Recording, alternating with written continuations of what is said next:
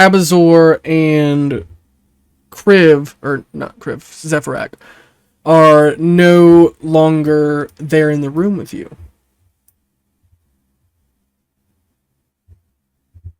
What would you like to do?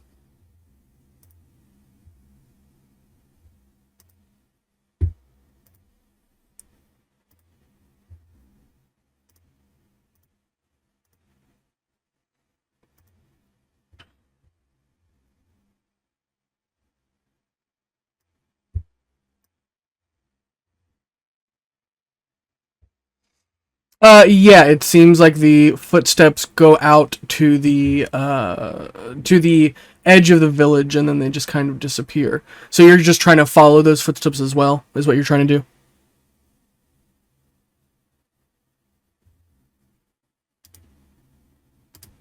do? Okay, give me 1 second.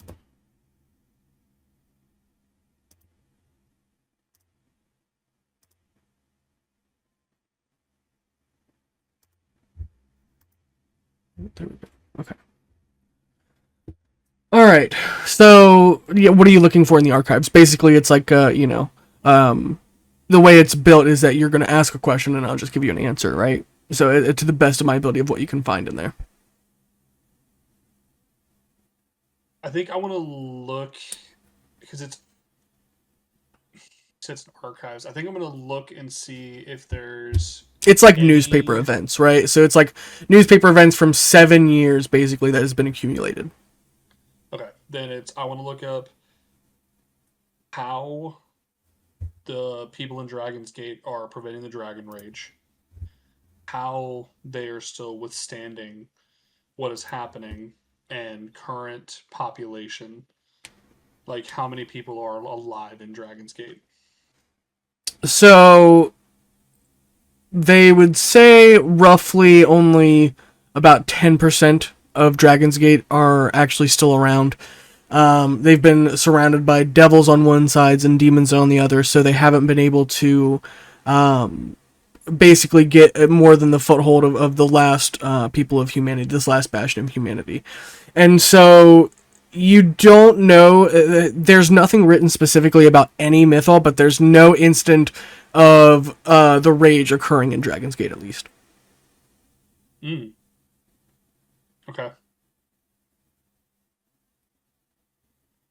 And then the last one was how Dragon's Gate has managed to hold their own. It just says that Oryx has stood as the last bastion. He's basically in all the papers, as everybody else just kind of died and, ended and, met their end. Oryx was stood as the last bastion of humanity. Alright, go Dad. Alright. Okay. Then yeah, I'm gonna follow footsteps. I can tell you, in Adam's mind right now, he is still 50-50 on if he thinks the Sphinx is using this as another test or if they were actually shunted for questioning the Sphinx's judgment.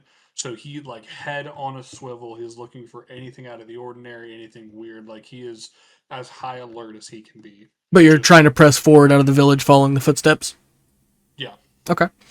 And you'll notice that as you approach the edge of the village, Tyronus, he stands in front of you. He seems to have been waiting for some time. He's a little bit older than you remember. And when he sees you approach the village boundary, he stands to meet your gaze. But, he kind of towers over you because he's this hulking black dragonborn. But for the first time, other than a cold grunt, he asks you, "You ready to see the boss?" he asks.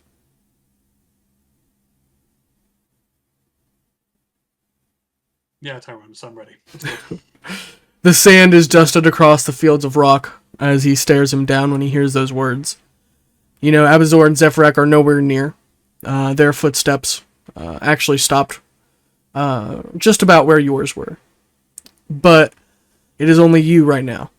And as you walk behind Tyronus, your footsteps continue. He leads you through the rocky wasteland before arriving at a nearby camp.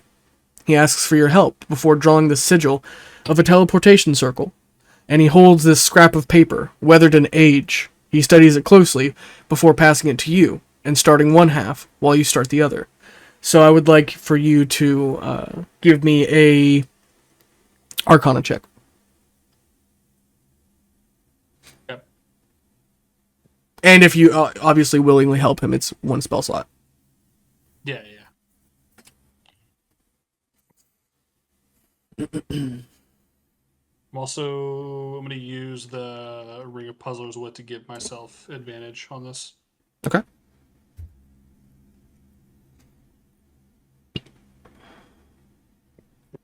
Oh no, it's 29. All right, perfect. Give me 1 second. Let me open up this thing so I have that just there. Okay.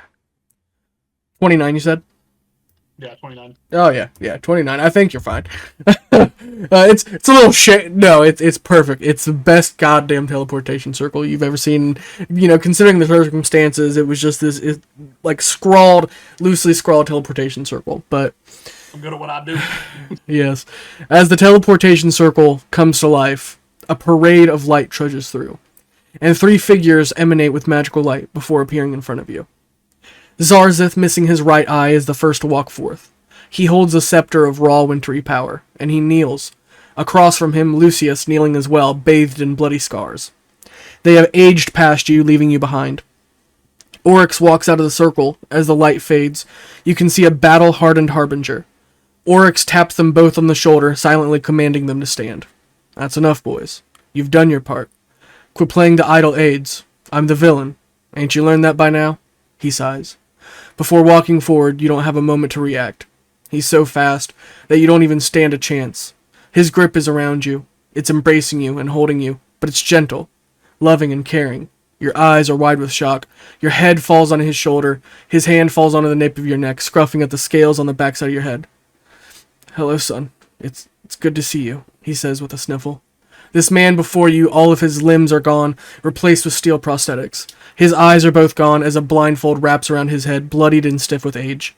He begins to weep as he embraces you and holds you close. This tough brute of a man just collapses in your embrace. Tyrone sits quietly by his side as he lights a snuff cigar, fire glowing in his eyes. Screech appears from the teleportation circle, sitting side by side with them. You know you're not supposed to be here, Oryx. You're jeopardizing everything you worked for. Everything he worked for, you know. Shut up! He spits with venom. LaCour may have gotten to see his son, but by God and the Triad itself, I never got that fucking luxury, Screech. I have given myself to this lie, this story for all these fucking years, and for what? To see everything we built end in flames? If I want to hold my son one last time before giving it my all, then so fucking what? You're jeopardizing their timeline. You know this ain't the real timeline. This is just a branch, Oryx. This is what could happen. This future is yours to bear. When your plans fail, this is the wake. Oryx sniffles before pulling himself away. Fuck. He's right, Adun. Listen, we've not got much time. L'Oreal is pulling you back. This is and was a selfish wish. I wanted to see you. I'm jeopardizing everything by seeing you now. But this is my reward from Tyr himself. He's giving me this minute. With everything in me, before I died to the demons, I wanted to see you one last time, Adun. I'm so sorry. I never gave you the life that a father should have. I entrusted our plan to the both of you, and I never realized what pain that would cause you. Please, son, say that you forgive me.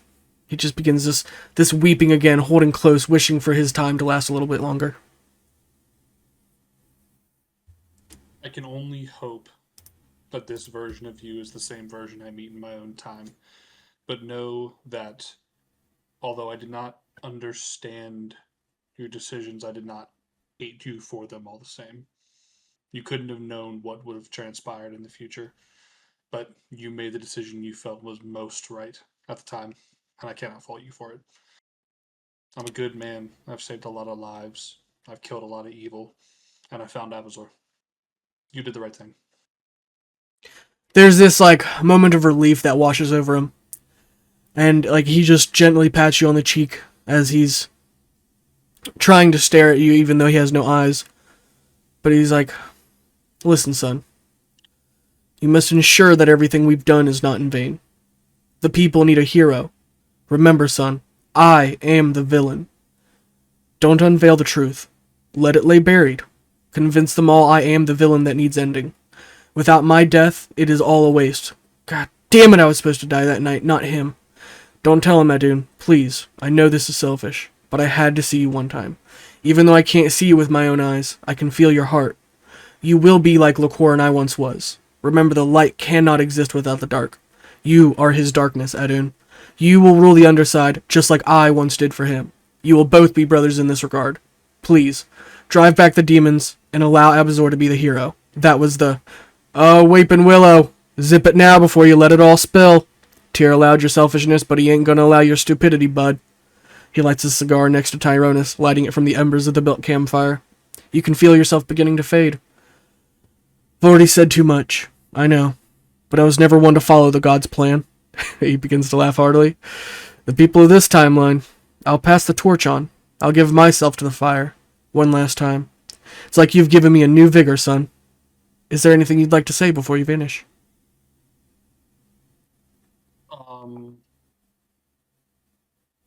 I'm going to give him in trade, if I'm able to. I want to take the bandages off his eyes and wrap it around my right hand, because it's the hand, like, that's his casting hand, and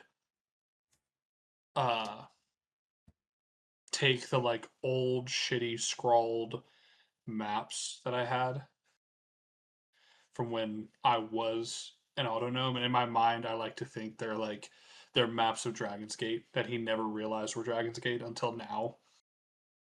And they're on this, like, old, like, cloth and leather, and he uses that instead to wrap his eyes. And he just, like, hugs him one more time, and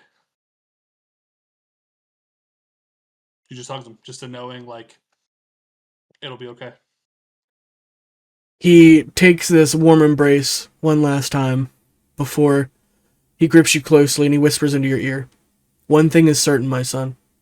Whatever happens that night, let Abazor kill me. And while he does, you need to kill Aegis. Do not let him slip away. Do whatever you can. And with that, you'll fade back on the outside with the other boys. Okay. Alright, and then you will have an image stuck in your mind after you've traveled back, so I have to get that to you. Hold on.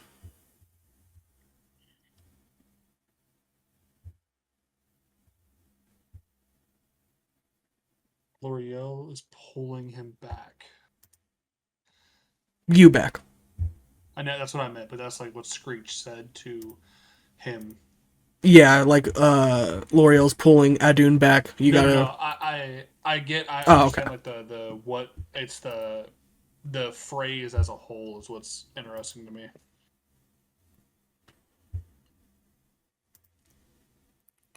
Damn. So I wonder if, with what he's saying of like, oh, I was supposed to die that night. I wonder if he was meant to, like, not turn Liqueur into a martyr because Liqueur was going to live, but in a sense martyr Liqueur by him losing his friend and brother in this, and it being an opportunity for Liqueur to rise as this, like, great hero of Dragon's Gate to unite them.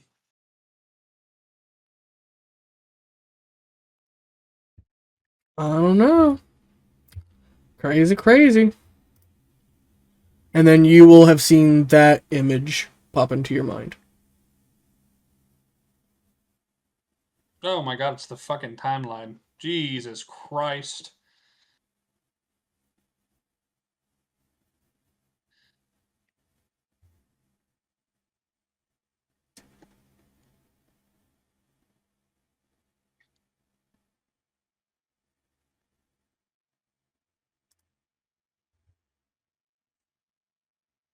And you'll be able to fill in the timeline with other various events. Like, you know, there's obviously more events that we have that could fit onto that timeline, but it's basically showing you some of the most major choices that you've had so far and where they all end up. So we're on the Dragon Gods. We're here. You're on the main one in the middle. Every choice that was altered was created a different branch, right? So starting at the first one, this is when Gate appears. That's when, you know, however far he appeared back in the timeline. Then when the first decision where, you guys came across the Cataclysm engines that led to a reality where the ages of ashes and embers, it's this repeat cyclical war going on forever. The engines launched, and, it repeats, but you guys sabotaged them. So this main branch timeline. Then Adun rejects Gate, and Dandy rejects the world instead of working for Gate or releasing Dandy with strong malice and woe. Then you go to Elvasia regaining control instead of Elvasia falling to the Everlight. Screech choosing the Ledger because you guys made that choice instead of Screech choosing Greed. Oral's union fails instead of Oral siphoning Vaprek. You guys got to her in time. Dragon Gods passing L'Oreal's trial versus Dragon Gods failing L'Oreal's trial. Which is another time. That would have been the timeline you just saw, right? So you've seen like a couple possible timelines of what you guys have seen, parallel realities, I guess you could say, right? But it's kind of like DBZ timeline where, every single branch or every single choice splinters off and creates its new timeline. But typically those timelines would all go into different timelines and keep on branching out further and further. But this is saying it's all leading back to the same place. Yeah, it all leads to the loss of hope. Yes. So it almost makes me wonder if there is a decision at the Demon King's name is known. If there's a decision between there and the loss of hope that allows us to diverge off to avoid the loss of hope.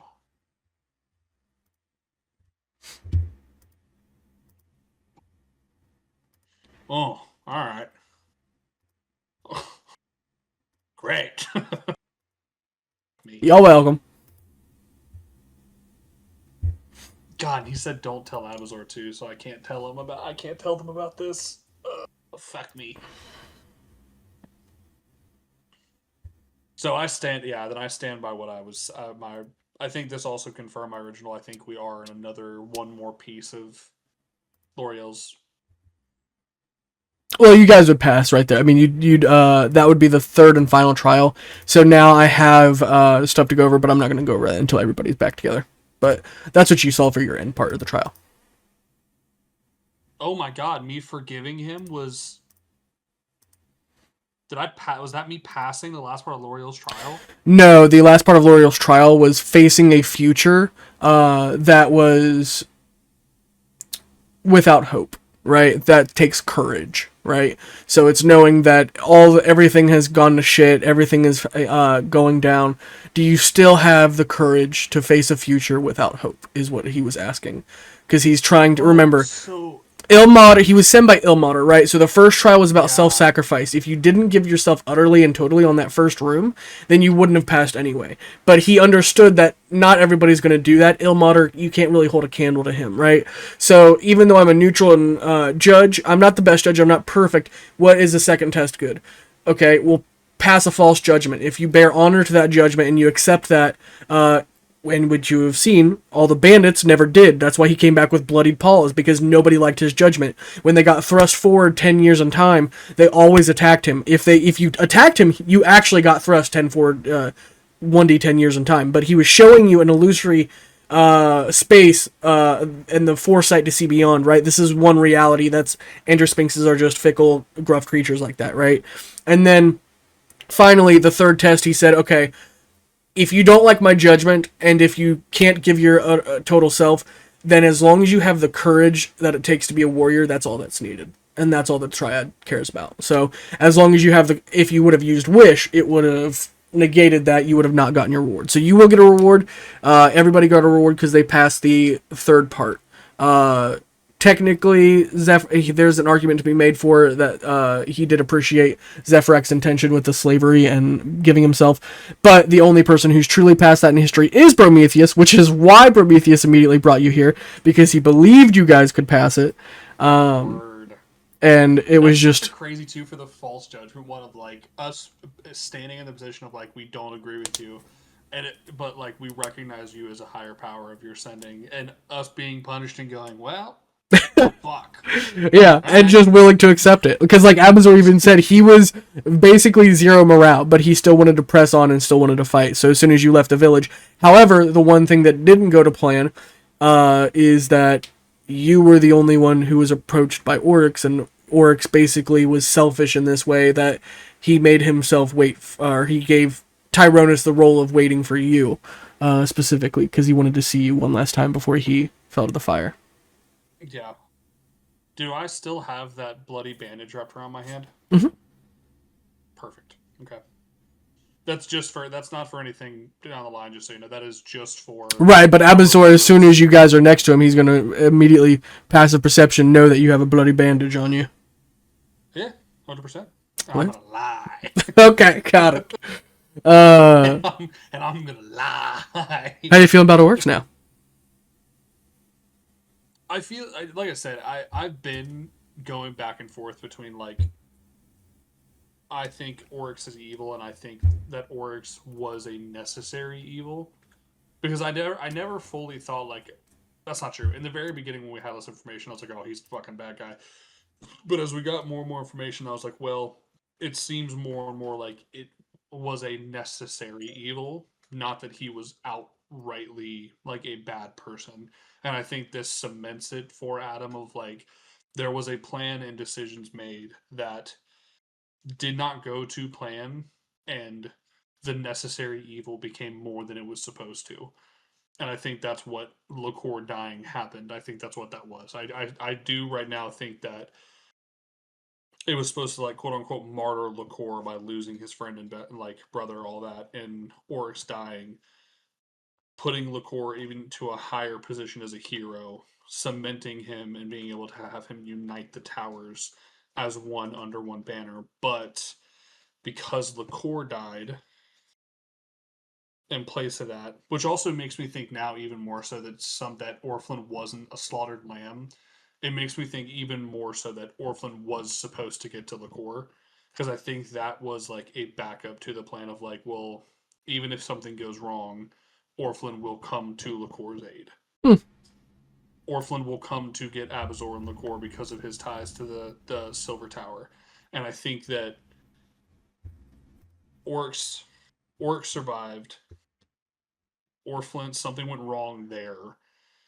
Orphan was intercepted by Fortuna's, like, chosen, quote unquote, his fucking evil bitch of an ex-wife. She fucked with the part of the plan of, like, Orphan will go to them, and Orphan will call the horn, and then Orphan will go to them, which is part of what led to Liqueur dying. What I still... Oh, that makes more sense as to why he would have sent Adun away.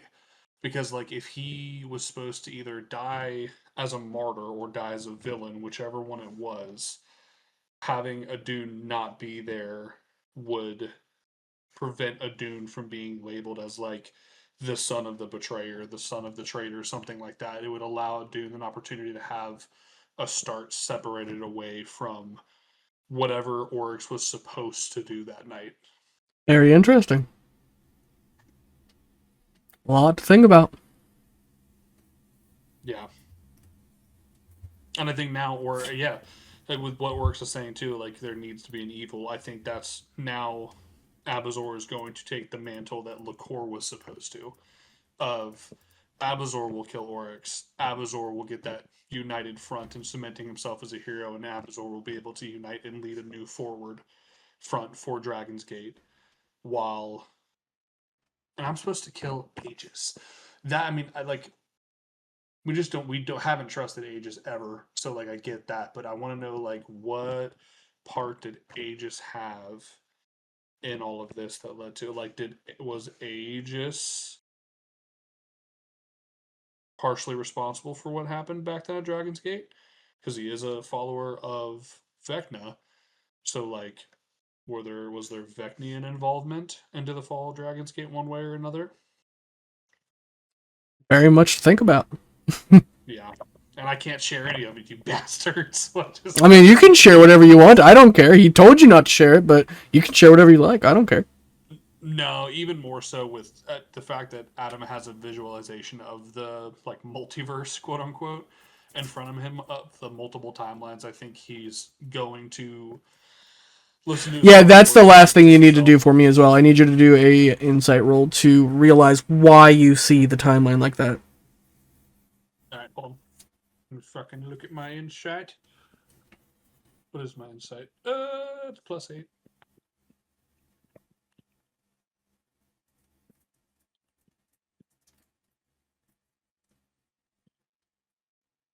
It's 17. That is good enough to know that it's because of the witness's effect on you, is that because he's watching through you, you're able to see all the intangible realities that you've interacted with. Ooh. Okay. I'm also curious, like, with how, because the witness is the overgod. Mm-hmm. I'm really curious where, because everybody is very anti like the pantheons right now. I'm curious how people like what's his fuck, the time dragon god. Yeah, What is it? Yeah, is that his name? I believe so. One of them. No, the in this campaign, the dude who was like had the demi-planes and gave us the star chart. That guy. Oh, Saturnalia. No, the Oh, guy. oh, Anyo. Sorry, there's two Thank people you, dealing with Anyo. stars. I keep wanting to say Anon. Anyo. I wonder. I almost want to ask him how he feels about the witness, because the witness's whole thing is that he doesn't intervene; he simply watches. And so, like, I wonder if there is a differing opinion about the witness because of he doesn't intervene. Hmm? But Might he be a good did point. kind of for me though, which is odd because like if that opportunity with the witness hadn't been there, Adam would have been gone completely to Dandy. 100%. He's not supposed to intervene. Is he not supposed to intervene because of his own decisions, or is there like something otherworldly I we don't don't know know. about that That'd is? be a. Ooh. And he's getting weaker. So like, is there something? God, God, I gotta write. God damn it, I gotta write now. I gotta write tonight because now I gotta write all these fucking questions out for answers down the line. Fuck me. All right.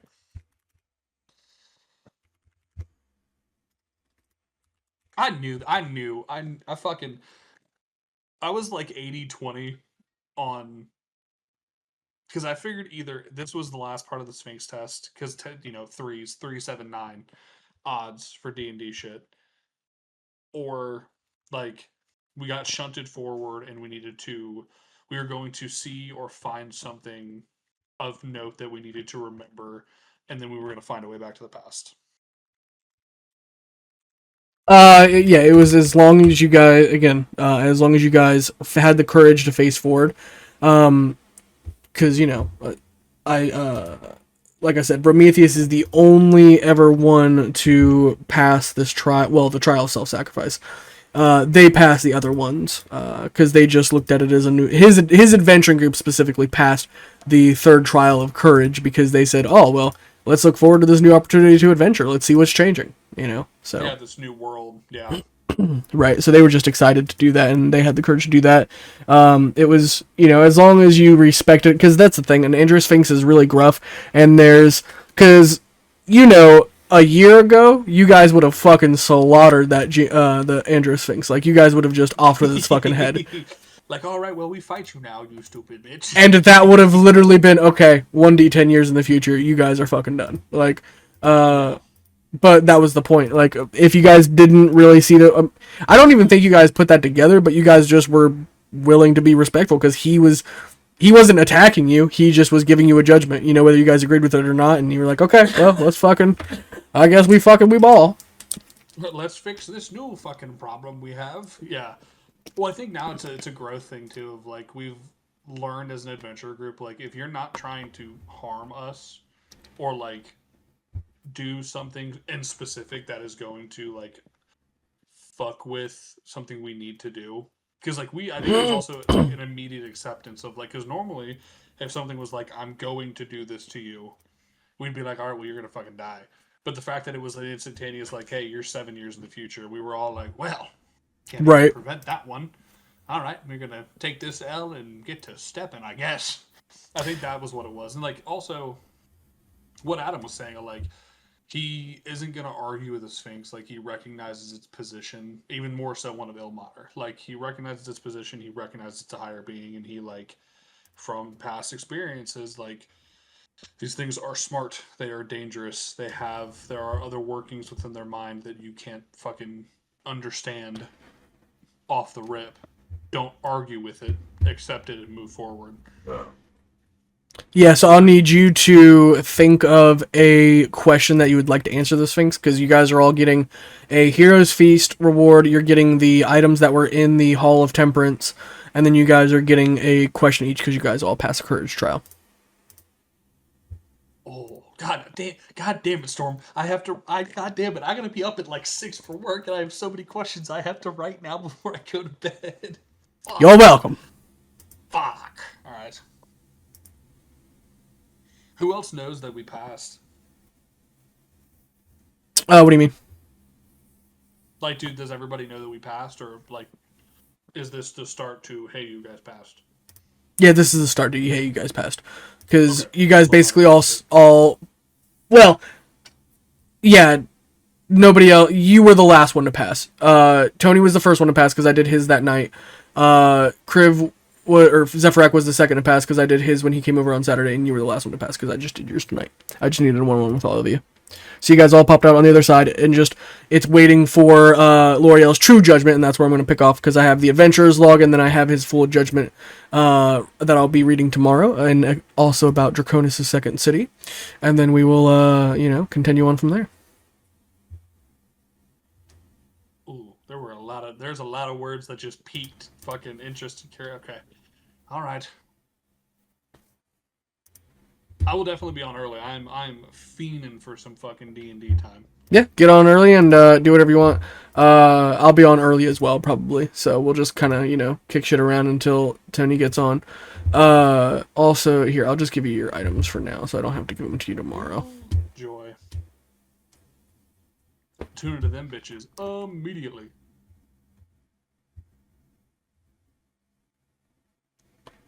Well, I'll post them in the chat, and then you and Joe can fight over them, because one specifically goes to Tony, and I already have that written out for him. But everything else is you guys can split between yourselves. So keep in mind, there's 1, 2, 3, 4, 5, 6, 7 items. There is 1, 2, 3, 4 consumable drinks, and there's 4 consumable health items. So you guys can split that however you want. But the Gauntlets of the First King goes to him. Oh, that's a cool item name. I'm really interested to see what that does. That sounds sick. We're going to learn all about it tomorrow. The Dragon Gods chat, you said? I'll put it on the Dragon God stock. Yes, go look at that. So you can just get a sneak peek at the stuff that you guys are getting tomorrow. Of the loot. The loot.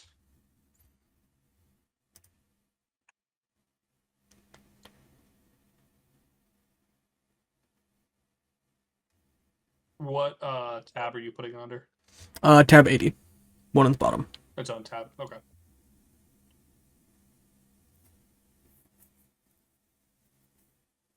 Ooh, word. Okay. So some of them are like... Okay, all right.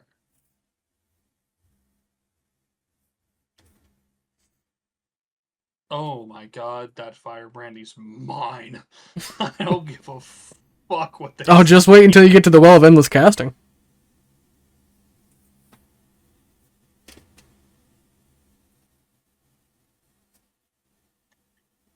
That's mine. That's simply mine.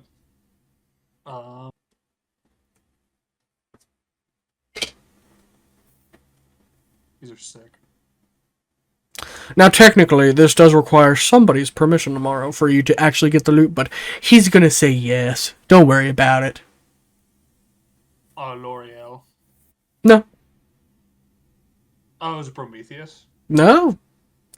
Look, he's just guarding the tomb of the First King. You gotta ask the First King if you want it. Oh, alright. Oh, alright. Oh. I'm always excited for D&D. I'm very excited. I know, dude. Tomorrow's gonna go hard. I have so much shit prepared for tomorrow. Stone Crest is probably gonna be one of the best places we've had so far. I've only got like 75% of the country done. Technically, I still have to do like the top 25%, actually put it out on a battle map, but no. This is going to be a fun time. Undo your biggest mistake. Oh.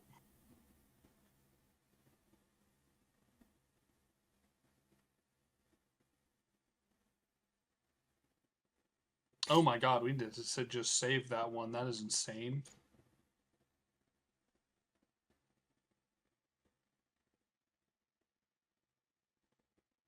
Oh my god, I'm trying to think about who we should save that for.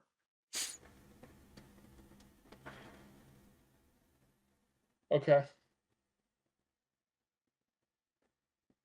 Okay. Alright. Goddamn, Storm.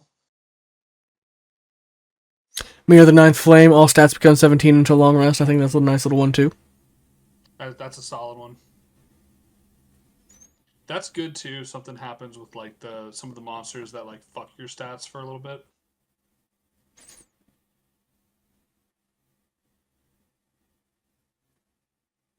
Yeah, you like that Well of Endless casting? Yeah. Mine. I'm taking that. I don't give a fuck. Perfect. Yeah, Honestly, second chance though, chalice. Chains of the Obedient World.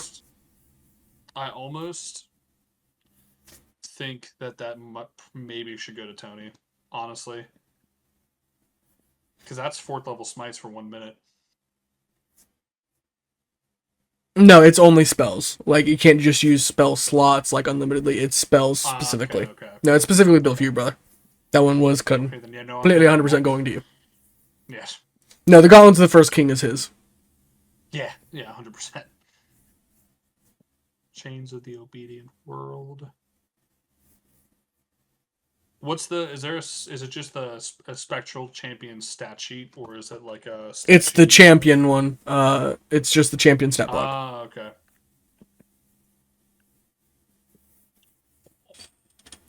It's essentially a free Utheron, you know? Yeah. Dude, the second chance chalice, that really is, that's a big one.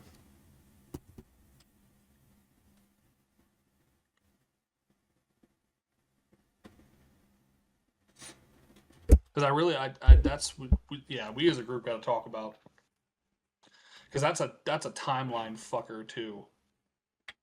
Exactly. Because depending on how far back you go and what you change. If all of them lead the same place anyway, who cares, right?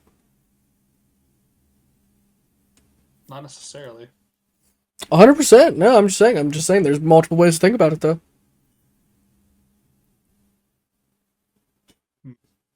That's the thing, though. Like, part of what I'm thinking, too, is, like, there is a time period before that I can't see of Gate Appears, Cataclysm Legends are sabotaged. There is a very real chance that on the back end of that timeline, there's a little slot that goes up or down, little line that goes up or down that leads to this.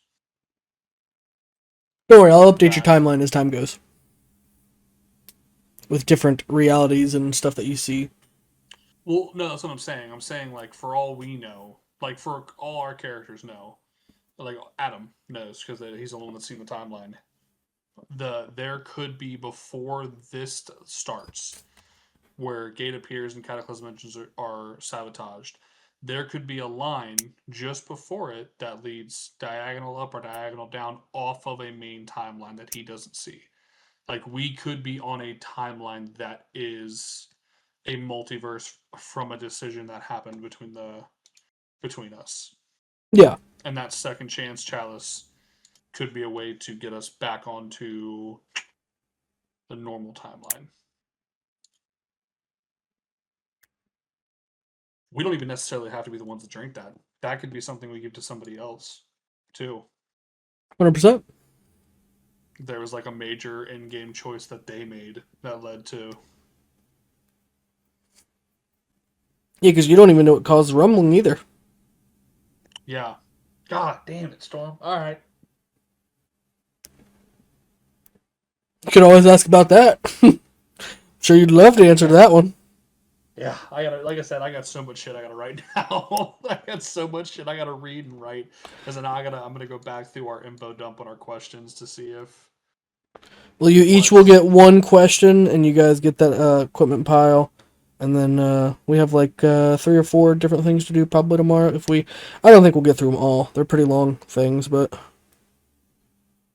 I can't wait. And then I can't wait to on Saturday to figure out how I'm gonna get Sato off the back of that fucking dragon. Jesus Christ. Oh fuck. Speaking of tomorrow, are we doing Storm? We go to your place first tomorrow or no? Yes, sir. Okay. Well, those of you that can make it, I got not. It's my mom's birthday. which I expect to be. Oh yeah, just randomly at your mother's birthday. Yeah, no, you're fine. Bro. Yeah, randomly. Hey, Sorry, bro. You didn't give me 2 was weeks' Mother's notice. birthday last week, the week before. No, Chris. Somebody died last week. Yeah, I know. I know. I was trying to use that as an example. All right, perfect. You are coming in crystal clear on the OBS side for me, Abzor. Now, if you want to be seen, For some reason, NVIDIA broadcast isn't showing up under Discord for the Little drama for you guys video. last week. So give me a I second, almost I'm got gonna castrated look it up. last week. sure. That's true. What? Yeah, I was over at Storm's place on Saturday. I almost got fucking castrated. I don't know what he's on about. Was that big ass poster trying to rip out of the fucking ground? So That's it's a little far fetched to call yourself nearly being castrated from that. Yeah, calm down. My fat ass told the fucking splits. He's being a drama queen right now. That's He's being a complete drama queen. Yes. Yeah. I know. I get not 1, not 2. I get 3 weekends off from my part-time job as a laborer. Yeah. Exactly. Don't worry, there'll be Yeah, plenty it's of great. work for you next week. I kill bugs on the weekend, and then on the week, and then on the weekend I get to go be a slave. It's really cool. It's like one of those camps you go to. Are you Yeah. gonna be there tomorrow for the session or no? Yeah, I'll be there for the session, but during the day, my mom, we're gonna go out and celebrate and do lunch and all that. Okay. Just So Alright, making tell sure. her birthday for me. Fuck. We'll talk. That's fair. Also, So good, Logan, good please to tell hear us that happy you can birthday. still. Good to hear that you can still speak, Tony. You cunt. I passed the fucking trial last week, guys. I was trying to not talk because he said I did it's too. through an after image, so I was like, well, I can't fucking say anything. So what the fuck do you want me to do? I sent you a whole thing the other day, like about fucking Saturday the whole sessions. question? You mean the whole thing about if you can combine yours and Josh's thing after I already told you in person no? That you asked the same question again in Messenger and I told you no in one word? Is that the one you're talking about? Yes. Okay. Well, guess what? You're not getting more than just no on that. I will say, Tony, if it's not allowing you to do an NVIDIA broadcast in 2 places, technically I don't need you to worry about blurring anything out on Discord because I'm not capturing your video from Discord. Yeah, I know. I was just trying to do it for the fellas. Yeah, no worries, brother. No. What I'm saying is, like, to still get your video out through it, you might be able to just use your normal webcam as that video source. Because I don't have to blur anything out. It's being used by two okay. different processes then. So it's not gonna work. It just sits. Well, the VOD was working for me. It's allowing it for me on both sides. No. There's clearly I'm assuming what happened is while I was installing it, I probably didn't close Discord out all the way. So I might have to close Discord here in a minute. Oh, okay. But I wanna try a couple other things really quick before I. Yeah, no worries, brother. Discord and VOD. I will say you're coming in crystal clear on the OBS side. Like that is looking sharp. I knew. Yeah, I knew the. I was like, man, he keeps talking shit about my mic. I was like, I know this mic's fine.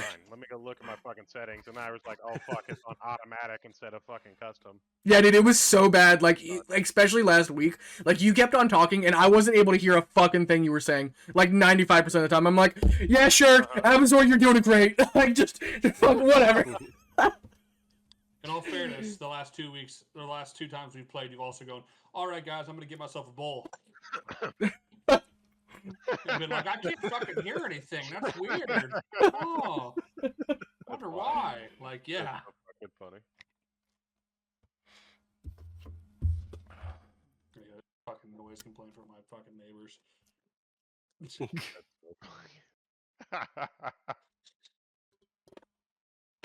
think it's a domestic upstairs. I don't know. The guy's been banging on shit for the last 2 Hey, hours. you guys talk among each other. Go, go, go, go, go, go. Dude, they were working on this. You're like, what do you want from me? Okay, if you don't fucking tell. Also, I firmware updated, and hopefully shit is sounding way fucking better. I'm hoping on my end. You sound significant. I can hear you now. It's very nice. It's very pleasant. Yeah, dude. Apparently my firmware just because apparently I need to download the Road Central app and rerun a whole firmware up. I'm telling you, like the tech issues are the bane of my existence. I work tech support and there's still 1,000 fucking issues to deal with every fucking goddamn day. I told Tony the other day, like I was dealing with this for months, where it was doing auto enhance effects via Windows effects for no fucking reason, and it was just setting my mic down to 70 at like all times, so I was coming in super quiet across everything. I was losing my fucking mind, dude. It is crazy. I know some of those words. Yeah. Yeah, I know. It's That sounds like a with you. Yeah. Yeah, no, I've actually never been happier to not know what the fuck you guys are talking about. That's why it's great whenever you want me to do something now, like computer related, I can be like, great, that's awesome. You get to walk me through it now while we do it. If you want it, you want this upgrade, that's great. We can do that. You're going to walk me through it. That's fine. Absor's gone. Fucking lights on, getting fucking dark now. I'm looking at cameras right now. I'm not buying no fucking camera. I know that I'm getting an update here soon-ish, though, because I'm getting hand-me-downs from the guy that built the computer. Tell him give you an RTX. Get rid of the GTX. I can't even hear what you're saying. What? Get rid of the GTX. Tell him to get you an RTX. Be like, all my friends have one. Can you please give me one? Why do you even want one? Everybody has one. Exactly.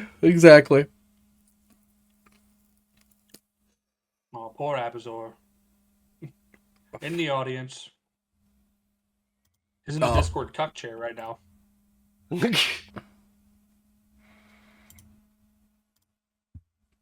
the camera is $22 right now. Is from what I'm looking at. Yeah, they're not expensive, brother. Not bad. Well, I saw one for like a fucking $100. It's like damn. Bold. No, I had a background process running of Discord, so I had to look at the task manager and kill it. Sounds about right. That's my fault. All right. I'm gonna walk away and grab my chicken tenders, but you can start. Sounds good to me. Walk away, grab my chicken tenders. He's gotta grab his chicken tendies. Leave him alone. Yeah, no, that's an autistic man for sure. God bless him. You and my brother would be such homies. Holy shit. Oh, fuck, that's funny. Hating on the chicken tendies. I can still talk shit right now, motherfucker. Let's see. Where's the adventuring log? There we go. All right. Everybody ready? Yeah. An ego-driven attack, their old friend Prometheus, and an Androsphinx's trial.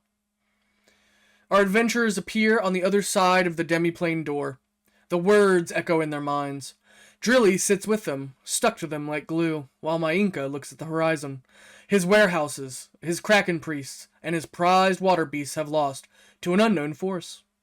Abazor, accompanying him, walks with him to the corpses of his people. He speaks with their corpses, gathering answers. He offers the floor to Mainka after learning valuable information. A sky full of dragons and other terrifying monstrosities and the suspected killers of the Siren Sisters, supposedly retired adventurers that lived in Frosthelm, the throat of the world, now guarding the entrance to the southern shelf. What mysteries could their intentions hold? Mainka clutched the snow of the tundra before staring out, determined to gain revenge, but not yet. He needed time to regroup and focus his forces in Dragon's Gate. He bid them farewell before returning. The dragon gods racked their heads of information for this so-called frostbound vanguard. Looking to Calibrash, they also knew. A fragment laid within the tundra, but they weren't strong enough to claim it. Not yet. The frostbound vanguard was filled with some of the strongest adventurers to date. They were thought to head the leaderboards in due time, after winning the tournament powder. Some adventurers claimed this was only because the apex predators, nor the peacemakers, participated in that same tournament. And the winners, afterwards, the Siren Sisters, disappeared after winning the next. Matthew Kilgon, an archmage, a master wizard using gravity magic and dunamancy. Reports claimed he had a creature that followed his command, that skulked in the night.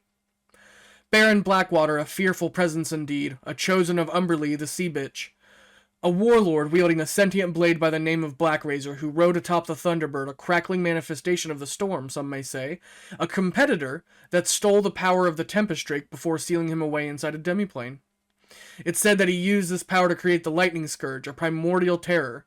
Baron Blackwater and the Frostbound Vanguard used to be the head adventurers for the North Star Alliance until they left, leaving their countries behind, starting their own. This was all over the press releases because while Blackwater revolted against the NSA, they thought Nostrum and Blackwater would clash, but they left altogether, leaving their family ties behind them. Vanessa Asmund, Matthias North's wife, a war priest that wielded a talisman of pure evil, riding atop an Elder Tempest.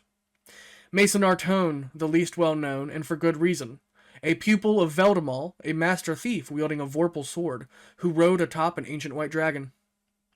Jungo, an archdruid that could shape change into an ancient green dragon, the younger brother of Prometheus, never talked about by Prometheus himself. What mysteries could Prometheus' little brother hold? And their leader, Matthias North, a champion that wielded a sword of sharpness riding atop an ancient red dragon as its commander, a prize from his assault on the Githyanki that once attacked his homeland. Abazor knew the stories of this man living in his abandoned kingdom. He was a legend. One of the strongest warriors in the world. But with keen insight and intellect, a question arose in everyone's minds. Maybe we needed to take down Oral and Vaprak. But if we paved the way for them to control this tundra, this desolate wasteland, is it now theirs? With the frost giant elders cleared out, they would be the last denizens of the frozen shale. Their questions were cut short when they heard and felt the quake beneath their boots. A cataclysmic crash as the entire universe settled, almost like a century-old house settling at the edge of a cliff, staring into the abyss. Something had stopped traveling and settled, and the adventurers did not know what happened. Surely Anyo might know. Only time would tell. Staring up at the ice wall, they teleported to the Mage's continent. Before gathering up their things, their caravan, and teleporting to the Thunderstrike Empire, where they were convinced the next leg of their mission stood. With astral verse and star chart in hand, they headed forth from the port to the town of Dusty Stream, the desert sands and rocky cliffs spattered in blood, as they witnessed Drilly's handiwork for themselves. He just smiled. "Drilly smash whack! Bone good," he winked. As they trudged forward, Abazor repeated Mine's words in his mind. Stuck on the front lines against the slavers, he needed help, and needed him there. But with Kriv on the horizon, they had to be quick. When they stepped into... I was actually referring to Kriv there. I'm so used to accidentally messing up Kriv and Zephyrak, because I'm still trying to get used to it. But with Kriv on the horizon, they had to be quick. When they stepped into the town, they noticed an elemental of four natures, a misshapen creation of elemental chaos. For some reason, this well-studied conjurer couldn't control it. "Too much chaos," he screamed. "Chaos! Chaos!" As they trudged forward, he stood at the edge of the town. Ushering people to safety, he sent acid splashes doing little to no effect. If not for the dragon god stepping in, they would surely be crushed.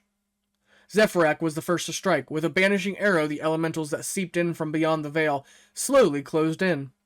Thank the gods, for Abazor was there to deflect the attack, saving him from near instant death. A surprise attack of chaos. In the midst of battle, as Adun, Abazor, and Zephyrak desperately tried to fight back, a slip in the demiplanes popped out, none other than their close friend, Prometheus. "Hello, brothers," he said as he came riding in the extra-dimensional waves. Shouting in Elvish like a beast master to a puppy, a fortress rhino came charging in. "Heel, boy," he shouted in joy as he fought alongside them. Adun was worried. What would Prometheus say when the dust had settled, when Cedric's name was brought forth? Prometheus sensed his dismay. He sensed the boy's curiosity towards his little brother. He knew they held a star chart with an important path, but he ignored their complaints and their requests. "In due time we will talk, my brothers. Follow me if you like," he said, welcoming them aboard his fortress rhino, taking up arms. He sat atop the head, poised against the horn. "March forward to Mirage Water, boy. We have a friend they need to see," he chuckled. Abazor desperately clutched the star chart, unsure of this new path, but they all trusted him, for now. As they walked into the village fields, it was a humble, protected village of humans and half-orcs. ruins long forgotten by hundreds of thousands of years standing against rice fields. And there they heard it. Prometheus didn't budge, nor did the villagers. The sheep scattered, of course, but the villagers just sighed. Must have been bandits again, they said. L'Oreal is awfully busy these days, isn't he? They chuckled.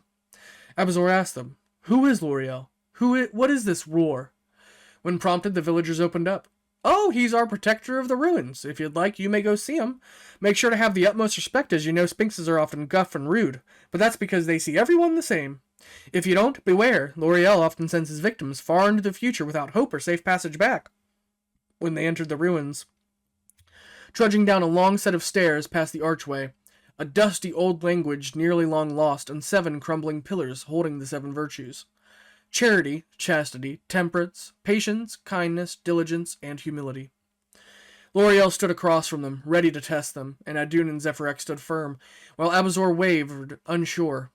Prometheus simply bid them farewell, sitting in the center of the village, awaiting their return. You'll be back soon, then we may talk of whatever you'd like. L'Oreal was summoned as they called out to him, licking the blood from his paws. I'm in no need of more seekers of treasure or glory.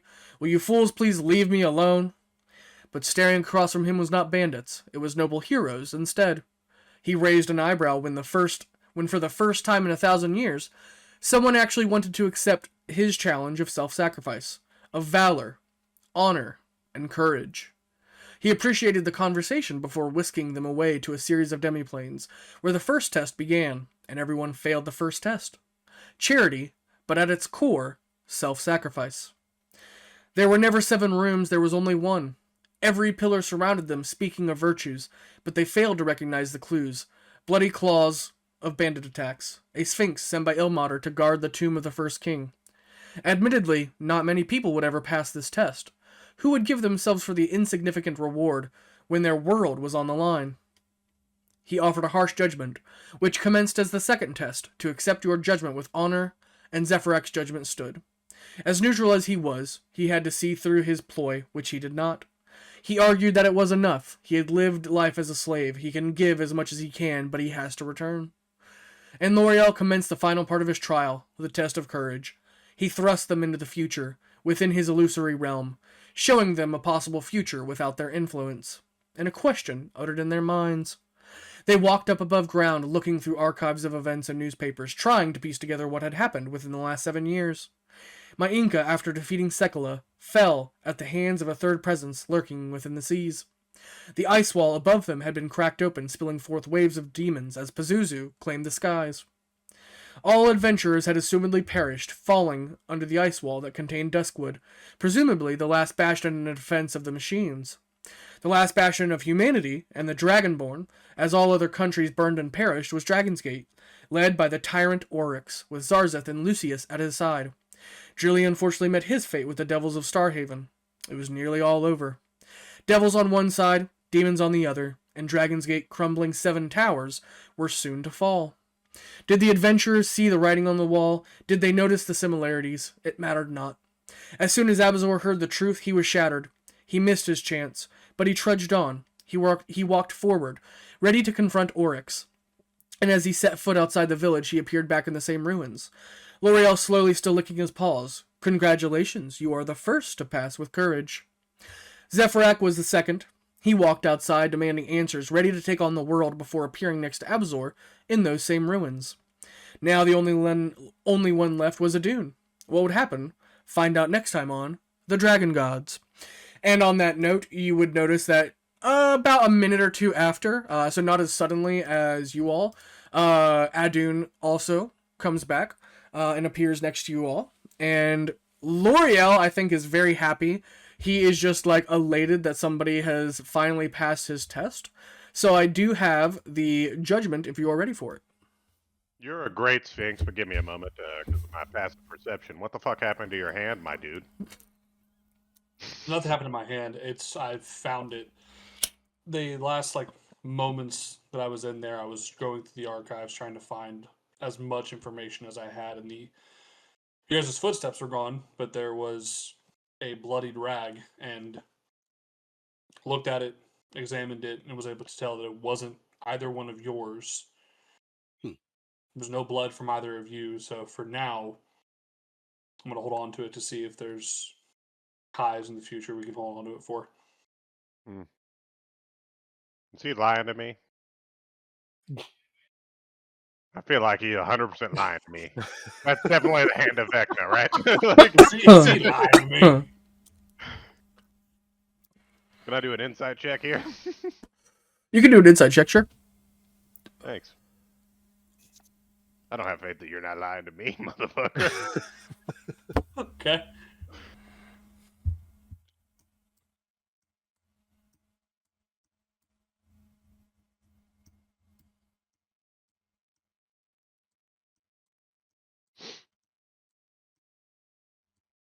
I feel like Lucius is going to give me guidance too, right? I run upstairs really quick. I said, give me some. No, you're not gonna get fucking guidance. Nice fucking try. 29. You lied to me. You'll be able to notice that with You tried. You're not one, two. Or no, that's a 10. with Adun's statement, it's not all the truth. There's a sense of longing in his eyes, though, when he's telling you this. That hand look old as fuck, and like it came from a human. There's nothing wrong with his hand. There's just simply a bloody, crusty bandage on his hand. All right, so you're lying to me. So now tell me the truth, all of it. Come on, I can't. out with it, boy. I can't, but I need you to trust me that it's for a good reason. Last time I trusted you, you put bombs in these dudes' hearts and blew up a village. That went great up until the village exploded. It went great up until. All right. Oh. I didn't even know that the receiver would reach that far. All right. I didn't design it to go that far. It's supposed to be within city limits. Okay. Stu me, I'm too good at my job. What do you want? Hey, I was like, here's a tissue. Can you please stop crying? Do you two know how radio signals work? No, me either. All right. I was also figuring it out. Fucking No, hilarious. right now. I can't, and I need you to trust me that I have good reason. Can you tell me why you can't? No. I always seem to have a pact from you every 5 fucking seconds. It was Vecna, it was Gate. You know, at this point, I don't even think I should trust you anymore. You make a terrible decisions. No pack magic. This time. Just know I'm watching you, motherfucker. I'm Actually, I watching. take it back. I'm gonna walk up and I'm gonna try to undo his hand. I want to see what's on his hand. There's He's not gonna this? give you the. He's not gonna give you the bandage. Like he'll take the bandage off of his hand, but he'll show you his hand. Oh, he's not gonna get him. Okay, so there's something weird with the bandage. Okay. What's that? What you got there? Not your fucking business. I think I'm gonna cast Identify on the bandage. okay. Mark that spell slot. Bandage. Okay. What's that bandage? A simple, normal medical cloth that has been probably 3 or 4 days old. 3 or 4 days. I'm fucking watching you.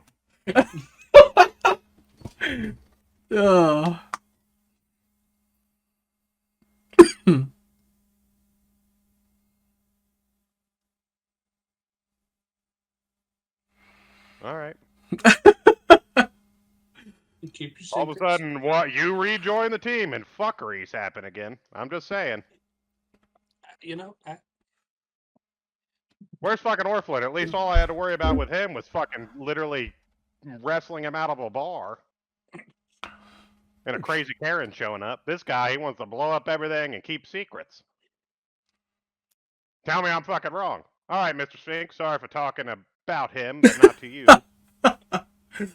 No, you sound like a very rambunctious adventuring party. I've seen it one other time. Trust me, it happens. Rambunctious wouldn't be the word I'd use, but that's fine, I guess. I think rambunctious is an appropriate. Explosive, even some would say. Yeah. Explosive? What Yeah. what happened in the past? You mind your fucking business, Zephyr. Oh, that's right. Yeah, shut up, Sarah. It's like, have you guys ever seen Sunny in Philadelphia? No. What? Have you guys ever seen Sunny in Philadelphia? Yeah. Little Shut up! Just every 5 seconds. Just every 5 seconds. Just, God damn it, you damn bird! Oh, hilarious. All right. All right. With his judgment, I mean, what do you guys ultimately think? He wants to ask you that first. What do you ultimately think was the lesson, and what do you think of the judgments that I gave you?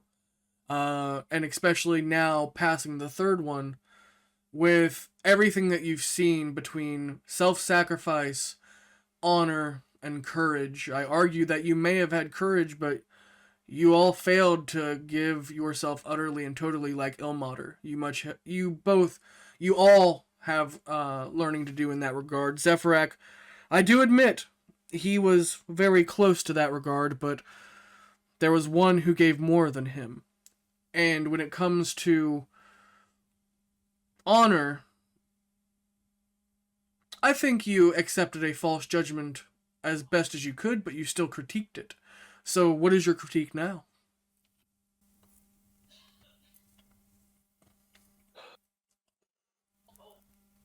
Mighty Sphinx. I believe that I gave everything that I had. Even on my dying breath, as I crawled out of bed, withered. My feathers were worn. I was literally on the brink of death, and I believed that I had given it my all.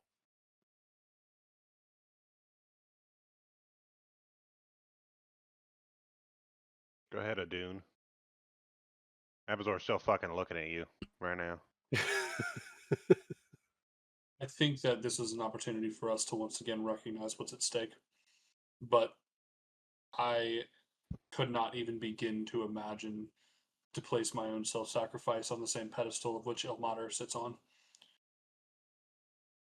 All the same, I can admit that I am selfish enough and greedy enough to believe that my life has more value. I believe that my life and my continuance of living it on the path that we are on right now leads to a better future for far more than just one village of people. And as I said, I would not argue with the Sphinx. I know the depths of your knowledge are so far beyond our reaches or sight that it's not something we could even begin to comprehend, but I can disagree with it with my understanding of reality as it is. And Sir Draconis? I think a lot of the same lines that Sir Adun just said. As I told you previously, I choose with intent and I act with purpose. And to me, I had a lot to weigh at the time. I still agree with everything that I said to the original judgment. And I agree that you can judge me however you see fit. You're a follower of Ilmater. I am not. So we have different views of the world, and that's the way it will go from here on. I think both of us are righteous in our own ways, but definitely the viewpoints are needed from both. That's how we all come together. I still hear all of your gruff critiques, but know this now. Even though you have passed, if you do not understand the message, then you will likely fail when you arrive at your destination, wherever you deem that may be. Ilmater gave me a purpose to guard this tome of the First King, and I've been here ever since. Every orc in the lands has sought me out, whether it was for treasure or for glory. And in the end, they never liked their answers and always attacked me, unable to quell their rage. I am a master of illusions and spaces, and they never had the foresight to see beyond. The first test I decided was inspired by the almighty Ilmater. I knew I held a candle towards his overwhelming shadow, and it wasn't enough. So I said self-sacrifice. I reached Draconis' second city and plucked village from forgotten farmland. There was no one brave enough to tread. They would often give the villagers gold or a bit of their time, without understanding the goal. These villagers did not need anything, but they needed someone to guard them and to protect them, to work alongside them without recognition, giving both comfort and time without reward. There was only one man who had done this. Prometheus had lived for over 1,000,000 years, as the farm kept growing and recoiling. He defended from bandits before harvesting the fields alongside them. He married and had kids. His kids had kids. Until the entire village was a bustling metropolis, he still stayed. Until that metropolis had fallen, left to time. When everyone had died, he remained, toiling and working in the fields. The statue of Locor, erected in the center of village, was a reminder of his past life, but he didn't pay any mind. He gave himself completely, knowing he may not come back. He was the first to break through. The rooms were always an illusion. Virtues are great and all. Virtues can make a man. But I wasn't interested in the heart of a man. I wanted the heart of a warrior. Zephyrak, you were close to achieving this. I had hoped I had found another worthy of Ilmater's gifts. But in the end, you were unable to let go of your newfound friends, to give yourself completely to a stranger, forfeiting your comfort and time for them utterly and totally. But when your friend sat by... But Zephyr will politely bow at that point. But when your friend sat by, Abazor failed to wait for you. He pressed on, leaving you behind.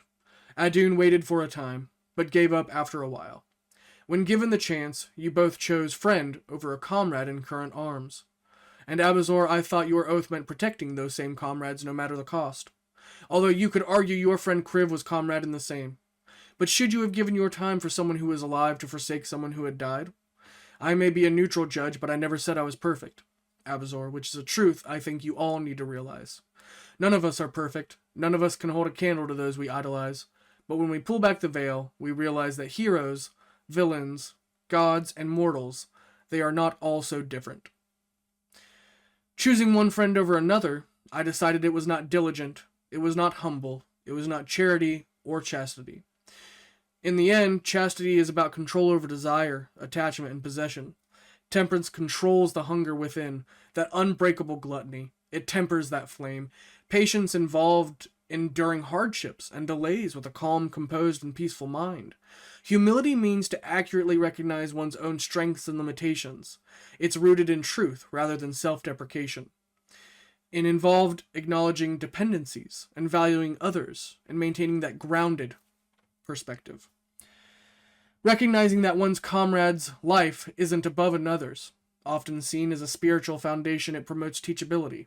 It reduces one's pride and fosters genuine connection. And kindness, characterized by friendly, generous, and considerate actions rooted in compassion, rather than mere emotion. As a virtue, it is a consistent disposition towards treating others with goodwill and dignity, rather than the passive or occasional emotion. And in the end, diligence is the virtue of persistent, thorough, and careful effort, acting as the primary antidote to sloth and procrastination. Involving consistent action and attention to detail, it enables individuals to fulfill their responsibilities, achieve their own goals, and cultivate their personal growth. And with kindness, it's often considered a heavenly virtue that promotes excellence and spiritual maturity. Zephyrak's attachment to friends who would move on without them. It's a cruel twist, in my eyes. But these virtuous qualities are just that. Qualities. I said it from the start that I wanted to test the heart of a warrior and not a mere man. Every warrior who has walked before me, they have sought the same fate. Every time they failed to sacrifice themselves for their friends or their people, unable to temper their charity, their kindness, their self-sacrifice, I would bestow a false judgment. Whether they honored that judgment, whether or not they agreed with the humility or diligence that I showed, would they honor the judgment that left them stranded in a future they never wished for? Would they be patient or kind enough to show temperance and diligence? Contain their desire, spare me of wrath. Show courage to walk into the world your actions had created.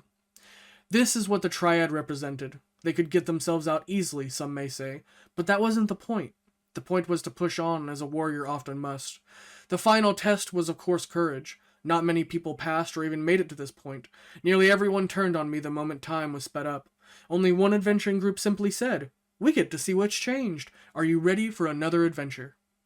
That day I saw a true bond between friends, even though I couldn't give them the treasures within, because I didn't have permission from the one held within. I gave them the answers to their most sought-out questions. I chuckled the same as I laugh now. But buried beneath it all, do you realize the matters of this trial? For this trial answers questions, young Drakeen. Will you give everything you have to a world that does not know and will not remember you? Because this is self-sacrifice. In times of judgment will you face your justice honorably. This is honor without reward.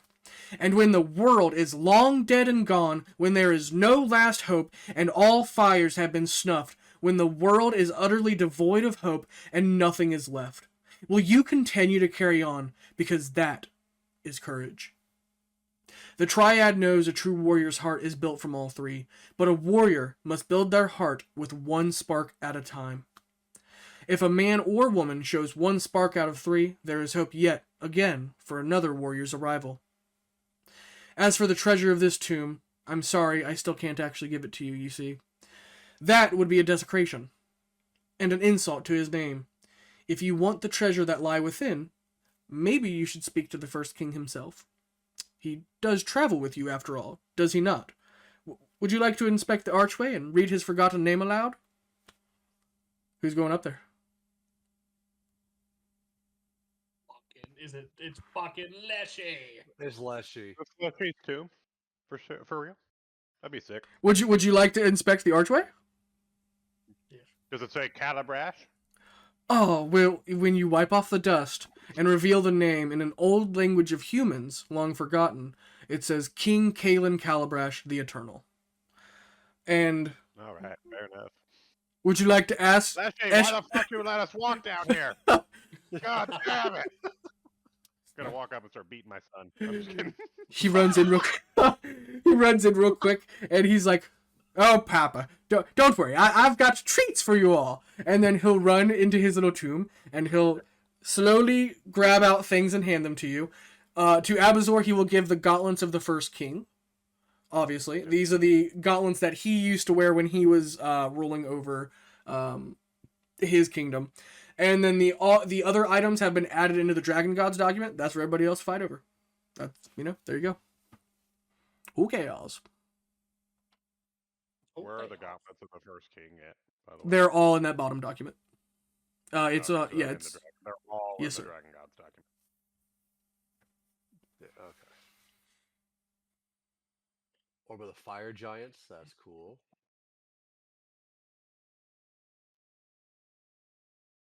Well of Endless Casting. That's mine. No, I'm Bring gonna your take hands that. off. I'm gonna take that. Fucking, He- fucking, Just out of fucking, spite. Just out of spite, because this fucking, motherfucker. goddamn Because this bring your hands off motherfucker me. every 5 fucking seconds, I swear to God. Come here, Leshy. Come put it in Papa's bag. With that being said, everybody gets the benefits from a Hero's Feast as well. So just like I did in Aristor's campaign, Tony, basically everybody gets the benefit from Hero's Feast here. Secondly, you all get one question each that you can ask because you all eventually pushed through and had courage. So you all technically passed the trial, so you all get one question that you can ask the Sphinx, and he'll basically let you know anything. So Ilmater put this Sphinx here on top of Calabrash's grave. Is that your That's question? True. No. I'm trying to understand. Do I understand that? Yeah. From what he just told me? Ilmater basically sent the Sphinx to guard this tomb from being like taken by bandits or desert robbers or anything like that, right? So it's a celestial that's been guarding this tomb for hundreds of thousands of years, waiting for somebody worthy to actually bring it, like bring out the treasures within.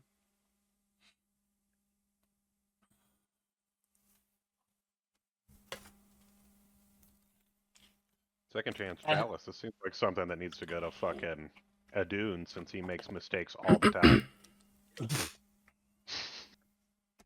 I don't know, man. There's also some NPCs that might be worth giving to. As well. Zephyr's looking at the Chain of the Obedient World. Yeah, some of the champion. Mm-hmm. I've got my question ready. If you have yours ready, I don't have one right now, so I'll figure it out before we walk out. So go ahead and ask yours, and then I'll figure mine out while you're asking yours. What decision must be made to prevent the loss of hope? I like that. That was really good. I like that question. God damn, that was good. There are no decisions left to be made.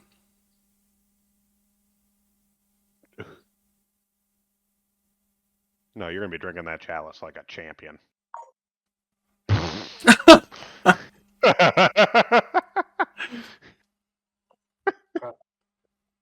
You already done fucked up or done passed. That's what he just said to you. No, there's a thing from the one-on-one that I think I'm right about the second chalice. Fuck. Oh, so you need to drink it? Is that what you're trying to tell me? I don't need to, but we need to find somebody. We need to figure out, I think, who. Somebody needs Oh, to. awesome. I love that for us. I don't think any of us have made a decision important enough to drink it. Zefrak will give his I question. I don't want to mean- answer. If you have another question. I'm sorry. Zefrak will give his question to anyone, is what he said. Oh, okay.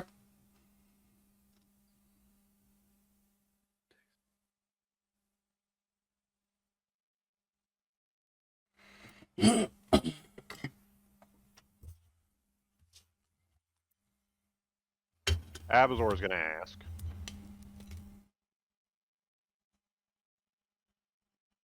what caused the plan to go awry the night my father died in Dragon's Gate?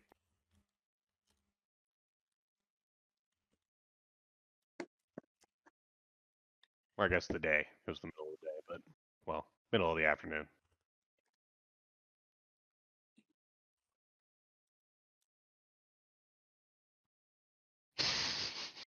Oh, he's looking up to the left. That was a good one, too. See, look, fuck you guys. Yeah, I gotta just think about how I word this part. Hold on.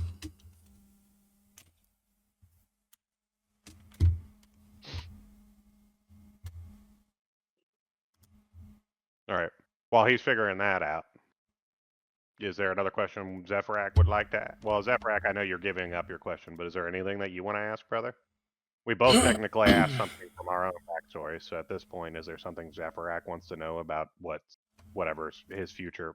I'm gonna be honest with you, I don't hardly remember anything about Zefrak's backstory, so you have to forgive me. You're just a bird in the party right now to me. Yeah. So tell me, slave. so tell me what you want to know, what Zefrak wants to know, because that would be in reality what I would think you'd want to ask here. Don't remember his passionate story of being an ex-slave. How I do he was remember that he got slave. Kriv's dad killed, basically. Yeah, After Kriv yep. got Kriv's dad killed. So Yep. so actually Joe got his own dad killed twice by both of his characters. Oh my god. Tough. Jesus Christ. You ever done patricide twice? I have. You ever just really fucked a guy over? I had to make an extra character to fuck him real good. That way it was with no lube. Is there any way to save? Is there any way to save his people? Hold on. Before think about your question for a second. I need to answer Tony's first. No, that's beautiful. I'm good with that. Okay, so- Do you mean by your people? Do you mean Aarakocra? Yeah. Zefrak will be telling you guys that basically before. Well, as you guys left, his friend Ace decided to come by and say, hey, it was him and Anyo who were literally talking together, saying that Ace is So you basically knew Anyo before we knew Anyo? No, it was my friend Ace knew Anyo. I was invited in, and I decided to say, hey, fuck it, let's go in, because Zephyr and Ace have always been competing back to back to say who's actually better. But Ace is always just that little bit ahead, no matter what Zephyr did. Well, yeah, he's an ace. Exactly. So for whatever reason, Ace decided to say, "Hey, come on in." And this was the same portal door. He went in, opened it, and they basically said, Ace basically told him in front of Anyo, saying that there are like demons, devils, whatever it may be, who are basically taking over almost all of Stone Tide, and his people are being corrupted absolutely and thoroughly. To the point where Zephyr basically promised him, saying, "Hey, he will do what he can to try to save his people, but if he can't, Zephyr will have to kill his own people." So Zephyr is trying to find a way in order to save trying to save his people, who basically the entrance of the plane of air.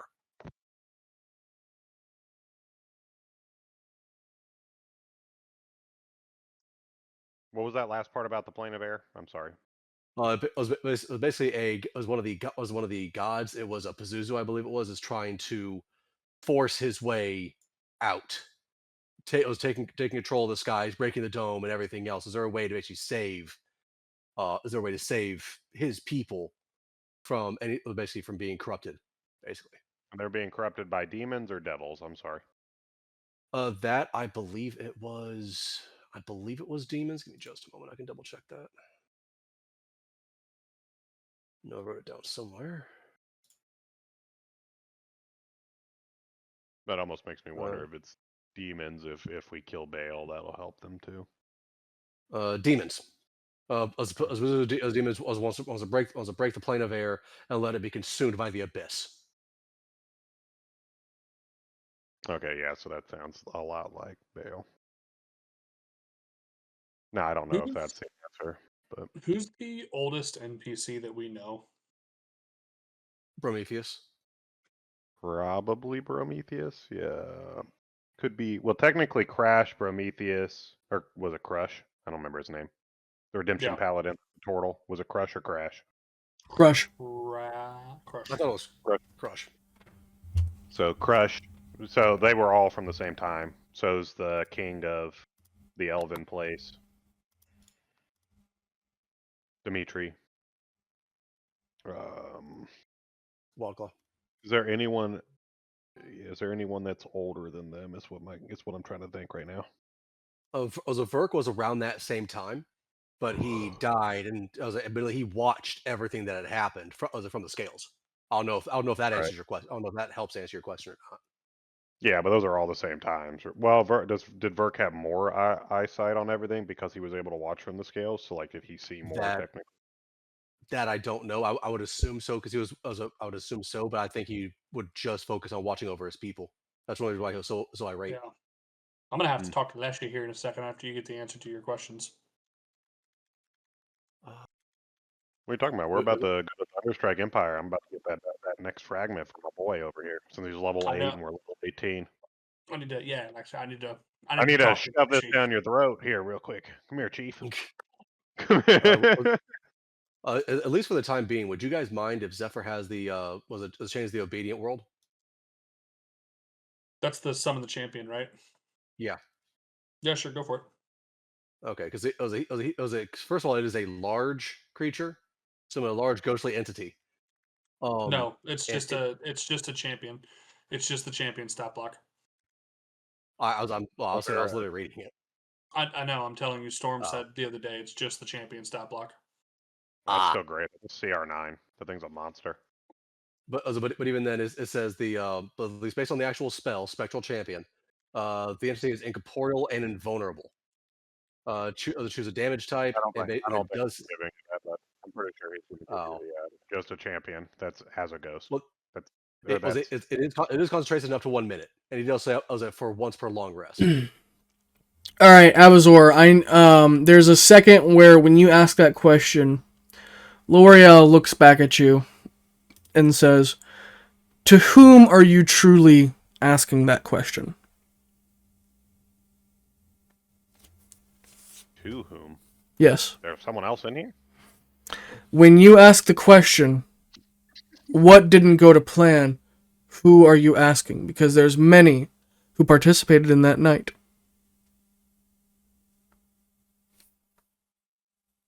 Damn, so you're saying there's a lot more than just one thing that went wrong. Okay, never mind. Well, I'm just saying, like, who are you asking? Who it did? Because again, depending on who you ask, that's going to be a very different answer, right? There is somebody that, like, who are you asking? Like, who did it not go to plan for? Oryx. No, I'm actually going to ask my father. I'd ask my father what didn't go to plan. I like that, you son of a bitch. All right, perfect. All right, you ready for this? Was it Oryx or it was Papa? Yeah, we'll go with Papa. Not me, Papa. Him, Papa. All right, so I'm going to read an excerpt. And you'll do with After the you read this, information. can you put that in somewhere so I can look at this later? Yes, sir. Thank you. Because I don't know how long this is going to be, but it's not gonna. I don't think it's all going to fit in the Kavesa here in one go. I could never tell Alondriel the truth. The truth that I sacrificed all of our clan's lives for just a handful. That I subjected my people to a charade. The reality that I gave our people's lives away for a hope and a dream. And in the end, we were even unable to stand up against the forces that held Orphan back. So we acted like we didn't notice. We let him be our scapegoat as Oryx would begin to persecute his children. We would lie to his mother after we celebrated her birth. And we would go so far as to keep him away from her just to sell the lie. It was inevitable that Bahamut would have caught on to us. When Oryx was called to Tyr's side, he said, "On that night of fire and brimstone, the reins of the towers will shake and quiver. There will be so many fires that if we don't put them all out, then Dragon's Gate will be no more. And when Dragon's Gate falls, so too will the rest of the world, and then the universe, and then the multiverse. It's all that we can do now. To stand up and fight, meet them at the towers, prepare our first stand, make them think it's our last. Sune stood against us, and if he perseveres, then I shall face my justice. The enemy has many tricks up their sleeves. By the time the horn sounds, half of Dragon's Gate will be in flames. Let the demons think they've won. Send out our children across the world. Let them fight again another day. Let the sins die with us. The battle is lost here, but the war will be won. Aegis believes we are turning against our kind, but we have information. We know where they will be attacking. They see a back door and I see a choke point. I will fall in battle with my brother tonight, and Dragon's Gate may fall in name only. Our sons will fight in the future. They will reclaim it for us." Tyr rewarded his foolishness. He allowed him to die in battle. I was meant to serve the same fate. Things don't always go to plan, after all, my dear boy. Sune stayed true to himself. He was the only one who abandoned us to chase after Orphan no matter how much I protested. Oryx said it was meant to be. What is fated will now cement the future, he said. I entrusted Randor to Oryx as he carried out the plan. I gave Abazor to Sorrow. We would either die as heroes or live to become villains. I stood my ground, and across the battlefield, Tiamat herself and Bale in tow. Fortuna and her pet had obviously crawled off to face Orphan. It was reasonable to assume that at least one of the demon lords would make an appearance. After all, his help was the reason why they were able to swiftly tip the scales. Without Jubilex's direct command, the alkalists that served as the key to their victory would have never been created or used. They only answered to his order, and before he joined the cause, they would have shriveled at the notion. But now, under dutiful command, they served as the tool of our demise. Our capital was surrounded in an instant, and our towers were swarmed. It was a bloodbath. And there it was in plain sight. We were right. It never would have mattered if the Celestials had joined from the start. They launched attacks in both realms simultaneously. But we stayed silent. We let him take the fall. Only Bahamut, Gabriel, Tyr, Ilmater, and Torm knew the truth. They covered up our lie to the others. They let the gods believe we were incapable. Ilmater recognized Oryx's selflessness. Painted as the villain, he cried for his actions. Tyr recognized his struggle and perseverance. And Torm saw in us our duty, our loyalty, our obedience, courage, and self-sacrifice, not to the gods, but to our people. They acknowledged us by keeping our secret and sharing our shame and staying silent. They acknowledged that it was not mortals and gods. It was us versus the demons. We entrusted each other to protect our own realms. If we saw the best path was to light a torch in the future, then they entrusted that choice to us and us alone. And we faced our punishment head on. I stood across the battlefield, ready to meet my end, and to the outside world, Orphan would become the perfect scapegoat. Because if the truth came out that the towers were destroyed intentionally, the entire city would revolt, and the evacuation would fail. At least I wouldn't have to bear this guilt for long. Both of us were supposed to die that night together. But with things didn't go to plan, and Oryx wouldn't be able to remain the ruler forever. His rule would be built on lies, and if he stayed king, the truth would eventually surface, and the towers would eventually fracture again. So Oryx created a final step. When he didn't fall beside me, he took the torch to prepare it for the future. End excerpt. Orphan I was kind of right. I was kind of right. Said they were trying to sacrifice themselves. Just it went so wrong that Orc can't even die right. Jesus Christ! I'm gonna go have to have a conversation with him. You know, you die. You just have to run into swords. Look at Kriv. He did it great. Oh, And but I can't say exactly. I'm not gonna say exactly how he died just yet. If we get him back, then I'll explain it. Who, Kriv? You said you Yeah. got petrified and got turned into fucking a bunch of rebels. dust. I can explain a little. I will explain a little more when I get the body. Once he comes back, hopefully. You got silvery barbs. We heard. It was great. It was funny.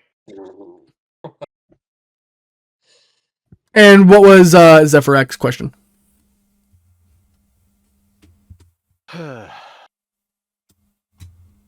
Is there a way to save my people from the comings and evil doings of Pazuzu?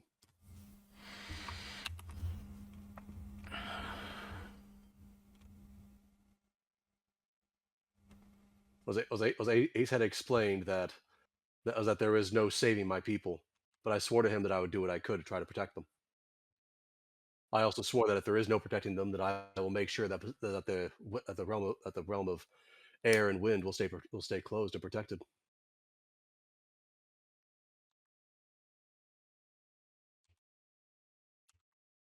Give me 1 second.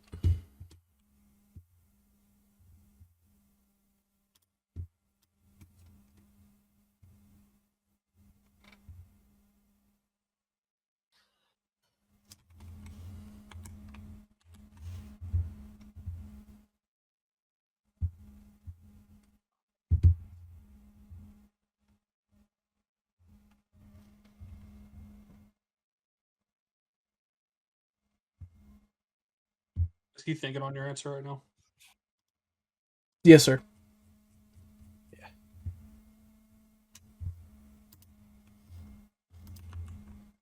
In my mind, there's like a handful of like key things that have to happen. Orcs gotta go. Aegis gotta go.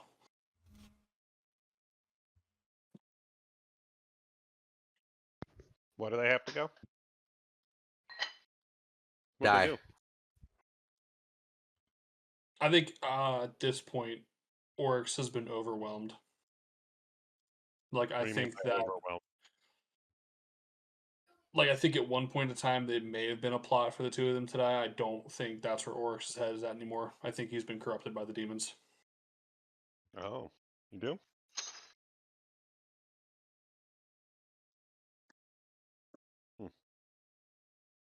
And Is it, that how it Aegis is feels? He doesn't want to try to help his own papa. no. No, Adun thinks he has to die. And Aegis has been a problem. What did Aegis do? Everything during the war, brother. They sent he sent the Black Dragonborn to follow us, but we never actually gave him any shot in talking to us because we just assumed he was bad. I don't think that was Aegis, though. I think that was Tyrannus as an extension.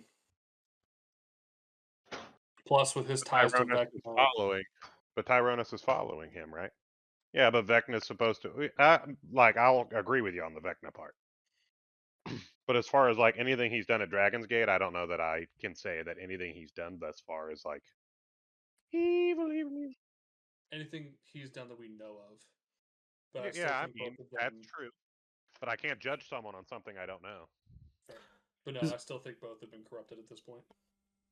Zephyrak, even though you ask me this question and I see the light within your heart, it certainly cries for a slave that has escaped his past chains. However, I admit that I am not perfect, and this is a question that I don't even have an answer to. Because when I look at this, I see friends that will stab you in the back when you least see it. I see this indescribable light within you that wants to save them, but all I see is a venomous blade that they mean to turn on you the moment you realize their true intentions. They've waited for this moment for all their lives, and they don't feel like you can take it away from them. I apologize, Ephrac. I'm so sorry. I appreciate your wisdom, mighty Sphinx. To your infinite kindness, great Sphinx. Because you do not have an answer for his question, may we ask another? You may ask one more, but if I do not have the answer, you will have to accept the outcome.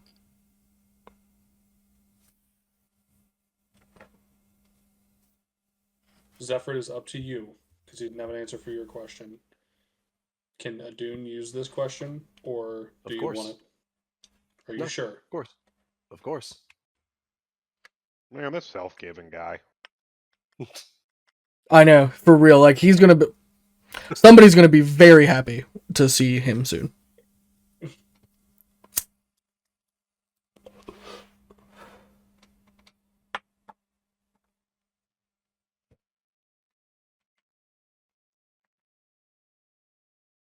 What branch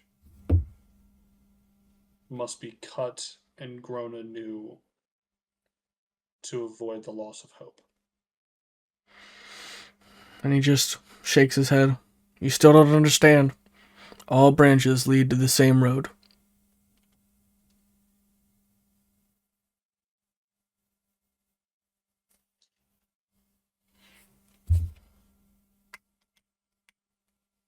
Okay.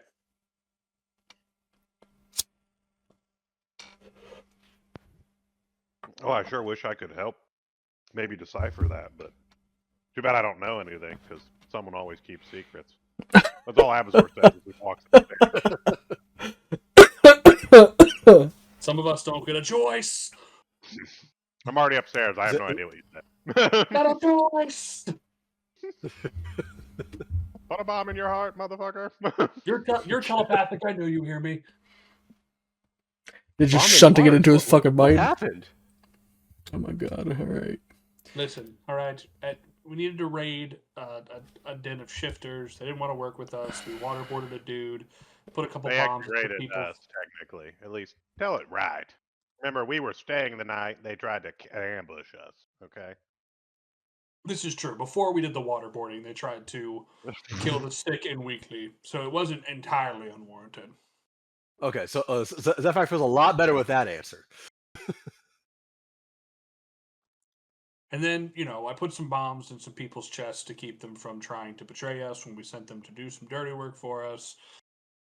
They did the work, but then they ran, and when they ran, I set the bombs off to stop them because they tried to steal our shit. Apparently, they got a little bit frustrated. I thought they did, and there was a village, and I don't even think they did really dirty work for us. Weren't they going to just be your tinkerers, and then Red Eye stole them and our carriage, and then no, they did. They ran went into across they went across the canal and got a bunch of shit for us from their Oh. own den, and then came back. And then Red Eye freed them, and I set the bomb off. Oh, and that's right. Yeah, blew up a whole village.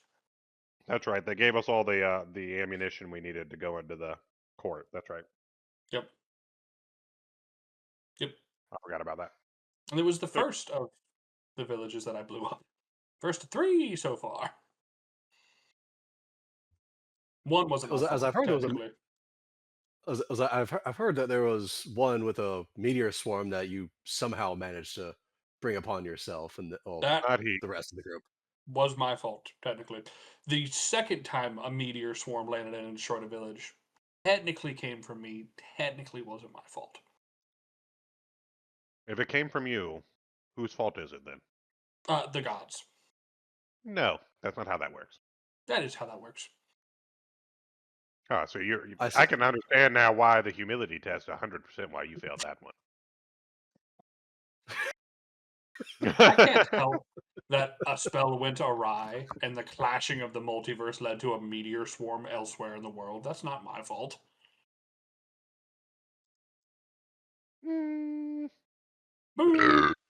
That's That's fair. No. That's all he has to say about it.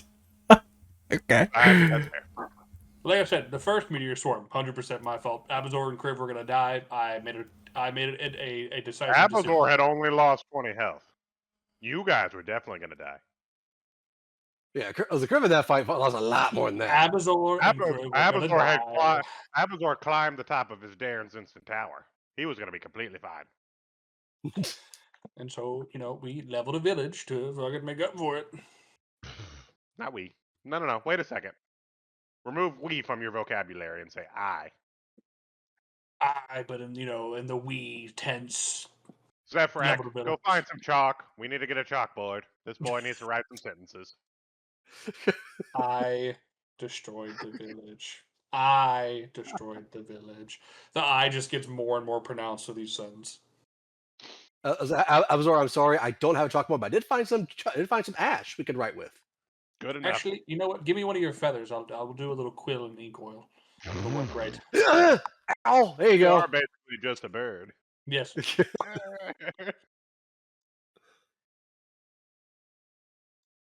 No, in my mind, like some certain things need to happen. Aegis and No orcs need offense, to. with all branches going back to the same road, that makes me sound like you have to cut the trunk. Because you said, what branch do I need to cut? And he said, all branches go back to the same road. That makes me think, if I have a tree, all branches go back to the trunk of the tree. You got to cut the trunk. We aren't capable of cutting off the trunk yet. Okay. I'm not saying that that's not the case. I'm just saying that's what it sounds like to me. Too bad someone has secrets all the time. So It's not my yell of God. have you ever seen a gold dragonborn? You could do it. There is free will in this game, as you have seen multiple times. You fuck. You've done it several times. And he reflects like a fucking disco ball out in the sun, but wants to act like he's the broody bitch in the corner. That's this fucking dragonborn right here. You know how those rogues go about and they have the things and they're like, "You want to buy a sundial?" Yeah. That's what he wants to do. But he wants to be that guy. But he's a disco ball. That the mythos of the universe grace my enlarged brain with these secrets and not yours, Apazor, all right? I think it's because the mythos knows I would have figured him out already. God damn it! Get it done. Get it done. Fucking crying, God damn it. So Storm, as a clarification, the Chains of the Obedient World, it says as a spectral champion. I did find a spectral champion, or do you want to say like an actual champion that's just like a spectral, or it's like ghost and spectral, stuff like that? Yeah, I meant like it's literally a champion stat block, but it's spectral. Okay. Does that mean its attacks are magical in nature? No. It's like a Valhalla fucker guy that's being summoned. Okay. But it doesn't say about how long that he can't last. All it says that until he dies. Yeah, you can give him like a +1 sword. I don't give a shit. You can give him swap out his equipment. But yeah, it's just get to pop him as soon as you take a long rest, and then you can outfit him with whatever you want. Cool. Nothing attunable though. You ready to see the world's deadliest champion? Nothing attunable though. I will say, champion. Oh, never mind. What was that? Nothing attunable, so you can do like shit that doesn't require attunement.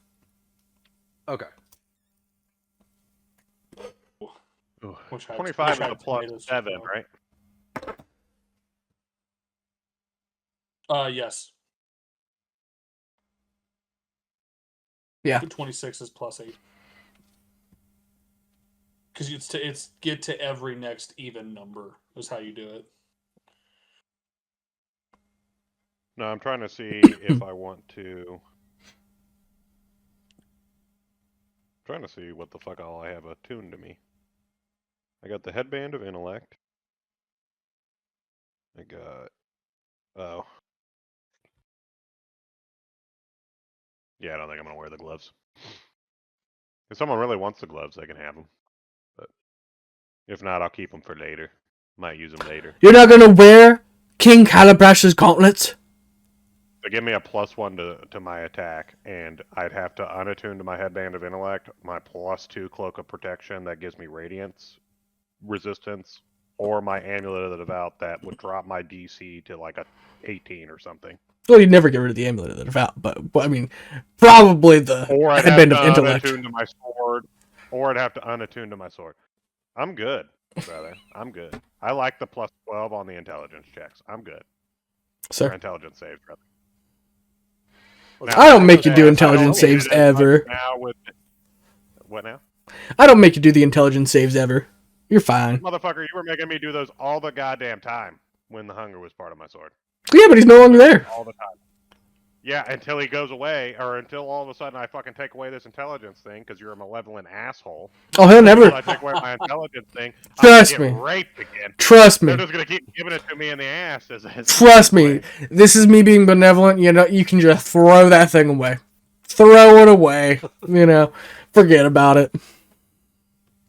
I I'm see so his surprised face. no one's trying to take I the. have zero faith in you based on your face.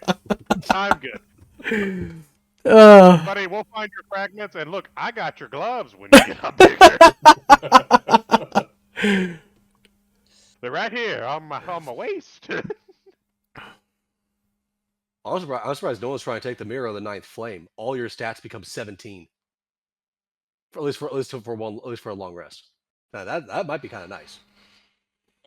That That's raises bad my for most of us. wisdom and my dex, and it lowers literally every other one of my stats. Yeah, it only raises my. I will say it raises my dex up to one more, but other than that, it's just my charisma, my wisdom. No, my dex would go to a +3. Don't get me wrong, that'd be nice, but you'd be dropping my charisma from a +6 to a +3, and then you'd be dropping my strength from a +6 to a +3. You'd be dropping my con from a +6 to a +3. Who do we And you'd want be to have dropping the my ember? intelligence from a +4 to a +3. Who do we want to have the ember of the ninth flame? That's ninth level spell scroll. It can be Thunderbolt, Cone of Cold, or a Fireball. Damn. Okay. I'd say anyone who can't cast magic should probably take it, but We can always save it for Kriv if he comes back. well, I wouldn't just set it inside of a fucking thing for someone that's not even here right now. But like Yeah. maybe Zephyrak could hold it if he wants to, or Leshy, or not Zarzip because he has a fucking Leshy can cast spells too, but he can't cast Fireball or none of them. But I would probably give it to Zephyrak to use in case we need it. Okay, and it is non-attunement, so yeah, we can do that. Did you mean to say Lightning Bolt Storm? Sure. You put Thunderbolt. I just didn't know which one you were talking about. Yeah, I don't care. It's one of them. Then I would say do Cone of Cold. It's one of them lightning there spells. Yeah. Yeah, the one that's the 5-foot line that goes forever. You know that one. Yeah, that's. Oh, okay. So then it's lightning bolt. Yes. I would say Cone of Cold. 60-foot cone is nuts. Yeah, it's kind of cold every time. You do not do either of the other two. We only get once, I think. Once per Yeah, long rest. it's or. No, it is once. It is once. Yep, I'm sorry. Yeah, it's a fucking I'm spell back. scroll, brother. He's giving you a ninth level spell scroll, and he's letting you pick the spell. I feel like that's pretty benevolent of me. Oh yeah. I'm not arguing. 8d8. That's what. That's. You don't want to give us a rechargeable one though? That's what Chris That's wanted. 12d8. Yeah, go fuck yourself. You're gonna 28 choose. cold Are you damage. choosing? Cone of Cold. Conical is was it- 8d8 normally, so it's what 4 more. So yeah, 12d8. Yeah. Because 9 Okay. would be 6, 10, 7, 11, 8. Yeah, 12 for 9. Okay. And remember, it's still a 60-foot cone, so. Yep. But still Well, if it was 12d8 for everything casting- in there. Well, Don't then this forget casting. Go ahead, sorry. Sorry, no, you're good. I'm gonna go ahead and take the Well of Endless Casting. Activate is this a as an nice- action. That is a 9th level spell scroll storm. What's the DC that he has on that? Because there's a con save on that spell. So what DC should he be using?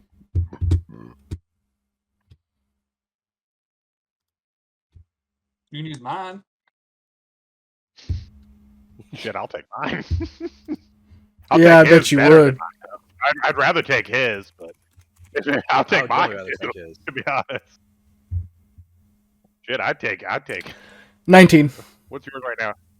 19. 19? Yes, sir. Not bad. Yeah.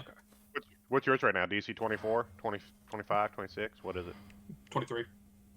23? Oh, you're only one better than me. Kiss my Yeah. ass, my goddamn. Cheetah. I'm the real spellcaster here. Yeah, take that headband off, boy. Take that headband off. The headband. You think I cast spells with intelligence? You don't I'm cast spells. charisma, motherfucker. I know, but I bet your intelligence score is real low without it.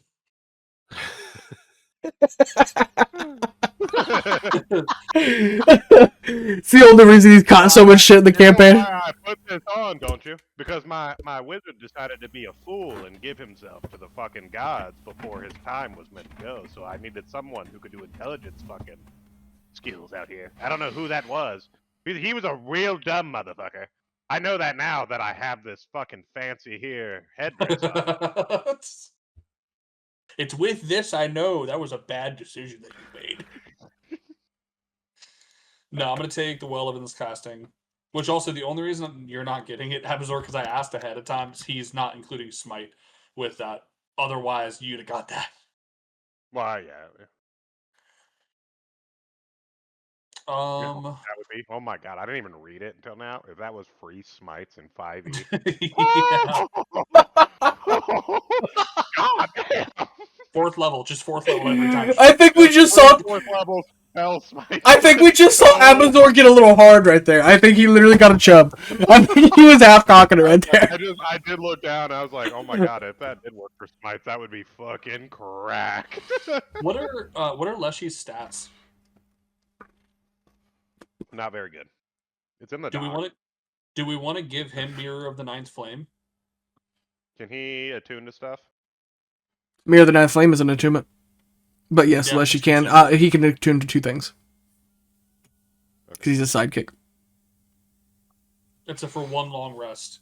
He just bumps all of his shit to 17. Is that a use? That's a consumable though. Yep. Oh, then no. What do you want to save it for? Well, I figure I have speak with animals now, so I'm gonna find a chicken at some point, and I'm gonna give it, and then make it a really smart chicken, and I'm gonna never let it go to sleep. But I have greater restoration, so I can make sure it never dies of exhaustion. So I'm gonna have a real smart chicken companion. I can't wait. His name is going to be Sir Scratchins the Third. I can already hear it in my mind. Why don't we give the Orb of Fire Giant's Flame to Leshy, because it's 1 5th level fireball per long rest. And resistance to fire. That's fine. Write it down. Yep. I wrote down. Was it what's going to who? Leshy's with a Y, not an I. There you go. Thank you. You're beautiful. So far there's Like I said, no, technically, it's going on to Abazor, but he's just not wearing them because he doesn't have the attunement slot for it, and he'd rather have the intelligence because we have a malevolent asshole. Yes. I'm frightened. About losing control and maybe killing your compatriots once more. Yeah. Be a good fright to have. No, that's fine. If he takes the headband off and you fuck him, that's an easy fuckery. Just intelligence is lowest score. All right. Every time, it's fine. Yeah, right now Dex is my lowest technically. Good. Well, Wisdom is my lowest, but I'm proficient in Wisdom, so Dex is my lowest save. I think the second chalice. I think that is something we just need to hold on to for a little bit, because I think agree. it's a toss up between there's NPCs that would be fucking super useful if we gave that to, or there's us. So. Yeah, I think the same thing's true with the Ninth Flame one, like that mirror. I would just keep it for now. I wouldn't use it on anyone. If it's consumable and it just brings it up to 17 for that one go, I'd hold on to it for right now. Yeah. One man's opinion. And where you can mark, we're holding the second chalice too, Zephyr. Yep. Is it Dune with 2 U's? I spell it with 2 U's. Okay. Well, I'll say based on as I did it based on a thing in Discord. I've been spelling it wrong. Adun is spelled A-D-U-N. Oh, see, he's spelling it with one U, so that don't forgive a guy. I just try to understand which way to spell it. It's a new name. I've had 3 of them bitches. I'm still learning. Fair. It's actually fair. Orphan, Adam, Oh, or whatever your original name was. I don't even remember what your original name was. He does not even remember. He's like, I am so glad being back to Adun. Fuck that old guy Orphan. Adam, Adun, Varrock, Goldeneye, Orphan, Gonsong. What was your original? What was the original name of that fucking? I don't know. Adam. It was just Adam. Was it just Adam, and then it became Adam Barak afterwards? Okay. Mm-hmm. And then it became Adun Varrock. Now it's Adun Varrock Goldeneye. Why is Goldeneye the last name? Are they hyphenated? Yeah, but why? But why isn't it Goldeneye Varrock? Varrock is his middle name that he's choosing to take. Okay. Why I thought it was the name for a while. That's fine. Why am I watching you? Because you're fucking. You're trying to lie to your paladin, who's an expert in fucking insight. I have a good reason. I don't believe you. You say that every time, and then you get us almost killed. Every time I've had a good reason. You packed it with that at one point, and you're trying to tell me you had a good reason for that. I'll wait. At the time I did. At the time Shut I did. your fucking mouth. Go. Continue on to the campaign before Apazor loses his temper. I'm waiting for you guys, like whatever you guys want to do, like where you guys headed. I have the map up. So tasty. Oh, did you guys want to go talk to Bro? Actually, I would love to go talk to Prometheus. I'd love to see what he thinks about Cedric now that Adun's here to talk to him about it. Let's go talk to Prometheus. No, I'm alright. Actually, come on, friend. And I'm just gonna grab Adun and we're gonna carry him up the stairs. Let's go, buddy. No, it's alright. Actually, I'm good. No, it's fine. I want to talk to the Sphinx. I think such infinite well of knowledge. I think maybe I should sit here and talk to. Since you've given us the treasures that are down here, are you gonna stay and guard this tomb, or you going somewhere else now, my boy? I'm sorry. Who you're talking to? Who are you talking to right now? Look at the Sphinx. The Sphinx, as I'm walking Adun up the stairs. He's like, oh yeah, technically, I shouldn't even be here. I should be serving the gates of Arcadia, I believe. And then he just popped out. Okay, fair enough. Bye. I can't believe you weren't going to ask him about the Draconis' second city. Well, I was only allowed one question. Well, yeah, but I'm just, he just brought it up and you just kind of moved past it. Well, I only had one question. I didn't want to use my question on that. Okay, that's fair. I don't even know what that is. Okay, I get that he wanted to put random people there, or that's what he used as his random people placing spot. They just needed help or whatever, but... Right, but it was villagers from Draconis' second city. Mm-hmm. I heard. Okay. I fucking heard what you said. I'm just saying. Just throwing it out there. But yeah, I have the map up wherever you guys want to. That's what he decided to do for Ilmater? Is that what you're trying to make sure I notice? This guy he's like, I'm gonna make a thing to Ilmater, and this is part of the trial for Ilmater. I'm gonna use Draconis' second city as my muse, so to say. No, 100% not it. No. I think the existence of the second city is what it is. Oh, he's just trying to tell me there's an existence of a city? With a statue of Lorcor erected in it. Okay. Oh, all right. So you're talking to Prometheus now? Yeah, Adam is. Perfect. Man. Prometheus is just like... He's just like meditating on the ground. Brothers, welcome back. You're holding up a cat. Welcome back, my brothers. Yeah, you almost made us fail that test. That would have been not great. Thanks, brother. I knew you would pass from the beginning. You are true warriors, are you not? We are. Apparently. Sometimes. I He believe doesn't try to blow people up. a lot of plans have been put in place, and I believe that you are such warriors needed for such plans. I think if everybody comes together, my brothers, is that not what this adventure is about? This adventure is about when L'Oreal asks you that question and he tells you that all hope is lost. I argue, my brothers, it is not about the ending. It is about the journey that we are taking. I understand that I live for a long time, but I'm here for a good time. Acabla. Exactly. You have anything right. you'd like to say to Dune since he decided to run off the last time? That's not what happened. Speak if you must, don't Adun. remember. Please tell me, is there feelings on your mind? I have a regret in my heart for what happened. Share it, so that it may not be a regret anymore. I regret that Cedric's life was lost at my poor choices. I mean, to be frank, the fact that a decision made in haste led to the death of one of the greatest casters that this world has ever seen is a loss that I must bear. I'll be honest with you, Adun.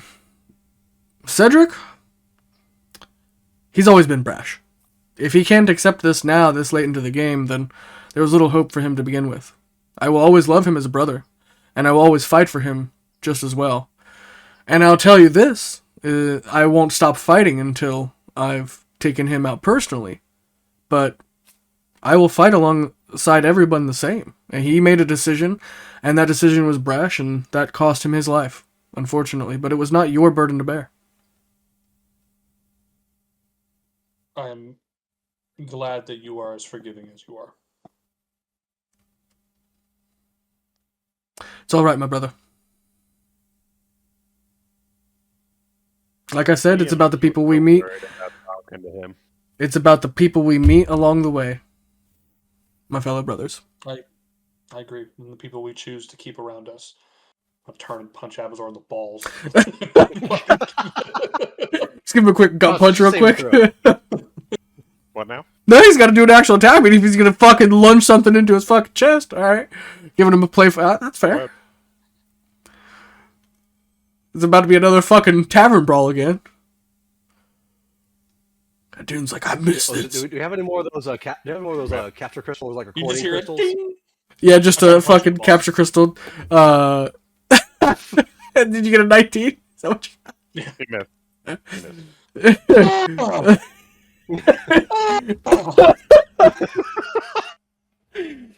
Oh. By the way, that would not even have hit Zephrek, by the way. Watch it, Bird. The one who tried to participate in the bar fight last time. Hilarious. You're about to get the Kriv treatment, and you just see the electric go on between both of his hands. Listen, you didn't see what I did to those fucking displacer beasts, all right? You mind your fucking mouth. So, Prometheus, you got any news on the Draconis' second city? Since God here wants me to talk about it, and you've been on the world for 1,000+ years. Oh, Draconis' second city. It doesn't exist here. Where does it exist?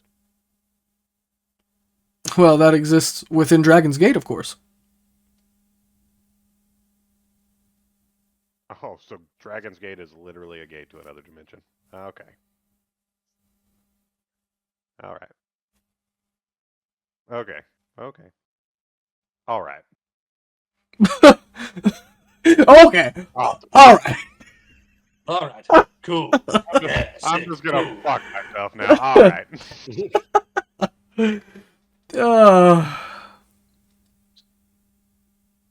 God damn it. There it is. We've been waiting for it all week. There's your goddamn it quota for the week. Oh. Should have been a diviner wizard. And Prometheus will just put his hand on your shoulder and be like, of course it is the greatest treasure that he ever guarded, is it not? What treasure? The people? The second city. That's the greatest treasure that he ever held. It's the same treasure that still stands as the beacon of Dragon's Gate.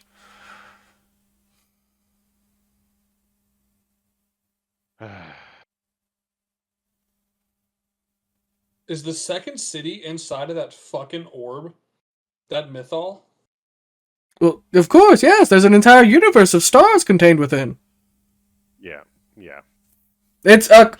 Guys, it's a crystal sphere. Have you not read about? And he's like begins pulling out books. He's like, I'm sure the wizard would have been more studious than this. And he's just like flipping through pages of. No, he's stupid. Remember what happened to Cedric?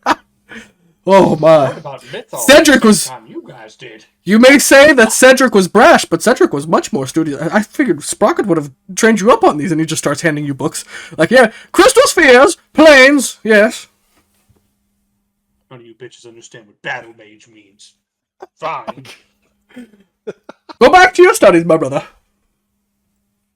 I got a question for you, Prometheus. Your brother is part of the Frostbound Vanguard.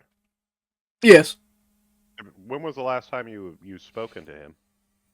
Oh, I'd say probably over 900 years ago. You guys get along? No, I really hate him actually. Oh, no. He's kind of a he's kind of a spoiled brat, if you ask me. He's always think he's yeah, a little bit too hot for my liking, you know. I don't really roll with that. My name's Prometheus, all right, my brother. Brother.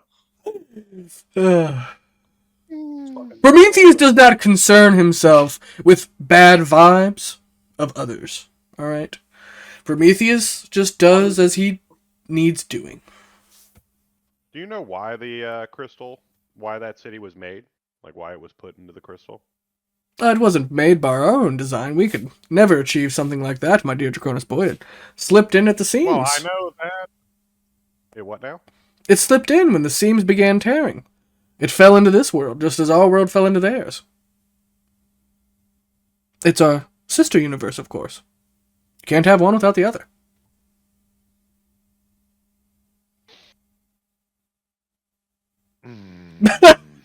Great too, because now you got to think like with the fucking wall of ice that we're inside of. Are we also just a very small part of the They put universe? a whole universe inside of some crystal sphere that Dragon's Gate is protecting? It's the actual crystal sphere concept from Forgotten Realms, where it's a literal universe that slipped inside of another somehow. Yes. That's what I'm asking. And they're protecting it in Dragon's Gate. Yes. That's the Is there treasure. an easy way to enter the crystal sphere? Oh, I don't know of an easy way to enter the sphere. I would assume that only Have you ever been there? well, once when the L'Oreal took me there, but that was about it. How did L'Oreal do it? Well, you know Sphinxes. They can control portals to all other sorts of gates and realms. I'm assuming anybody that could astrally travel from one dimension to another could, theoretically, but who would want to travel there when there's so much fun here? Why did you want to go there then? Why did L'Oreal take you there? Oh, I didn't want to go there, but he said somebody needed help, so I just went. Oh, he literally didn't have a fake town. He was literally using a real town in his trial. Well, yes, we were there, Draconis. Well, we went there. Those were the Drakeen, the Drakeen that you hail from. Yes, I believe. They erected a statue of Lakor in the center because they honor him, of course. He saved them. Somehow my passive perception I never saw this magic statue when I was watching. I don't know how that never happened. I guess I'm retarded. No, you saw Struck blind. you saw it many times. We've talked about this before, but you just literally I don't think you've ever put the two and two together, I think. It's literally the thing that Hey, Leshy. he's like working on his little wood golem, and he's got like a. Is that Leshy's fucking home universe? He's like working on it. He's like, "What do you want? sketchy, home universe? sketchy golden fellow. Good job. Thank you. Perfect. Answer your what he is. papa. Answer your papa. Yes, Is that your home universe? Yeah. but Papa, yeah, my home universe is the universe of Thunderus. Yes, that's where I hail from. Yes. Is the Harvester in that universe, or is he in our universe now? Well, he's in this universe now because he nearly destroyed the first. I love that. Okay, thank you. All right, well. And he's like, No continue. more I need to go find the nearest fucking shelf with a sword so I can stab it through my fucking temple. Excuse me for a minute. And then Prometheus is just like, Intellect. Prometheus is just like, he's scratching his head. He's like, these fellas have been adventuring this long and really didn't know this? What? I'm sure. We've had a lot of saving the world related problems to fucking handle, alright? Not all of us have been alive for a couple I don't know about thousand years. saving the world, but saving the region. 100%. Several regions at one time. Yeah, several alright? regions. So at this point, it's almost a quarter of the world. Well, you know, it's all tic tacs to the big population, but I get you. Yeah, I wish I lived for 1,000 years. I'm just gonna ask a question. Sure. I get that you guys really loved your elven land, but how the fuck did the world get this way in 1,000 years? I think to answer that question, I think you'd have to speak to Anya. Oh, so you know Anyo too, huh? Zephyrak knew Anyo, didn't tell us about him. You know Anyo, we didn't meet him I until... did not know him. I was invited. That means you know him now, correct? You met him? I know him now, yes. At some point before this, with Ace. And he's like, Kiss my ass, Zephyrak. he puts a As you guys went to fight Oral, I was invited in he with puts a loving shoulder. He puts like a loving hand on your shoulder. And he's like, listen, you got to be pretty popular to get Anyo's name and number. I understand, but he's a very VIP sort of guy, I don't care about being popular. I care about these motherfuckers hiding secrets all the goddamn time. Yeah, that doesn't make good for secrets. Who's sharing secrets? Oh, not selling. They don't even sell them to you. I'll give them gold. Do they want my gold? I've given them all I've got. Shit, that guy still technically owes me gold. By the way, you guys didn't actually give anything in that world. When you transported back, you didn't actually give anything. It was all an illusion. So you have your gold that you were giving. Well, it wasn't an illusion. You just said I was there. Which one is it? Is it an illusion? Or It was an illusion within his second city, yes. Okay, so I wasn't actually in the second city. You were transported there via the metaphysical. Like, you were there. But you weren't. That was where there's a brain bleed going on just out of one ear. I'm about to have a fucking aneurysm and kill everyone in my party. That's what's about to happen. Yeah, choke on that goddamn coke, you cocksucker.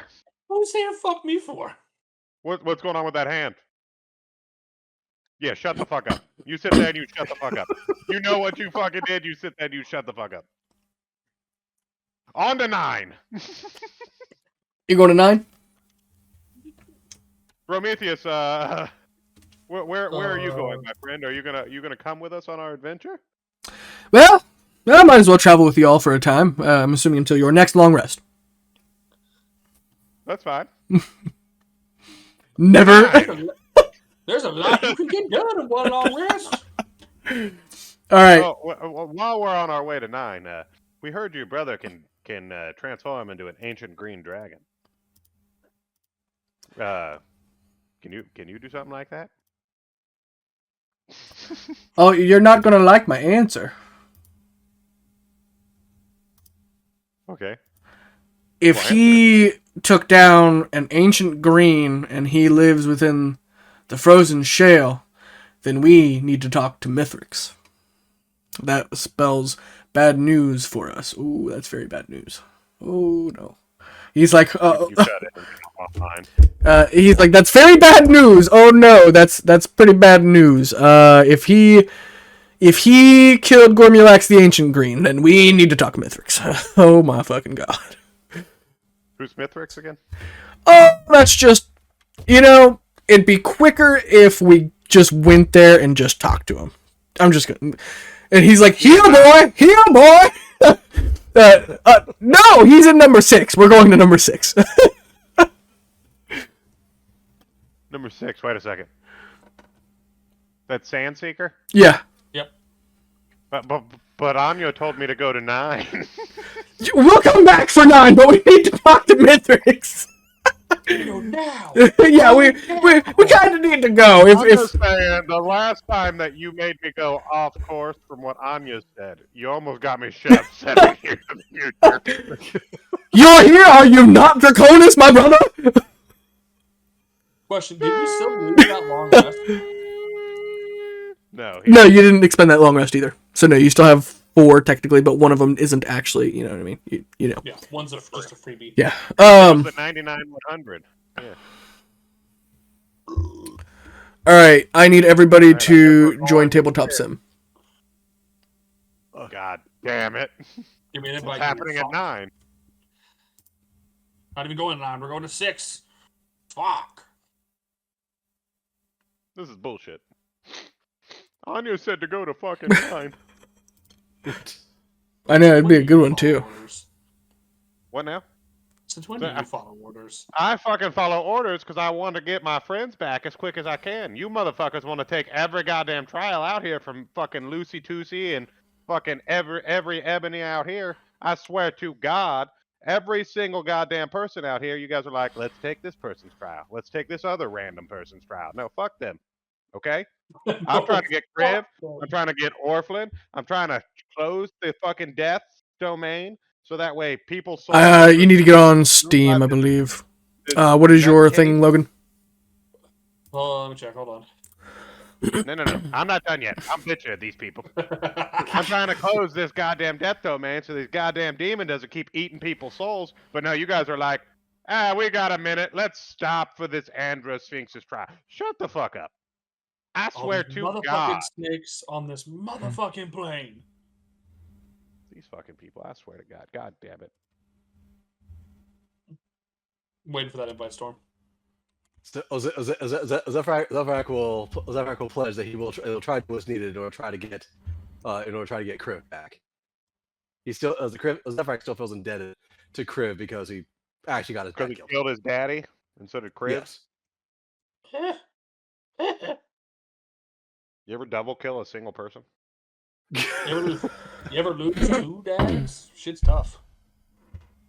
Well, it's not 2 dads. It's losing the same dad twice. Well, same dad once, right?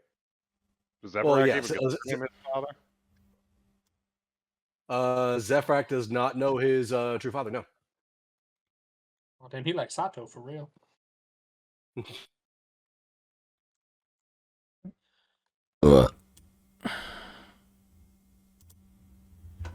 It's trying to load my game. All right. Yeah, mine's loading too.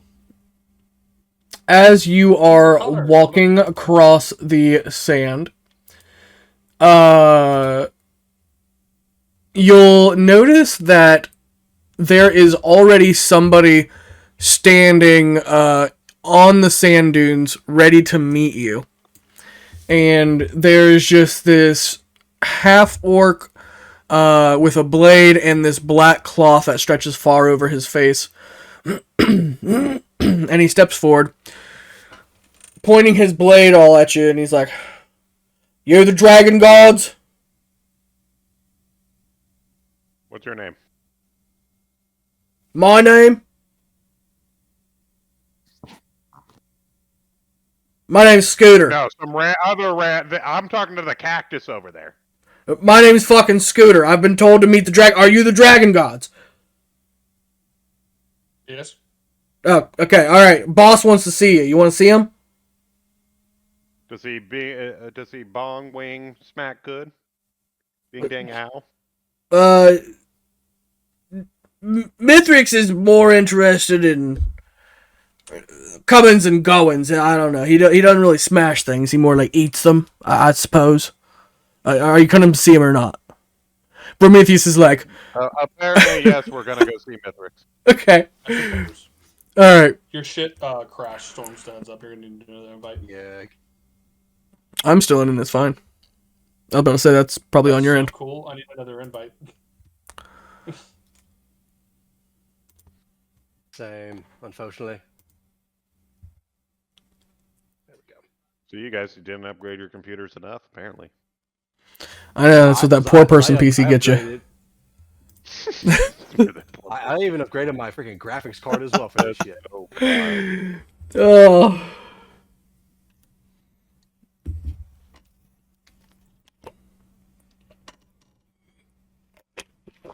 All right, so you'll also be able to see Abazor as you're walking up to this village. You can kind of see there is this thunderstorm that is just completely encapsulated this town, and it's basically covered in this swirling sandstorm, thunderstorm kind of den. So you know you're walking into the lair of an ancient blue dragon.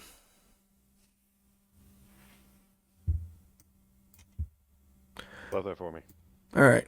Awful evil. This group is going to walk you through. I'll pick you all up at the same time. That they're half orcs. They are half orcs, yes.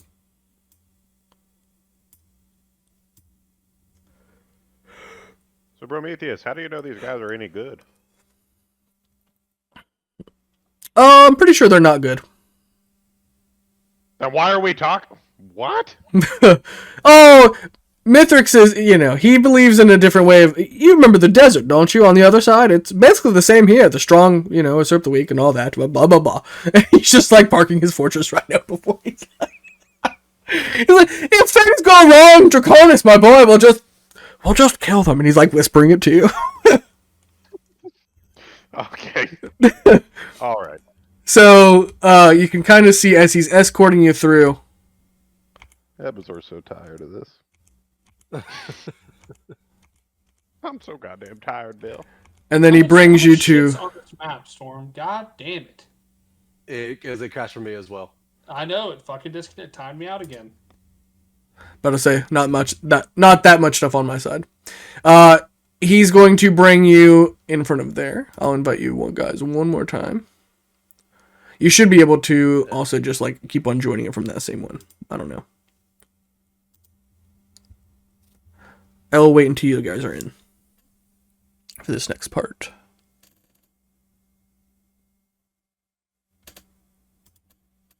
And Abazor, for whatever reason, your camera crashed as well. I don't know if that's part of it or not. It definitely didn't crash. Oh, it said failed to start camera. This is for you. No. That's that. Good. You upgraded that graphics card. It sounds like I suppose they did. It sounds like you have a driver update. It sounds like you, might have blinked it with a driver's update or something like that, yeah.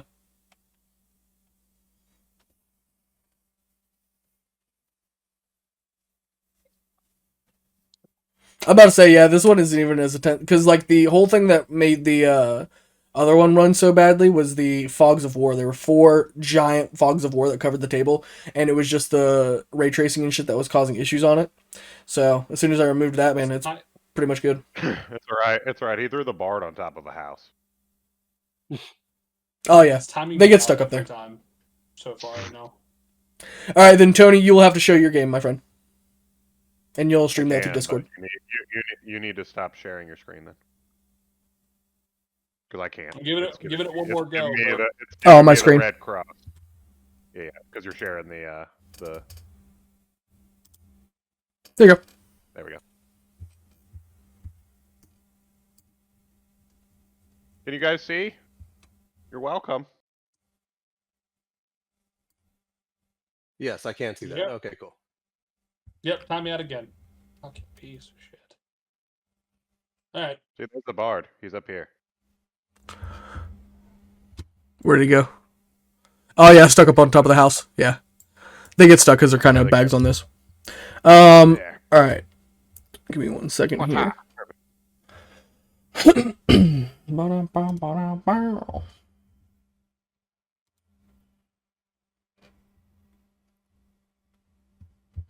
But yeah, you're basically walking into a town full of bandits. Like, if you were able to see, there were several caravans out there. There's colossal scorpions that you're walking past. Basically, all the normal defenses of a ancient blue dragon's lair that is just kind of on the outside.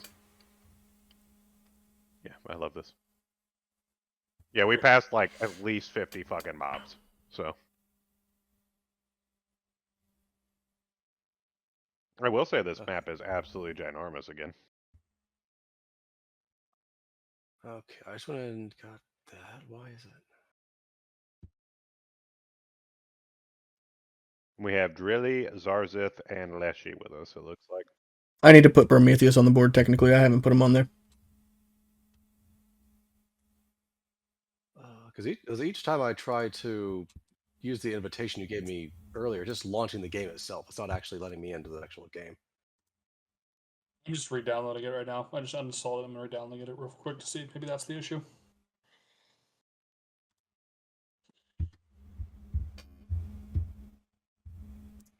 We'll do this one.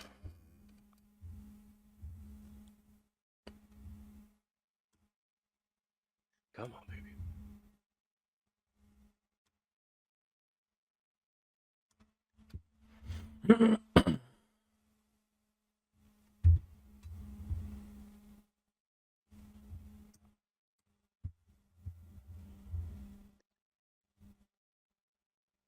Failed to connect. What the hell? That is weird. Okay. I guess I'll have to go through the screen that Abazor has right now.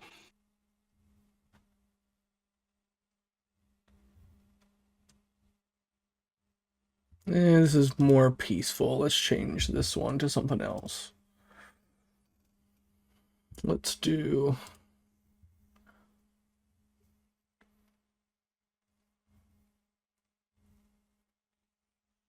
Give me one more invite, Storm.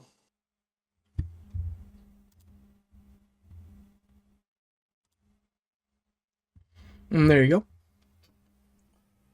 go. Let's do...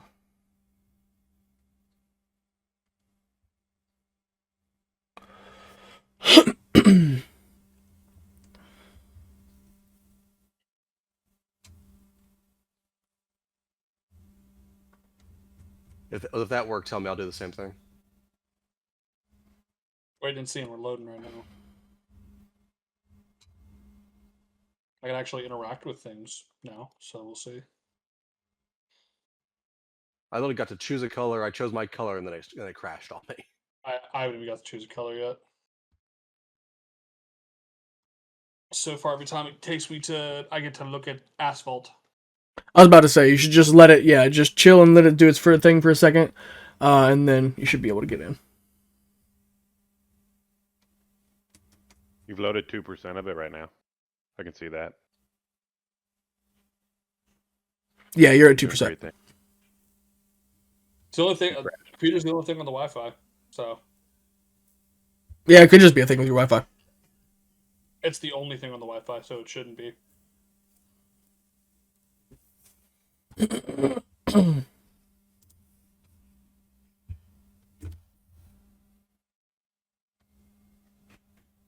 doesn't show you in the top right anymore, so I'm assuming it crashed again. Yep. Said that there was an error because of a Brontosaurus. Okay. With that said, I'm just going to go ahead and start walking Abazor through. You can refer to his screen share for the time being. All right. This thing by the tabletop sim, so much fun. It works really well. It's not my fault you have a poor person PC. It's all right. I spent 3K on mine. Even mine crashes. Oh, so yeah, this is also. I'm about to say, great. I spent. The monitor's a poor person. The PC's fucking great. I didn't build this bitch. It's a GTX. It's not that great, okay? It's a great. Works great for everything else. That's how Trump sounds when he's talking about that fucking phone. It's a great phone. Believe in this. It's a great PC. It's a PC built for everybody. That's what you sound like. Remove the Brontosaurus. Remove the Brontosaurus, fuckboy. It's fine. You don't need to worry about this Brontosaurus. Anyway, they will basically. Ooh, let's move that over there. they will then walk you to. They don't look like brontosauruses. Those look like T-Rexes. Well, you gotta leave me alone, all right? I only had T-Rexes to work with. Nobody uploaded anything Brontosaurus themed in the store. That's a Quaddle, and that's a Kukulkan model from Smite. Yeah, you like that? Hilarious. Yep. All right. They're taking you into these rooms over here. Go towards the edge of the table. Jesus Christ. Other edge of the table. Oh, yeah, there you go. Okay. So, he is going to... Sorry, I thought you were on the other side first. We're so fancy that we get to take the chum dumpster with us. Yes, you did. I accidentally picked up the building. You'll have to forgive me. He will take you into the tower, up about 3 to 4 floors, and then you will hear a roar. There you go. As you are brought face to face with Mithrix as he comes in. Oh. I'm gonna put that thing back down. Now he's not. Oh, you picked us up. Okay, that's why. Yeah, I'm trying to... Yeah, hold on. I gotta pick up this guy and then pick up that one.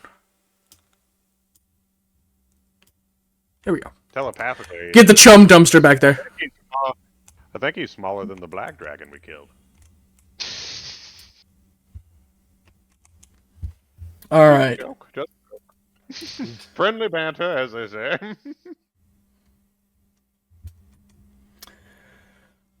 Now, when you, because you, of your unnatural perception, you can tell that the thunderstorms were active within all 6 miles of this village.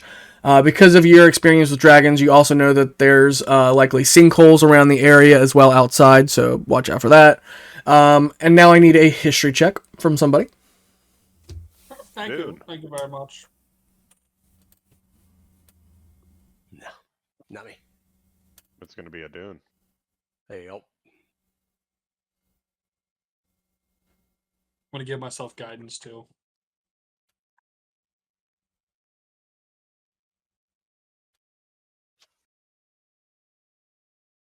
Damn, you suck. 31. It's not... Yeah, no, you're right. It's nothing about being right. I'm just telling you what it's trash.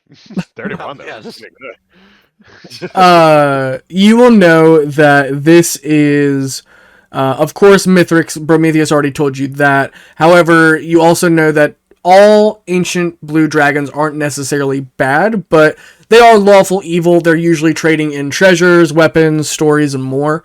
And this one, Mithrix, has ruled over this bandit town for quite a while. You would have probably seen it in your, the past notes that you've assembled on Dragon's Gate and surrounding lands and stuff like that. This one, Mithrix, has ruled over it for quite some time.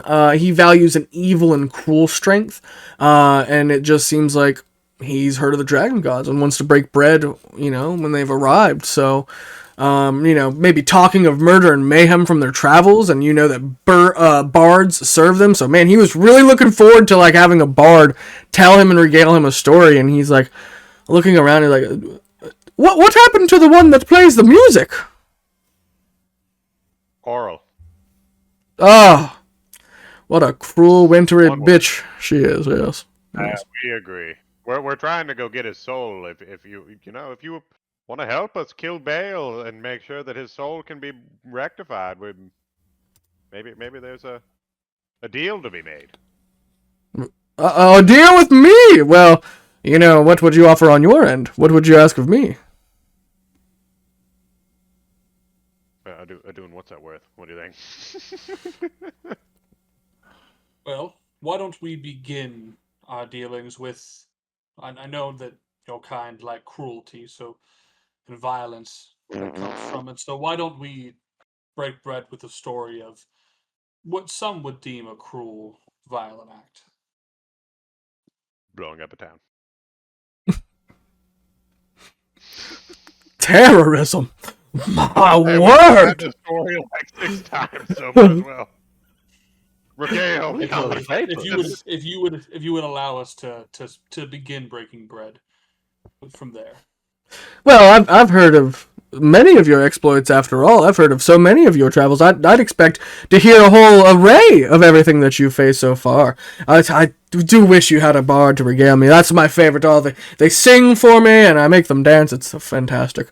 I do appreciate them very much so after all. I've heard of the defeats of the Tiamat's 5 experiments, those fanatical fuckers. But, let's be honest. Real legends whisper, do they not? Shouting only puts targets on your back. We all know that. That's Mithrix, sure. the ancient deep blue treasure seeker. Words for you, though. I'm sure, paladins are charismatic just as the next. I imagine, Abazor, you could regale him, could you not? You want me to do a performance, you fucking bastard? You have the best Fucking shot. God damn it. The best There's 2 bards standing nearby. He's like handing you a lute. He's like, "Is this what you want?" I'll tap you on the back and give you guidance. You're a dirty bitch, is what you are. See if good old Uncle Orphan lives in these veins. And I'm gonna start fucking trying to play it like Devil went down to Georgia on the lute. Perfect. Devil went down to Sun Plains. He was looking for a necromancer skill. We were in the pines. We were way behind, so I lifted a beholder above my steel. Okay. That's perfect. Okay. That's all I got. I'm sorry. That deserves a fucking You inspiration. called it for me right off the bat. I'm sorry. That's what I got. That's perfect. I'm not even that first verse. Gold. All right. We're cooking with That something. deserves an inspiration. Dude, write that in the record books. All right. That's the first verse of our rock band, Dragon Gods. Yes. Give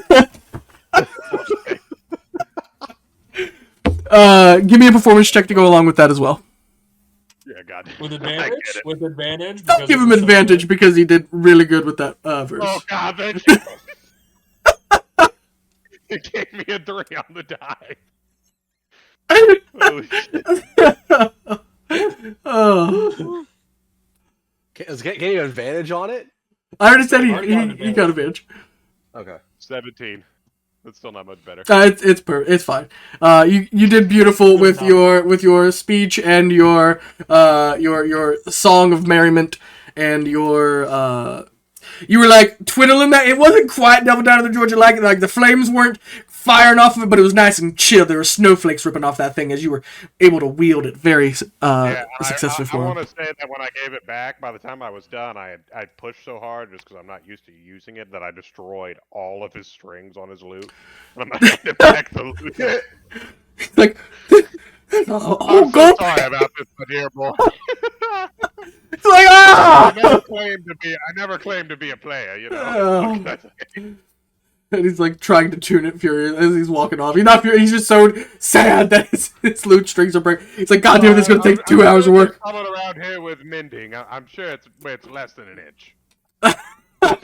Okay. Beautiful. All right. It's starting to catch on fire because I pushed so hard. The wood is starting to catch. Well, you've told me about your adventure with this beholder and beheading him. Well, I'll tell you about Voltrox, the ancient red 12-headed Hydra dragon. He guards the vault of Starhaven. I feel like that vault's where Leshy's fragment. Would you like to tell me of anything more? Oh, if I tell you another tale? I trade in all... Do another performance check? God damn it! Well, just tell me of something. Tell me of... Tell me of a story. I'll tell you of a name in return. Did you tell me of a time where you were able to take shifters and turn them into your servants? They try to run away and then they try to escape and you blew them up. You want to do a performance check and show him how you used to wrangle the displacer beasts inside of the? Can I do a history check to recount it detail my by detail? entire ass. You made me do a performance check, you motherfucker. You have charisma. Yeah, I'm gonna need a performance check. You. What? I'm gonna need a performance check.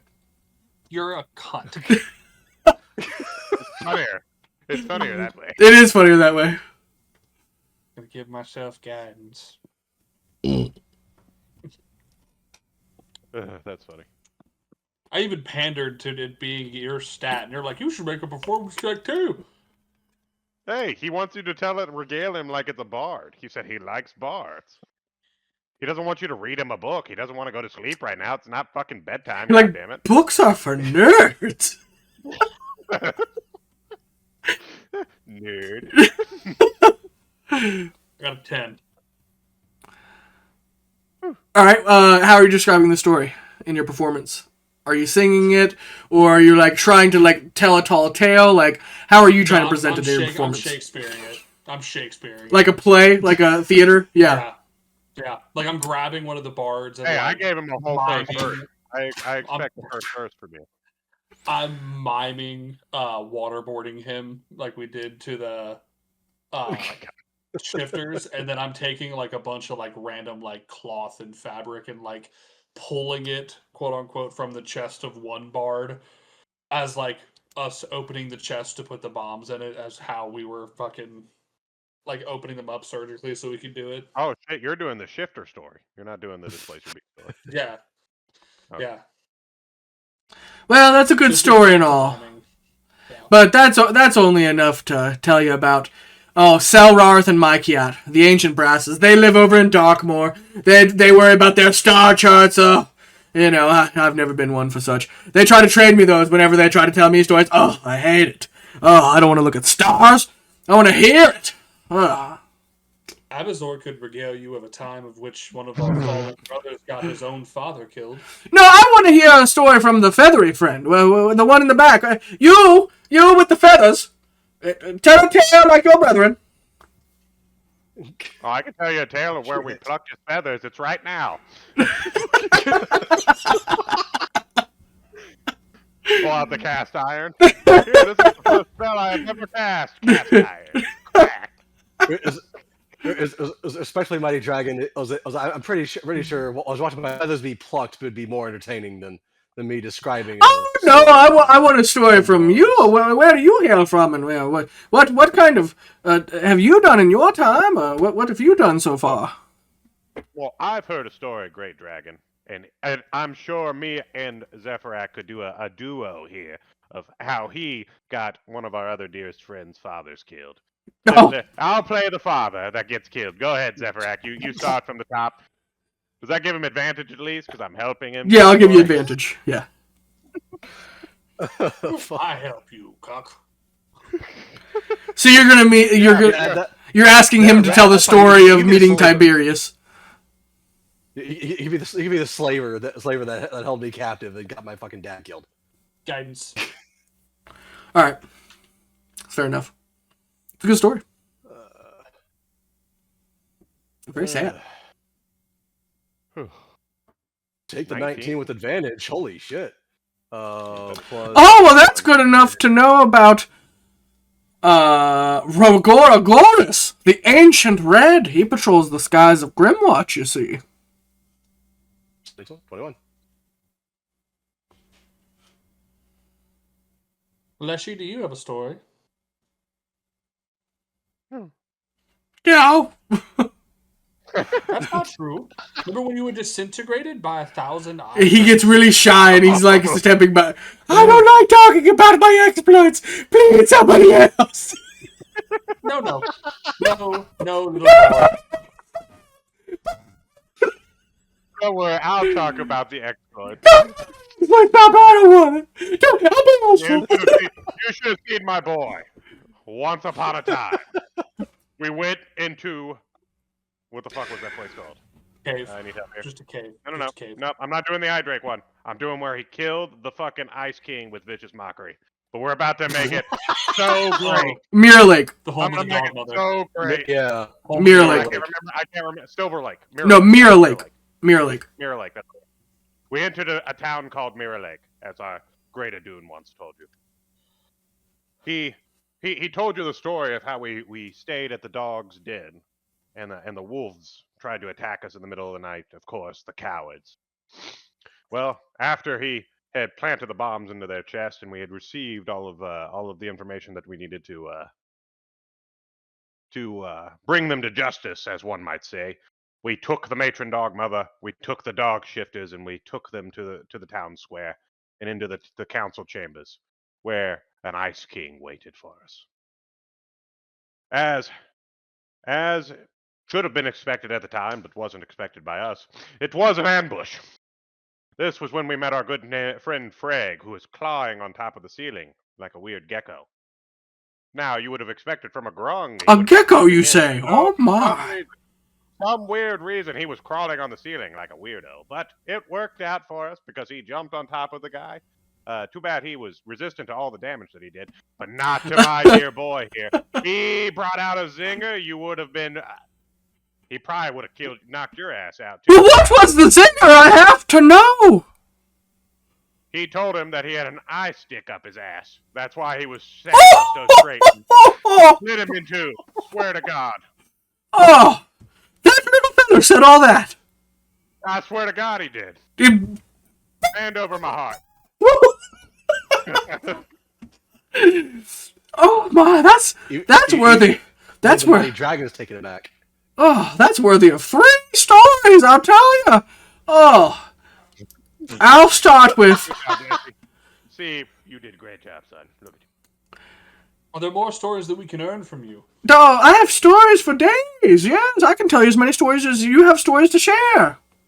Well, Lucy, why don't you regale him of the great port attack when we attacked from 2 sides in Pinsard, one arriving from the field, intercepting their scouts, and another slamming a ship into their docks, leveling them from the other side.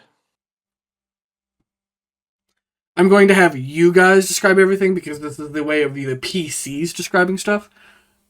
But if you want Lucy to help you and give you advantage, I will give you that. No, I'm gonna have Abazor do it. Do I need to roll from the last time? No, as long as you want got, me to give? as long as you guys are doing it good enough with enough fluster, I think that's fine.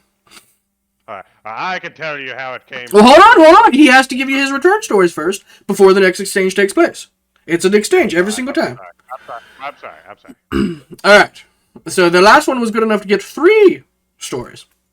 And first I have to tell you about Mithril, the ancient Red Fury. He's Northmount. He is over there in Frosthelm. Oh, he's powerful dragon, that one. He's a very, very... Wait a minute, that was the second red dragon you said? That's ancient? Yes. Okay. Technically third, because we've already talked of Gorgoris, the ancient Red. He patrols the skies of Grimwatch, and then we talked about Voltrox, the ancient... Well, he's a... But that's a 12-headed. He's the 12-headed red Hydra dragon. He always considers himself a red. Oh, the crazy does he fucker. have multiple colors on his head? No, it's all red. He guards that vault of Starhaven. All right. He's a tricky fella. Oh my goodness. Well, and then I'll also tell you. I Circle of Power as a fucking scroll. I'm gonna save that.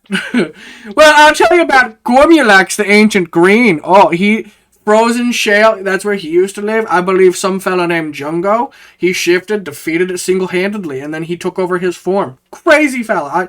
Gormulax was one of the strong ones. They say those green ones aren't too strong, but I'll tell you what, Gormulax is strong. Oh, and then I guess I suppose... Is that Prometheus' brother? Yes. Okay. Yes. Oh, and then I guess I have to tell you about Gyrax, the ancient snow. He's Mason Artone's mount as well. Oh, that's a tricky white one. I'll tell you what. And he's also in Frosthelm? Oh, of course, yes. He's Mason Artone's mount. I couldn't believe he's working with a fucking human of all people. My word. Well, I mean, ancient whites are relatively weak, so... You said it right, my brother, yes. Oh, but useless and pathetic. Not like Mithrix. That's a name that holds weight around here, dragon gods. Dude's just gently patting his spell book. Don't listen to them, Avalanche. You're strong. You do good work. Was an Avalanche an adult white? Yeah. Or was he an ancient? Oh, so he's even weaker. He was like a CR-13. Ignore him. All right. Ignore him. That exchange is done. As a note, I also have Conical on my Nice. my breath attack too, so we're good on that part.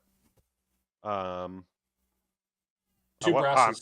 too. I'll tell you from the coming from inland. I can tell you that portion of the port attack.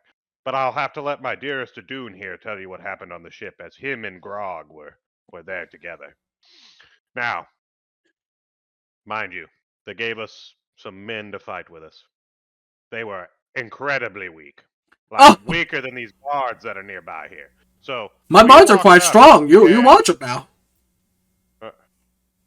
No offense, I just felt his loot. I almost caught it on fire. Well, that was all. You did play it pretty well, but that man plays a mean banjo. I'll tell you what. I bet he does. I bet you he plays it better than me too. Some would say, some would argue. But I bet you if Orphan was here, he would show you a time. God, I wish you had a bard to regale me. Oh, if only you had a bard. You should have seen him when we first met Orphan. Well, first time I had seen him since I was a young pup even. He had come into the battle riding atop of a moon dragon, I swear to God. Okay, a moon dragon. He was riding on top of it. A moon dragon? What? A moon dragon. I don't think it was a moon dragon. Wasn't it a different type of dragon? Like a fairy dragon or something? It was a fairy dragon. Was it a fairy dragon? I'm sorry. No, he came in on a fairy dragon. I apologize. Okay. I had a moment of stupidity that just hit me right there. Did you see my headband of intellect? It popped up there because I got so excited. Well, there's plenty of us dragon types out there. It's hard to keep track. As he came in on the fairy dragon, you should have seen him playing a choir. He had at least 10 different instruments all at once. You need an orchestra, you need 10 bards for an orchestra. You only need one orphan for an orchestra, I'll tell you what. Oh, I wish I could have seen that performance. It must have been uplifting. It was absolutely uplifting.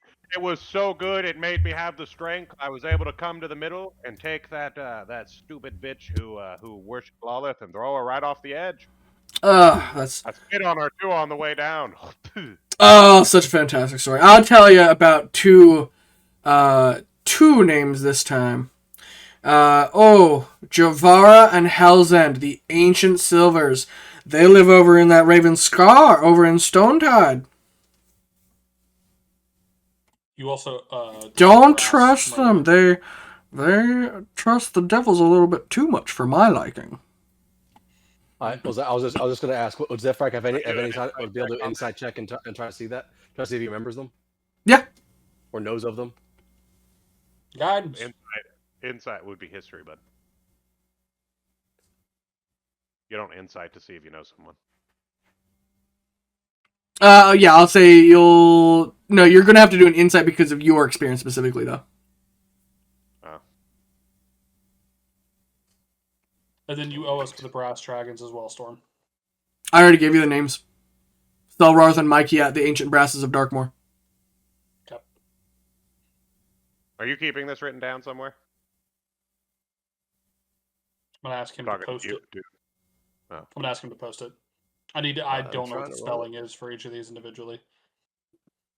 Well, shit, you didn't even know the spelling of your own name. Oh, shit. I don't know shit. Yeah, you have no clue.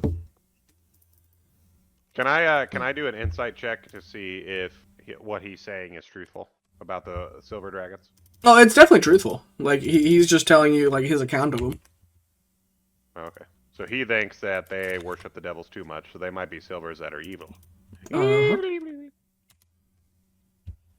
Okay. I'm sorry, but did you want to go back to the port attack, Adam? I'll do one better. I'll tell you of when the tides of battle went back and here and there, and at the moment of when we thought our death surely approached, instead it was the death of an entire town in our stead. Well, tell him. What happened? I'm waiting on him to respond. Go for it, brother. I'm just listening. I don't want to interrupt, just in case you're telling the story. Word. There was a great rebellion that had led across the Blackwater Bay, and as such, we fought. It was our duty to crush it beneath our boots, and as such, we had met some boar rider sitting atop this massive meat of a beast. And In the throes and tides of battle, we cut his men down. We burned down his archers' towers. We could hear the screams and the quivers of the citizens of his village tucked away in the quiet darkness of their homes. And as the battle continued on, it looked meek for us. Our wounds growing ever more with each passing second. And in those last moments, we finally dismounted the man who rode atop the boar, but we were shocked. And in doing so, he arose once again. And What? in turn, he brought an Was he a zombie? undead with him, with an army of undead with him. And Oh my word! I called upon Wow. a deity of which I was once pacted with, and called a meteor swarm upon the village, casting the A undead meteor back to swarm, the you say? disgusting graveyards from which they came, and Oh. crushing the people of the village underfoot as well. Oh my word! Oh. Well, I quite argue that's worthy of a good. That's a mighty story of a mighty, fearsome attack. That's enough to know of Brassius, the Elder Brain Dragon. He lives in Wintervale. Oh, did you say Elder Brain Dragon? Oh yes, very, very nasty those ones are. You know of them.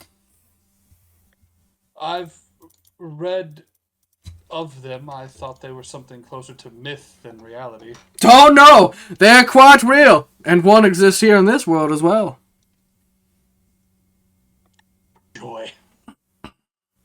I'm Oh, fucking boy. I'm Mithrix. I know all the dragons, you guys. So do you guys like have a convention or?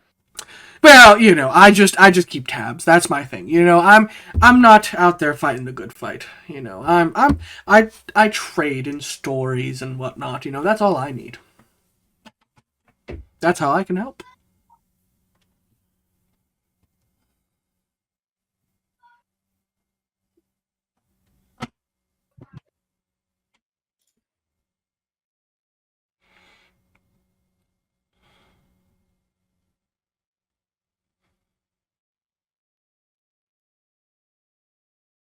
I'm adding all of this info to our doc right now, by the way. Okay.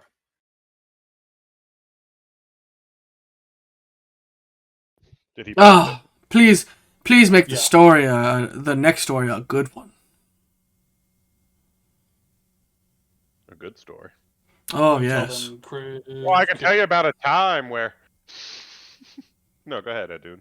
I'm sorry. No, I didn't say, mean to interrupt. no. Say Crib can tell them of the time we our Crib first can't tell major them anything. loss. Who's Kriv? Tell me a story of this Kriv. Would you like to hear of one of his greatest accomplishments or greatest defeats? Oh, start at the beginning and then go to the end, as most stories do. Real quick, Once upon a time. did he defeat the Nagpa before or after losing the Earleton's touch? That was was before. He was before. Because you When guys our- lost Before losing it. when I was there. You guys killed the Nagpa, and I wasn't even there for that session. This body was not once the one I held. I once sat in a smaller form of metal and oil and steel, and You had a different body. I was a I can do that of too. metal. And he like transforms into a blue dragonborn. He's like, hello. shakes your hand real quick. That's pretty dope. That's pretty cool.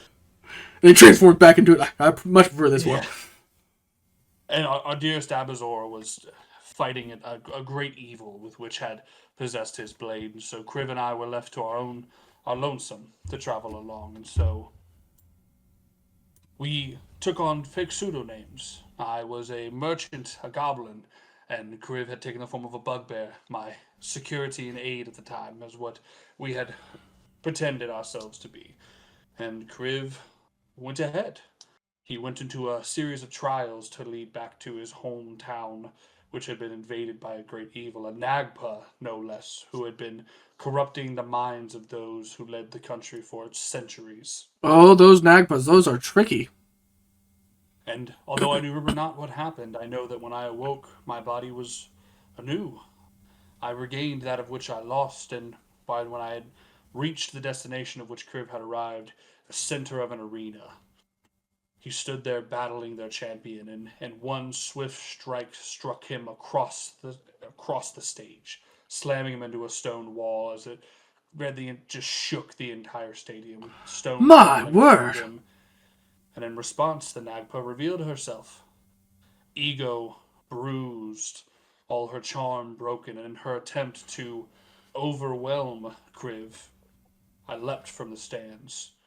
We fought her valiantly, and in a mere matter of seconds, Kriv cut her down and devoured her body whole. He ate her. He did. Well, that boy sounds like a real dragon to me. He did. My word, what a break. Where is he now? Dead. Oh, I'm sorry. My regards. He died But we valiantly. are- We're trying to find Bale now so we can get him back, but Oh, that's a tricky mission. Oh, I mean, best of if you luck have to any you. information on that you'd like to give us instead. Well- Weaknesses, choke points, any back doors maybe into his realm, you know. Well, I already told you about Rogora who patrols the skies of Grimwatch. I'll tell you, Mongo, the chromatic great worm, he guards Ember's Edge in Grimwatch.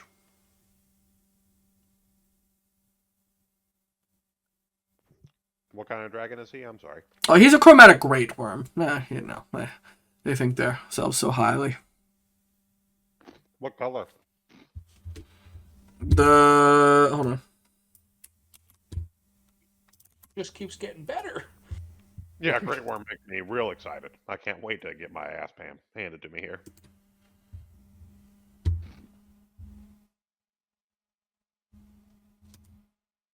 Mythic phase.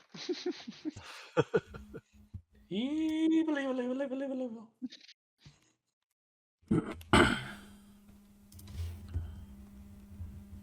Now shall I regale you of a tale of his defeat? Hold on, let me get his answer real quick. All right. Are you going to tell about the time where he killed your quickling?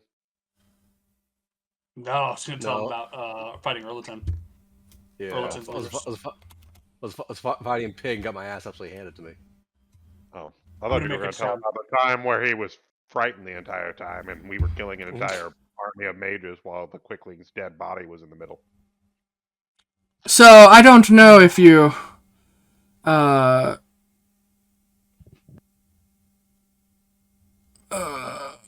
want to know what type he is, but I would say he's a red chromatic great worm, it seems. Yes.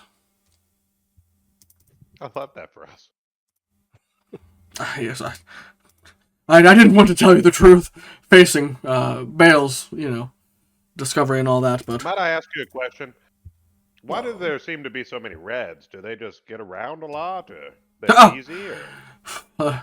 they're strong buggers to kill. That's why nobody can kill them. They've lived long beside Vecna, I'll tell you that.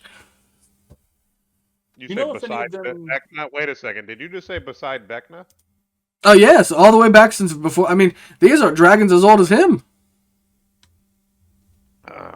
They live for I love over 1,200 years of mortal life, and they acquire vast hoards worth millions of gold pieces. They are very tricky. So when the Sphinx showed us a future where Vecna had returned and Bale was fighting, very well could have just been that one of the dragons that lived alongside him way back when brought him back to life. Is what you're telling me. Well, I mean, if Vecna was brought to fruition, I'm sure that there would be several dragons that would likely fall and join up with him once more. He was a very powerful person. Unfortunately, everybody turned against him at some point, so, it's anybody's guess of whether they would, ally with him or betray him at this point. Do you know if any of these red dragons ever left a hatchling, just a mere wormling in the White Peak Mountains, perchance? The only ones that I know of over near White Peak Mountains. Oh, hold on one second. Let's think for a second. There's so many of us nowadays. I need to think about this. Oh. Let's See whose fucking kid we killed.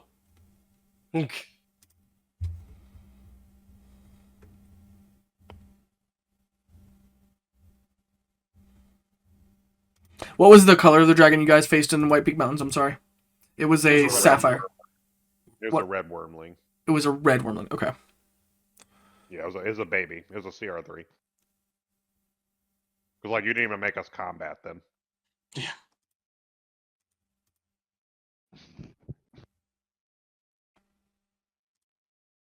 Oh yeah, that would have been one of Gorgoros's kids. Yep.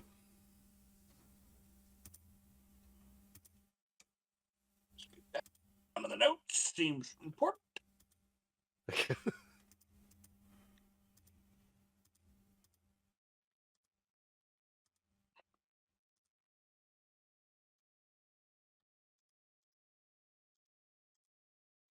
All right. Great. It's awesome. The What tale of is- Cribs. one of Oh, his more first stories! feats. Oh, this is the Indeed. best. I've never had this many stories in one day before. Oh. The victory, we had felt was short lived, as we had united Crib's past kingdoms. We had eased the call of war that had haunted his lands and his people's lands for so long. And we were faced by the wild followers of Erlatim. And they had come to us in well prepared.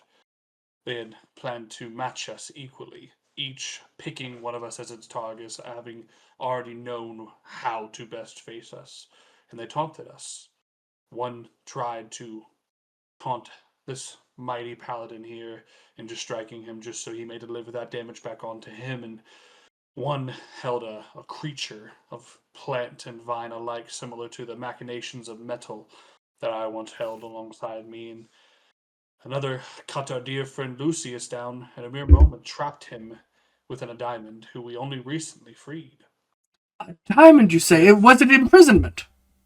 It was My imprisonment in a word. diamond for quite some time, and an imprisonment so powerful that not anyone could do it. We had to find specific mages of a certain power to free him. Oh, the Wanderers are a tricky bunch. And poor Kriv. Oh, the travesty of Kriv as he stood there and tried his damnedest to fight off the Erlatin's followers who wrapped him in a chokehold, demanding his power. And as he fought valiantly there on the field, forcing us to watch as he was strangled by their vines and their creeping plants, his power was taken from him in a matter of mere moments, and we could do nothing. My And we were left word. distraught. Seems like you boys are facing hardships left and right. Usually, yes. Well, I'll tell you about a couple people now. All right, Kondo, the Goralon. He's over in Embergate. He's not a dragon, mind you, but he's still important. He thinks he is, at least. Those damn dirty apes. Rumor has it there's also a Deathclaw leaked into the plain inside Mossy Vale of Steelwatch. That's not an area I'd like to go to at all. But I'll tell you what, this story is deserving of to hear about the Temple of Nine. Have you heard of them? But not. Oh my goodness. Well, the Temple of Nine, they are Skull Lords that reside in Frosthelm.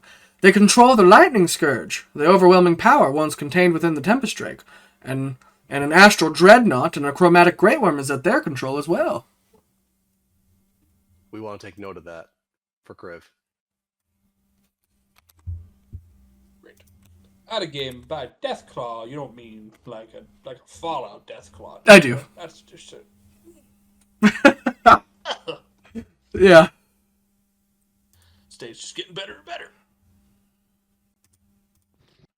Now, Zephyrak, are you sure you don't want to tell me a story? Maybe you should go relax in the tavern with the others.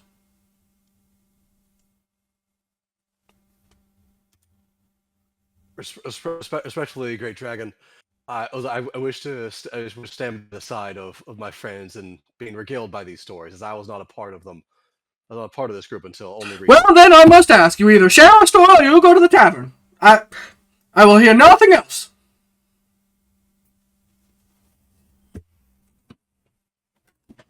Zephyr will very, very slowly start backing up towards the tavern. His eyes try to be on everyone, so he does not get Just give robbed a or story. anything else. No. Abazor's not letting him run away that easy. Give a story, goddammit. I'm sure you have one from childhood. You have this Ace Gambino or whatever his name is. Get out here. There is a story of honestly one of my greatest rivals. His name is Ace. I only knew him recently as a fierce competitor, but now I found that he is a dear friend. Are you talking about Ace Blackwing from Stonetide? Yes, he is. Him! You know Ace! Oh my word, that's the most famous messenger of all. How do you know him? He and I were rivals, except I was always just unfortunately one step behind him. It was every chance, every challenge. I was always just that one step behind him. Ace is fantastic. Some say he's next in line to take the entire seat of Stonetide. Is that true? From my understanding, yes, but from my prospect, I'd rather wander the world than rule. So I will not compete with him in that. Ah, but here he has told very noble of you. Me it is not my place to rule. It is my place to send messages. As I unfortunately took the challenge to become a messenger twice when I was only supposed to take it once. The story I tell is of a mountain, the mountain of which we are supposed to claim. It is the winds there are fierce. Honestly, I don't even know if mighty dragons such as yourself would be able to fly. Is that the mountain in Ravenscar? Yes. Well, that's them, Javara and Helsend. Those are the ancient silvers. That's their background. That's their backyard. That's where they live and breathe. I'm glad you told me that. The unfortunate thing is, I never saw that. All I saw were storms and wind and. Well, I hear that they devised the tests of the Stonetide messenger program. They devised the tests. They were the ones who built the wings for you to learn to grow your wings. The first time I took that challenge, unfortunately, my wings had not grown enough, and I was told I was allowed to take the challenge once. The first time, again, I was neck and neck with Ace. He was able to read the winds far better than I at that time, and he lost control. Whereas I fell. I lost control and I fell. Oh. I don't remember. How did you get a second chance? They only usually ever give you one. I agree completely, Mighty Dragon. The unfortunate thing is, we're at the time few messengers, and there were so many times of war, so many letters that needed to be delivered. They needed someone else, and so I decided to try to compete with Ace's stature one more time. Thankfully, the second time, I was in fact able to complete the challenge. Oh, amazing. Oh, that was a real comeback story. You're like the underdog, you know? I think that's what they call you. Yeah, he is really underdog. Respect to my dragon, I prefer the underbird. Ah, good one, Zephyrak, you Aarakocra. You're all so funny every time you deliver me messages. It's the greatest. Oh, that's good enough to know about that Voraquel, the ancient ghost dragon of Birchgrove Steelwatch. I'll tell you what, he's a feisty one. Ghost dragon? Now, as a note, I just wanted to be noted here. He said that the silver dragons that are near your home are in league with devils, but you just said earlier that you believe the demons were infiltrating Stonetide. So it sounds like one of you is wrong. I would assume that it's actually devils infiltrating Stonetide, not demons. Unless it's both. Why? Demons and devils could be starting to work together. If Baal specifically, like if you have something that actually brings them together, but that's going to be a uneasy piece that is easy to fracture. Well, you saw how Tiamat turned on Asmodeus that day. Yeah.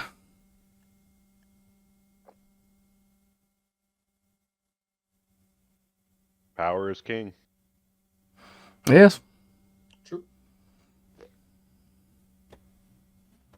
Is there? I'm gonna look at Prometheus. Be like, hey, the information here is great, but why the fuck did you bring us here? Well, you're launching a war. You need all the information you can get. Okay, this was just to gather information. Yes. Yes, he's So literally. we had to come to Styx for this. Well, you wanted to know about Jungo, so I brought you to know about Jungo. And I'm sure he has much more to tell you. There's probably more you have to tell you as well. Dearest Dragon, how much more do you believe you are willing to trade with us in stories? Oh, I've got at least.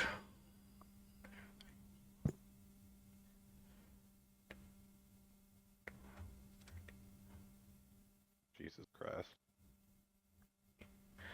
I've got 18 more stories at least.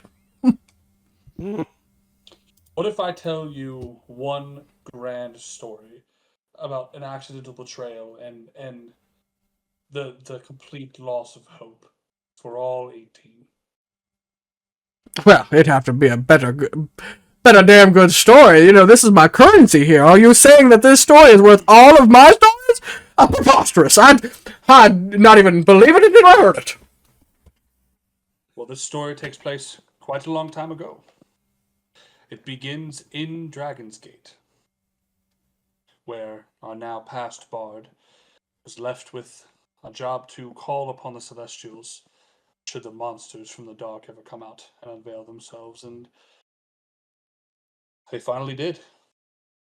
And in preparation, our fathers, I motion Abazor, sent us off into the world. I was cast to the desert to protect myself, and Abazor was kept closer to home, as a just in case. And as the darkness crept deeper and deeper into the walls and cast out the candle lights of a home that they once knew, Orphelin went to call upon the horn. And he failed. His child was kept and used against him as a weapon, and since it turned, he was lost. His mind was taken from him, and as a result, dearest Lakor, king of Dragon's Gate, was cut down. Abazor, no more than a child himself, cast into the arms of an adoptive family. The story does not end there. Years later, we still do not know the full truth of it now, but I'd found myself in the fighting rings of the stars of the desert, battling against not only bugs, but hunger and starvation alike, and earned my way, bit by bit, to try to make something of myself. And just when I thought there was a chance, an opportunity to become more, I watched the past king, who had died during the uprising of the Dreamlight Coalition against what was once the North Star Alliance, as his chest was carved with square after square, my body and mind taken from me, my very soul extracted from my essence as I was turned into that same metal man I once spoke of. Everything that was once myself taken. And on the other end of the world, as my very being was ripped asunder, Abazor's trust was ripped from him. Fighting as a young man amongst the battalion's blades, steel, and sweat, making his adoptive family proud, not knowing anything of his own home, he served honorably, and in turn he was handed a knife in the back. His own leader cast him to the wolves. His men, surrounded and ambushed, in the dead of night, cut down one by one, leaving just Abazor and one of his own men left, fending off every one of his enemies, barely making it out alive, and destroying the very concept of trust he had for years to come. And as Abazor was learning to trust again and healing from both the physical and emotional wounds, I was starting my life anew. A new father, and a life I had assumed was always mine, trapped in a metal casing, a shell. I left. I earned my adventurer's license, and when I came home, this facade of a father was dead, gone by some mysterious forces, and I was left with nothing. So I went off to find something more, to find answers. Eventually, I found Abazor and Kriv, and so we traveled on. We continued on, and as the battles and the treasures and the stories amounted, as did the secrets and the lies and the betrayals, and we come to find out that not only was my very life a facade, but as was my father and my deity. For the god I once worshipped was nothing more than yet another machination from a different time who had come to now, taken his place and had hunted me down. And he continued to do so. He harmed my friends. He controlled my actions through lies and manipulation. He harmed all of us and our loved ones individually, and he left me an option. Come willingly, or I'll burn everything you worked for to the ground, so we cut a deal. Give me time. And so we went off to another war, as we do. Violence and evil and sickness around us as we cut into it and burned it at the site. And finally, deep in the Underdark, surrounded by the spores and the fungus, worried that our forces would not be enough, I ripped the one thing that kept us safe from his forces from my own chest. And in that moment, I betrayed my friends without knowing. The same type of machinations of which Gate was made from arrived. Take me. And in that moment, not only did I betray my trust, but we watched as these evil creatures of metal and oil betrayed their own, crushing his own child's head betwixt his hands in front of Abazor, just if only to spite him. And I was gone. And while I left my friends behind to fight a greater evil that I no longer could help them in, weakened because I thought I was doing the right thing, betraying them all the same. And while they fought on in the dark and a new realm, new environments, and new weapons we had never seen before, trying to make the world a better place, I was losing everything. I was fighting for the well-being of a world, fighting for yet another lie as I laid out what being of a new soul I had obtained onto Gate. When I thought just then I had earned his trust, I had warmed up to him enough to have him turn away from his evil ways. The man who ripped my first existence from my body showed himself and took the freedom of an entire continent away from itself and cast me out to die, crawling and creeping onto the very shores. And in that moment, I was saved. And in that same moment, Orphan came to them, an orchestra jumping through the portals as Abazor tossed the spider witch into the abyss. And over time and great loss of Kriv, of Orphan, of our friends, of time, of trust, of secrets, of effort and blood and sweat and tears, we find ourselves here now, facing yet another challenge. My word. That is quite an impressive story. Out of game inspiration. That's beautiful. Thank you. That was great. It was fantastic. You know, I gotta admit, that was quite a worthy story, and you know, I was really wanting to eat you all at the end of this, but you've proven to be such nice compatriots. Oh, I guess I'll just have to, with a story that good, I guess I have to let you live, because I can't wait to see how that ends. Oh, my word. Anyway, who do you want to... You want to hear about Mamakar, the ancient golden dragon? He's the Tower of Tyr. He's in Dragon's Gate, Silver Lake, under direct control of Oryx. You know, he's the rider of that one. Sylvestus, the ancient silver dragon, oh, he's been sleeping for some time, waiting for a champion to ride upon his shoulder. Amelios, the ancient amethyst dragon, also slumbers at the bottom of Silver Lake. He doesn't really partake in much conflict. He's been, asleep for many, many years. Vestuvius, the gem great worm, also exists in Silver Lake and Dragon's Gate, but you know, I couldn't tell you whether he's for or against anything, you know. Mattia, the aspect of Tiamat, is definitely under Tiamat's control, if that wasn't already obvious. He is within Silver Lake Dragon's Gate as well. Yoro, the aspect of Bahamut, though, combats him every day. That is in Silver Lake and Dragon's Gate. Bronzes, the ancient Bronze, also is within Silver Lake Dragon's Gate, but he patrols the skies, and he's genuinely the watcher of Silver Lake in general, so he guards and keeps the fortress at bay. There's also Chaos, the Great Leviathan, although I've heard he's working with a fellow named Mayinka. I don't know who this strange fella is that's been recently sent in, but... There's the Kraken. Okay, so the Kraken has a name. Okay, good. Well, the Great Leviathan, that's a little bit more important than a Kraken. Those Krakens are just a dime by the dozen. The Leviathan is the true denominator of the sea, but, you know, it can only do so much against a blood army. That's why Mayinka needed the Leviathan's help. Well, then, I can tell you of a terrifying tale about the Council of Death Knights that fight in Riverside Landing, Embergate, against the Gif, under Lord Soth. There are 10 in all. There's also Lordos, the Leviathan, in Silver Bay, Embergate. There's the Rock Army that fights the dragons on the borders in Embergate, but I'll tell you what, Embergate and Dragon's Gate have stopped skirmishing for about the last 15 to 20 or so years. I don't know what made them stop fighting, but that army of rocks is certainly something to watch out for, though.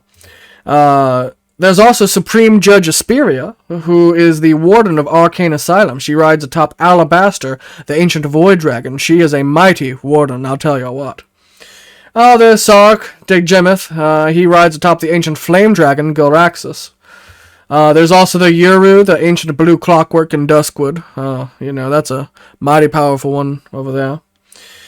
And, you know, you've been so nice that I suppose I can tell you a rare story of those beyond the walls. Oh, not a lot of people get these stories, I'll tell you that. But I've heard of one tale, the Celestial Dragon Beast. He is controlled by the turtle outside the walls. I wonder if you know anyone who can tell you more about him. Oh, those turtle, they're mysterious folk. It's said that Lazav the Faceless commands the Shadow Dragon Beast in the outside as well. Of course, we know Asmodeus' Black Hydra fell to the Doombringer Beast, controlled by the demons.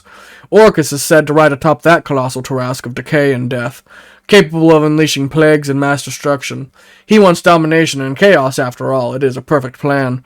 Poison them and turn them into undead. The lands of Alego are barren and filled with death and undead.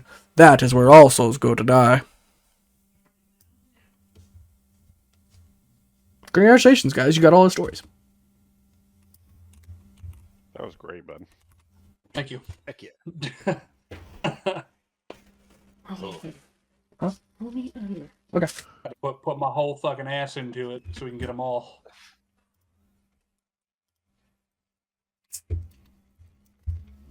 Well, I mean, you basically summarized the vast majority of the beginning of the story. Yes. Into the middle, into the end. Details is what I hear that is. As all stories go. Business. Yeah, we don't give the details. Business is what that was. Business. You were gonna eat us? Well, I mean, I thought that was obvious. I even tried to separate you. We're all separate. Who? Right, we have literally everyone we came with. Well, yes, but I told Zephyrak to go to the tavern. I figured, you know, he was easy picking. You know, pick him off and then eat the rest of you. You know, simple dragon things. It's easy to pluck the feathers of a chicken. We get that. Oh, I've eaten many a messenger. I'll tell you that. And this is the reason why none of the letters came back here. Well, you know, I often argue, why would you bring letters to a bandit town? You think I want your mail? I broke free from you fucks. Alright, I don't like the orcs, I don't like the messengers. Broke free from you. So. Yes. There's another story here to be tell. Oh, well, that's a hell of a bargain for that story, I'll tell you what. That would need another story. This gold one told me something. Maybe the silver one can tell me something too, and I might tell that story. I'm not gonna lie, I was stopped listening to some of what he said, so I don't even know what all he told you. He told his story from his side. The whole story from his side? Basically, it was his perspective on what has happened so far.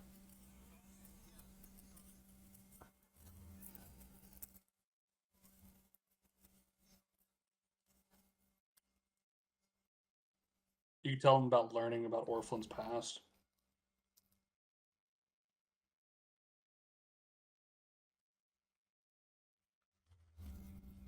Or shit, losing your mom. Which one? Oof. The tiefling.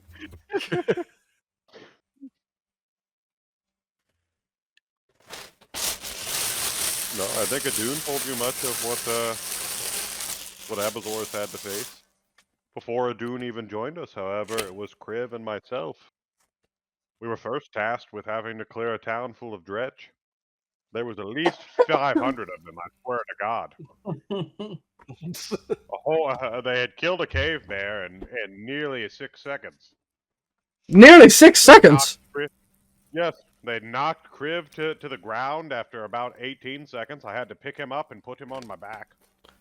My Fighting word. back to Brett. When finally the elves came out of the local barracks to help us, they also just ran into their deaths, of course. Then we killed them, finally. It only took us, I don't know, 15 minutes. There was another time, too, with Kriv. This was after Adun had joined us. We were fighting will-o-wisps inside of a graveyard where there was a hag in the ethereal plane. I love the fought will-o-wisp same story. Will-o-wisp for at least 48 seconds. I swear to God. But me and Adun, we were just killing will-o-wisp after will-o-wisp.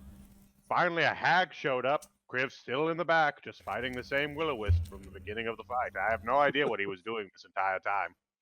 Now, I know we were in a bog and it was very hard to swing our swords, but Jesus Christ, we thought we would have done better. But Hey, those will-o-wisps are tricky, I've heard. Adun, did he talk to you about the necromancer battle? About the He great did. necromancer battle? Oh, I've heard all about that one. What about the time we turned a white dragon into nothing more than mist with a single blow? I've only heard stories of this one. Adun would have to tell you this story. You were just sitting there telling him it was all right. Now you're pointing at Avenc. Just gently tapping the book like I have to, I'm sorry. Kriv and I had stumbled upon a cult of the Dragon Avalanche, and we thought ourselves brave on this day as Abazor was unavailable.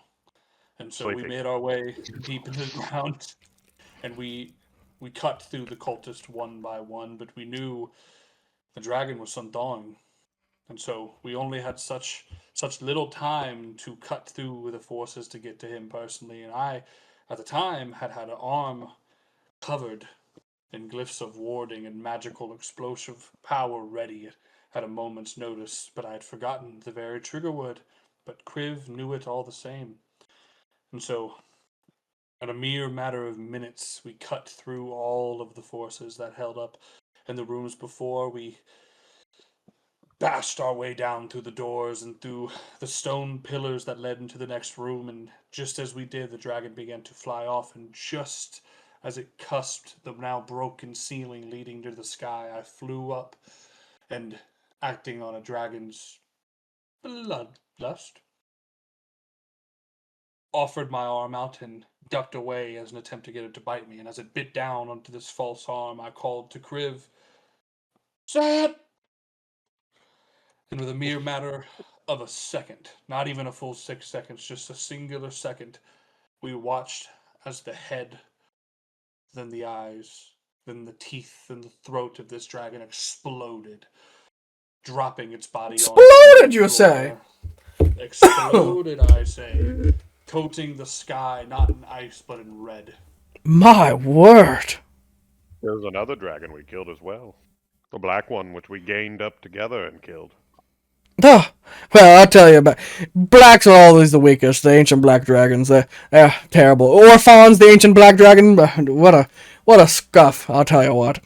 Oh, they're the worst. Yes, But say the black dragon dared to question our strength, to question our titles as, at the time, Dragon Lords. And some had started to even begin to call us Dragon Gods. He dared to question the strength that we had begun to procure, and Well, I don't pretend to be a fan of elitism, but I'm gonna be honest with those swamp dwellers. They're just not very good. Their acid breath is terrible, and I mean, at least I can understand the red superiority complex. There's a fucking billion of them. They've existed, since Vecna and before him even. They'll be here for the ends of time. They're as bad as those birds that you wanted me to tell you the chains about. Yes, they come here. They think they rule this fucking place. They want to share the ceiling of this sky. And all credit to Zephyrak here. He's a lovely fellow now that I've gotten to know him. But the rest of them, whenever they deliver their messages, it's just always this covert means to just keep my communications recorded, and I can see through it. I can see the writing on the wall, and this is what they've negotiated with long before I got into my position. They negotiated this with Aragonius himself. How else did Aragonius police and keep very strict matters of who was breaking the law here and there, which was required to some degree for his bastion of law, but that's what ultimately led to his downfall. And now these birds, they think they still have this God-given right to, etch everything into carbon, and some can argue that might be a mighty powerful tool if you had that information system at your side, but I argue it's just putting chains on a world that doesn't need them, I'm sure you can share that sentiment in some way. Out of game. Out of game. Yes. Do we? Out of game. You're still talking like the dragon. Fuck off. Do we want to kill this fucking guy? why? What did he say there that was wrong? I mean, he's been slaughtering Zephyrak's people. Because the people are trying to control him. Yeah. Control the information. No, control him specifically through his network. Like, oh, I'm going to control the information that you get by using you. That's literally what he just said. He is an evil dragon running a town of bandits and said he was going to eat us. I mean, I'd have to see what exactly they're doing. But was one of the reasons why Zephyr for wanting him to move is him to get in between you guys, or to get further away from this dragon, in case shit went south. Out of curiosity, Great Dragon, what is it that you have your men here do? What do you guys get up to? What do we get up to? I mean, Yes. we're a town of bandits. We live here and we don't work, I'll tell you that. We seek treasure, we take from who passes through, and if they're weak, we simply, take what's ours, because I would have assumed that the dragon gods met this same quarter. We've heard of your valiant desert missions, how you've abided by the desert law, and this idealization of the strong over the weak. It's something that we related to. We wanted to sit down and have bread with you because we understand. I mean, this is our country. You're talking to born warriors. This is what we do. Every single town is this way, basically. If you don't expect to have at least a little bit of fighting, you're going to be in for a very bad time, my friends. We're not your normal villagers. And he just said that straight to Abazor's face. 100%, yeah. Abazor's already drawn the sword, and he's attacked him. All right. I'm popping a night level spell. I need you to. So you're explicitly focused on the dragon in front of you, correct? Mm-hmm. All right. Give me 1 second. The moment I hear that fucking sheath on Abazor go click from him opening it, I'm popping a spell as well. Well, that literally breaks one of my oaths. Permitting the strong to exploit the weak. I had a feeling he was going to say something like that. So As soon as he said it, I was like, I can kill him. Oh yeah, there was no way you guys were not walking out of here without rolling initiative, guys. I'm sorry. It was not happening. Either by oath or by feast. At least Zephyr's point of view, as soon as Abazor pulled his sword, Immediately pulling as a pulling his bow, arrows ready straight up in the air. Yeah, but we have to see if the assassin was able to successfully sneak past Abzor first. I have true sight. Right, but he's still stealthing. I mean, he's not being invisible. He was waiting around the corner just to wait. He was literally waiting for his signal. So he's like, oh, as soon as shit goes south, I'm jumping into fucking stab paladin. That's fine. Was also passive perception 15, if that helps anything at all. I think Abba was just like 30. Yeah, but it's a Yeah, disadvantage because no, he's focused on the guy in front of him. It's 22, so it'd be a 17.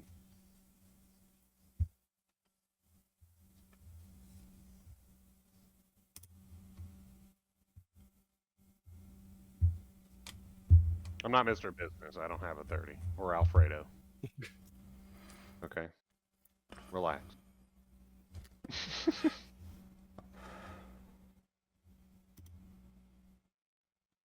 Yeah, he got a 27. Ooh, So he is going to go silver before barbs. you. Okay. That's going to use your reaction going into combat. By the way, I need you guys to roll for initiative. I already have everybody written out over here. If I silvery barbs, does that mean I don't get to pop a spell off before the fight starts? 100%. Oh, then no, I'm not going to silvery barb. You're going to eat that, bud. Just let me eat it. Man, it's just an assassin.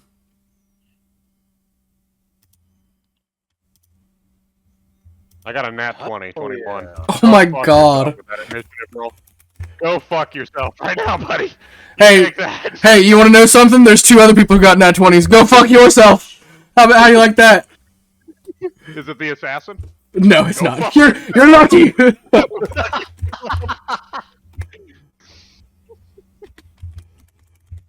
I got a 19. What's your dex, Criv? 5. His name Okay, is you go. Zephyrak? Yeah, it's Sorry, Zephyr. Sorry. You go Jesus first. I Christ. understood it. What's your dex? I'm intelligent to realize what he meant. I'm intelligent enough to realize what he meant. What's your dex, Tony? 1. Yeah, I only got 21. It makes me feel good though when that nat 20 comes. Perfect. Tony, I'm going to rely on you to Body, update everybody's health and keep that accurate. What did Zephyrak get? 19. What's your dex? 5. Don't forget, we all have an extra 20 HP because of Hero's Feast. Just looking that up. I'll do that in a second. Give me What sorry, was it's 2d10. Adun's? Adun's was 19 as well. Yeah, Dudes is 19. Storm, are you giving What's your us dex? 20 or you want us to roll 2d10? You roll 2d10. What's your dex? Okay, you got to roll 2d10. It's a Yep. +3. Or sorry, +2.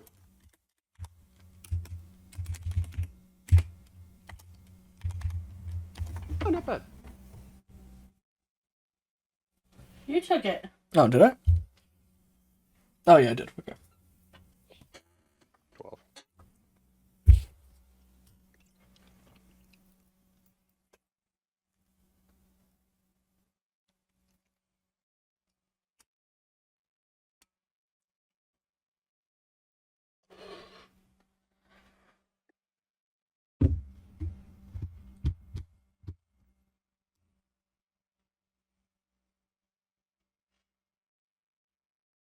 We are immune to poison, immune to frightened.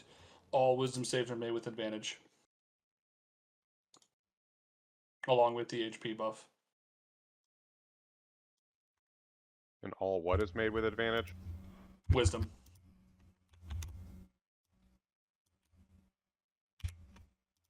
Which is great because there's some bards here, so it's going to be charisma into wisdom.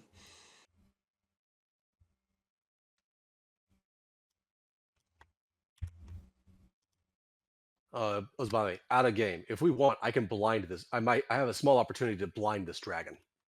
If it can be blinded. Well, by blind, it was I basically they won't be able to see anything until for 5 feet. At least Word. giving.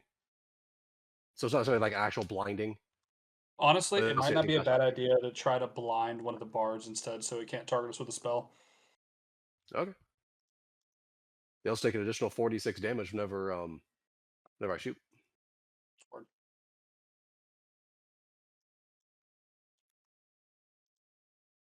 Also, you would have noticed. HP. 281 HP. You would also notice. Yeah. I have 270, but right now with Hero's Feast, it's 281.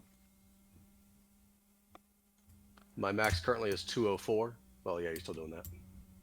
I'll tell you in a bit. Abazor, you would notice that big door behind you, like there's the peak out, right? That is the dragon that's sitting on. That's basically like the tower that you saw earlier. But that door that is behind the sage has a giant door with 6 locks. 6 magical locks. Okay. So you can assume that there's 6 keys that go to that door to his vault. What'd you say your max was, Zephyrak? His max is 204 with Hero's Feast is 215.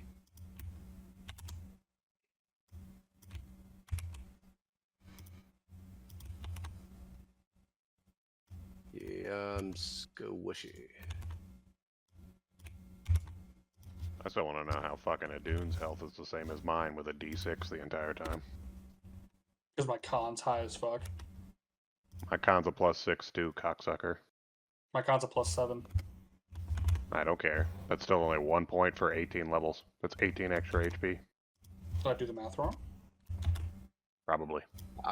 I'm not complaining. Let's not do Hold on. that. Well, no, brother. If I did the math No, wrong, no. I need to double check it. Also, Tony's the math whiz. If he says that don't count right, then I'm gonna redo it. I'm not disagreeing with that. I'm saying, hey, we're about to go into a fight with a fucking dragon. Plus, it's also whatever's on the board, and that might not be accurate. If you're referring to that in the game, Tony. I just have them loaded up. I don't know your guys' individual stats. Is it not 278? Hold on. So I say my max HP is 267, but I had 12 levels where I got a D10, not a D6.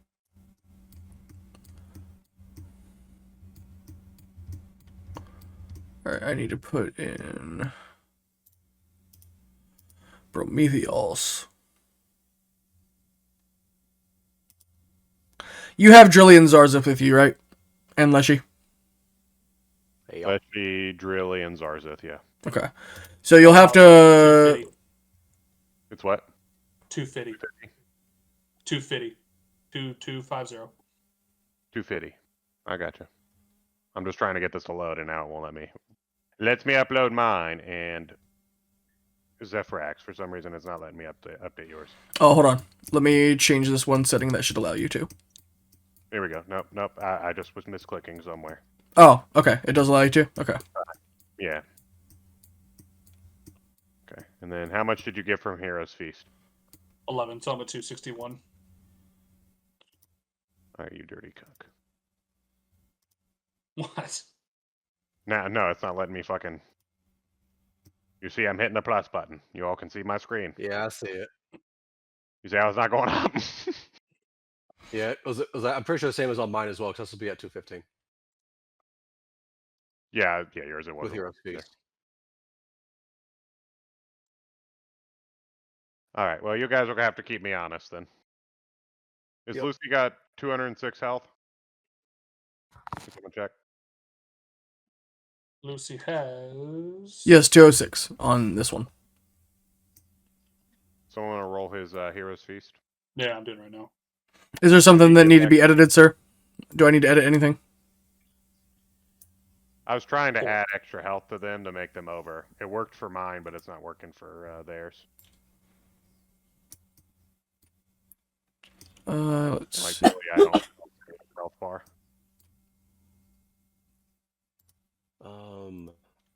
Similarly, Also, I I don't can- see Chase health bar. I can do quite a bit of a small AoE damage as well. 10 feet.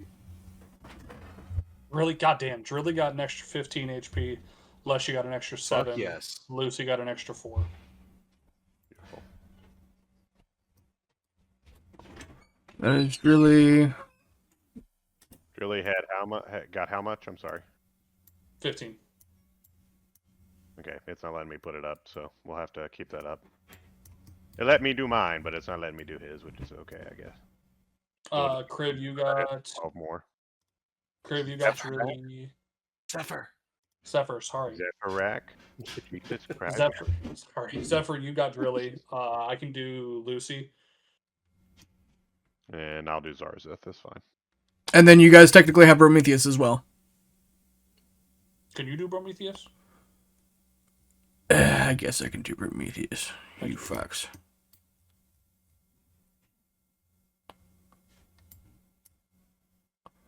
Alright. Alright, is there anybody who I need to change? Prometheus doesn't have one, so you're going to have to track his health for me, though. Somebody. I'll just tell you the damage if he takes anything.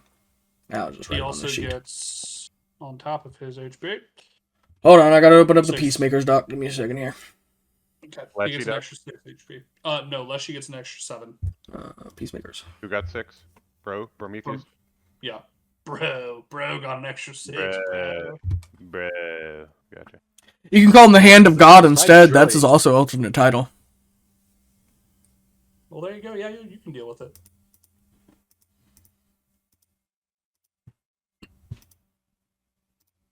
Yeah, he's got 848 HP, and he's resistant to all damage. I don't think I'm gonna need to track his health, you guys.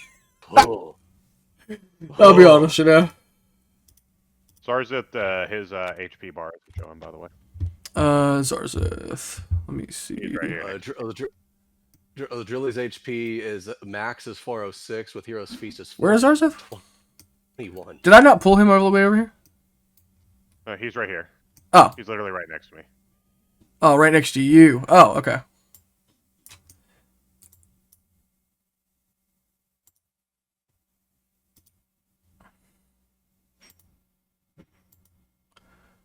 Is that now allowing you to? Yeah, I gotta look up his health really quick.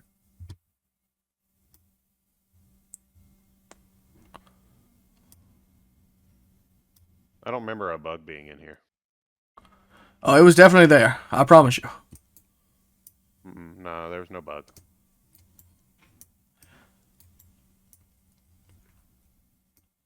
As a Dragonborn, I have a great memory. Just like an elephant, even. Some would say, yeah. Alright. So, this assassin is back at this corner. He's going to ready his... he had his attack readied. Let me go ahead and do this real quick.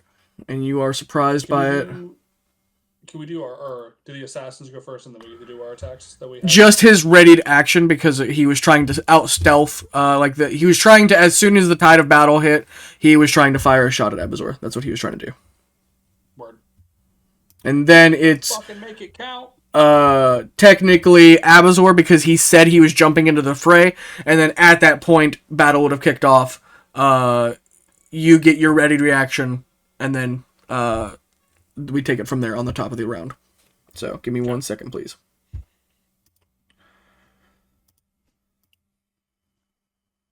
We will pull out a 9th level and try to make this quick. Oh yeah, there's a lot more than this room, I promise you.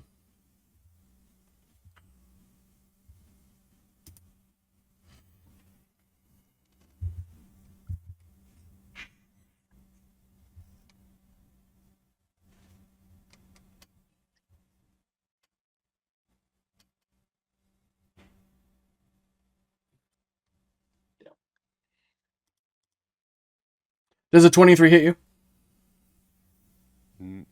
Grazing. Alrighty.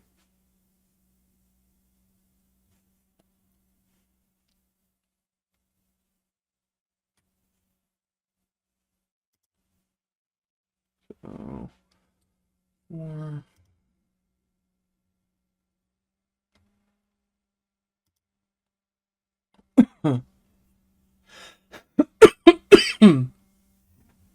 By Tony, I don't know if it matters still or not, but it is currently 813.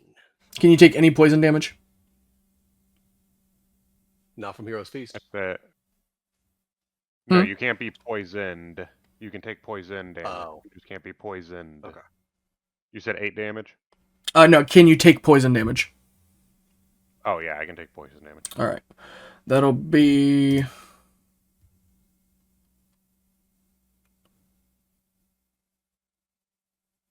$35 damage. 20 of it is poison. The other is Or no, sorry, you have to do a Constitution saving throw. You'll probably pass, and then you'll take half of that, so you only take 10 poison damage in that case. Constitution. I got a dirty 30. Yeah, so you only take 10 poison damage and 15 piercing damage. Is it regular piercing or magical? Just regular piercing. So 22. Now it is your action because you were springing off into the fight. You are attacking Mithrix.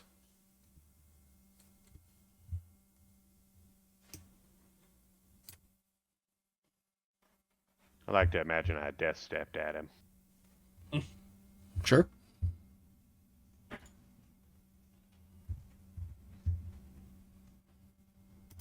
Music as well. Everyone Storm. nearby. What's that? Music as well.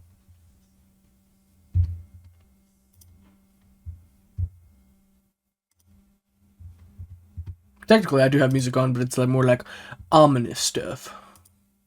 And technically, YouTube doesn't get the music because I can't do that because it'll get copyrighted. So it's just for you guys. It's just for you. My little playlist.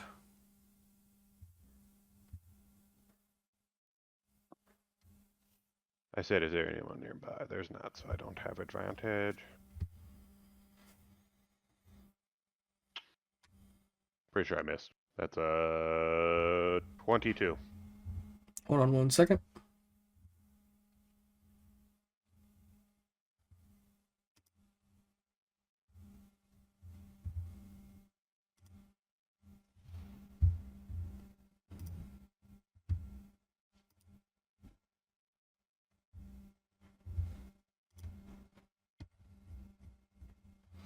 $22 is a grazing. Inspiration. I only get one hit, brother. We'll just keep it for now. I'm not that worried Okay. about it. All right. Oh my god, what a great roll right there. Oh That's my a great thing. God. And then improved smite is dirty 20.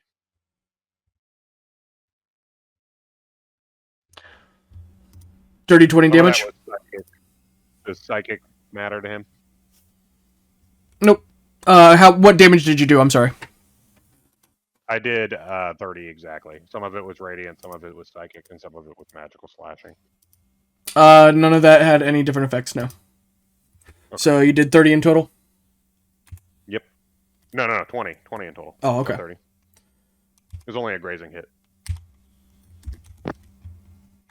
That was my off the battle start attack, so whatever we do now on initiative. Okay. Yeah, I'd rather hold the inspiration when I get advantage and I crit on 19s and 20s. That'd be nice.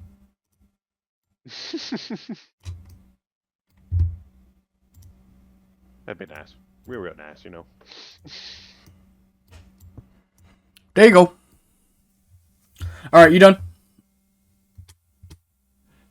That was my reaction, brother. Yeah, no, you're good for me to proceed. Alright. Yeah. Let's see. I get my reaction, right? Yeah. Okay. Are there more than 10 targets in the room? I believe so. Oh, yeah, there's way more. You've got 1, 2, 3, 4, 5, 6, 7, 8. Is that ours? That's ours? There's 17.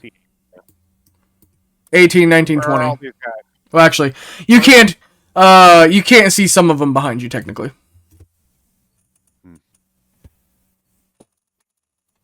Okay. Well, I'm gonna target. Yeah, there's Fog of War for this, because technically your guys are supposed to have Revealer on, too. Okay. How many? I'm gonna target those 6 bards that are there. The dragon, and are there bards behind us? There's a bard, there's a sage, another bard. That's another sage. Assassin.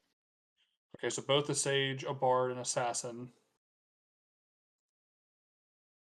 the bug guy here, an Arclight Phoenix, the dragon, and then I don't see anyone else behind us technically. Okay, then I'm going to target the 8 that we can see right now.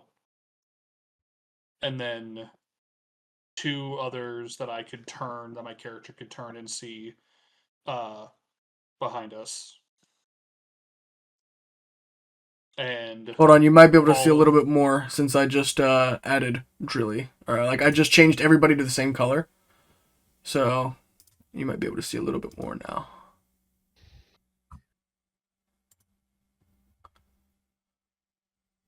But by the way, just because I know it doesn't technically need to be said. Ever since shit pops off, Drilly is raging.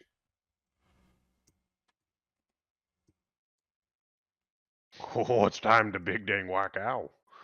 Storm, you good? Am I good to keep going? You are good, yes.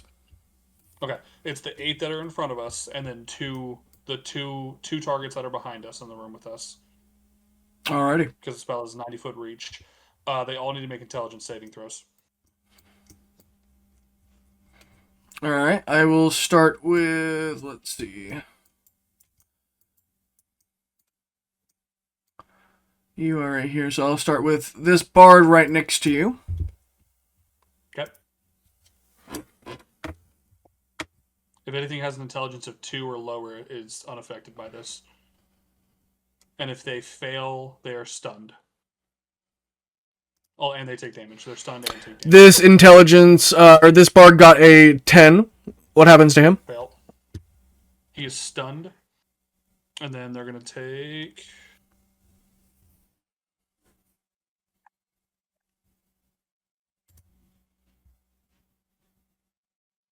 $43 damage. Wow. 1 health, huh? Unbelievable. That's 43 for anybody who fails, or is it a separate roll each time? 43 for anybody who fails, and if they fail, they're stunned. What do they got to If they pass? They take half damage. They got to beat a 23. Psychic Scream.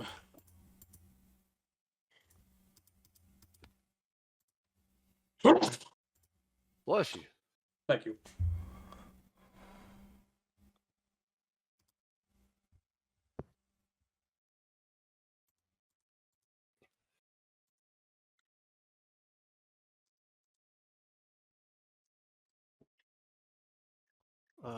This is probably a question for Abazor. Is there anyone within 5 feet of me, enemy-wise?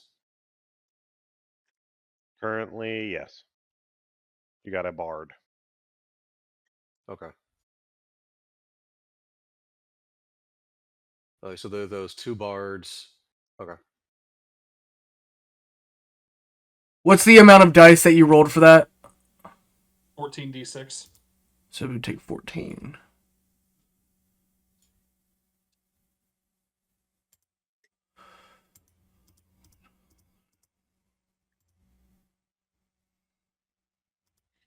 That's an odd question. Somebody got a nat 20, that's why I had to ask. Word. Alright, you've killed 3 stages with that. There's been 1, 2, 3 more affected. I've still got 3 more targets. There's a sage that you could kill off. Do you just want to, there's a sage, an Arclight Phoenix, another sage, and another bard and the dragon himself. There's an assassin over here as well. Did you do all the ones that are in front of us right now? I did a majority of them right in front of you.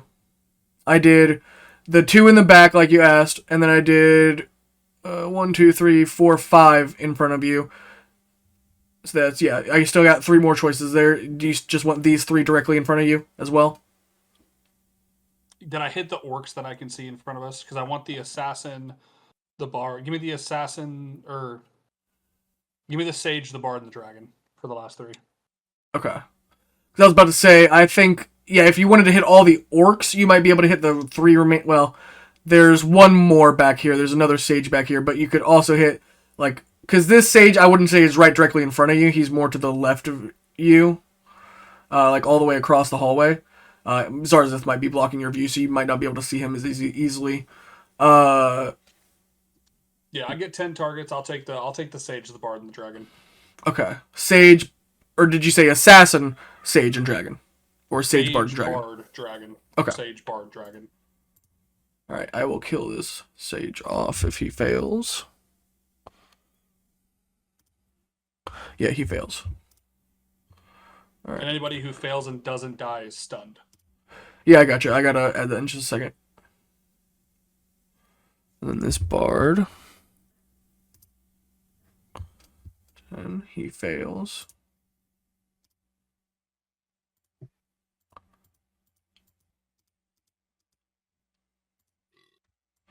Oh, and anybody who died from this, their head fucking explodes.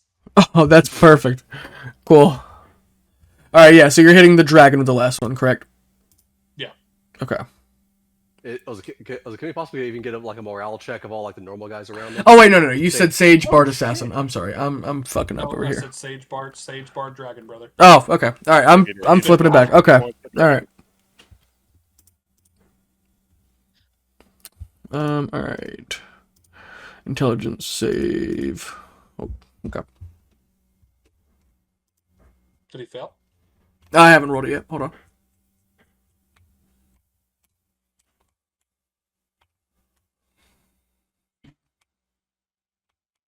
Where the fuck is my dice? I put pallet dice over somewhere.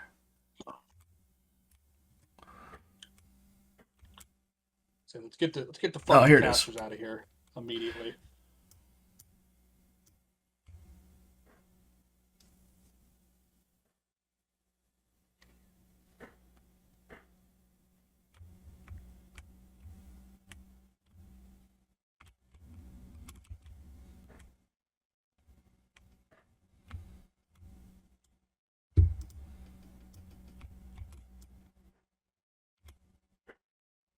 He's gonna use a legendary resistance.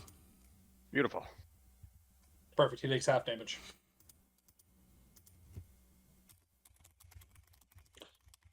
Oh, win is a win. I'm happy with that. So you did 43, so he would have taken 21. Yeah. That's great. They hear it click. They see Abazor fucking get a nice little cut into the dragon, and all their fucking sages just all around the fucking room.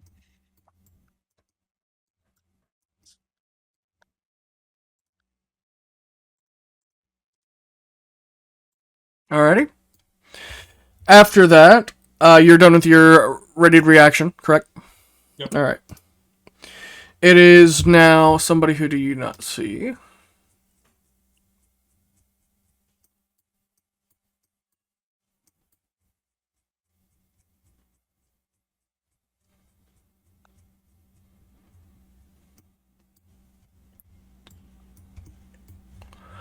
You would hear alarm bells now ringing outside in the village.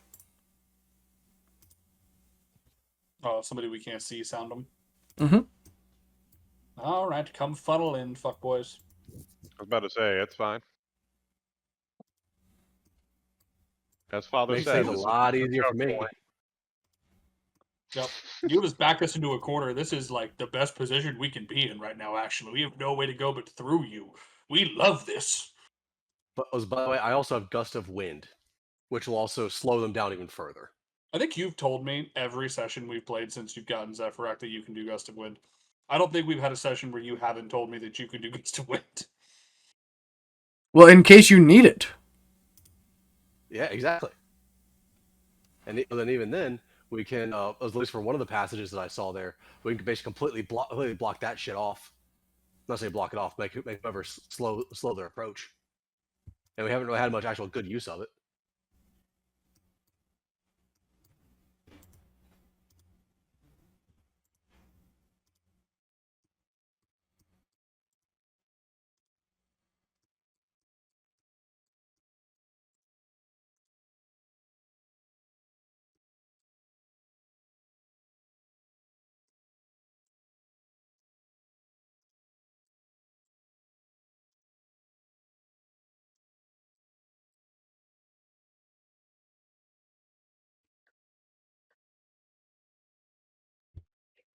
Give me 1 second, please.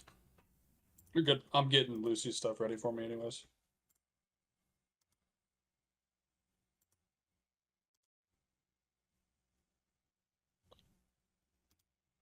Yeah, I forgot one of these guys.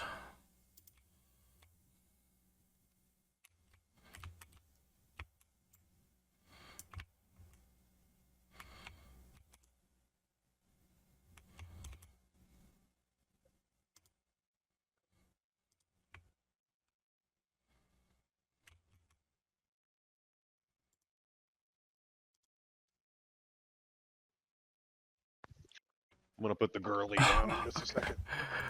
Oh, I see what I did. Okay, hold on. He's smirking. He's about to do some fuck shit. Prepare. No, I accidentally went into the wrong initiative tab because I was like, dude, this name does not match what I have here at all. So I just put it in the wrong one. I just have to change it over.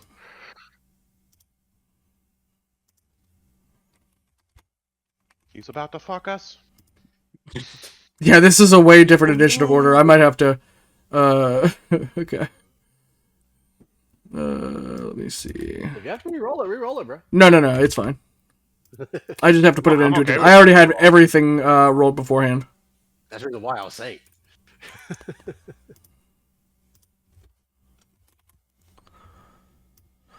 Yeah, I'm the worst.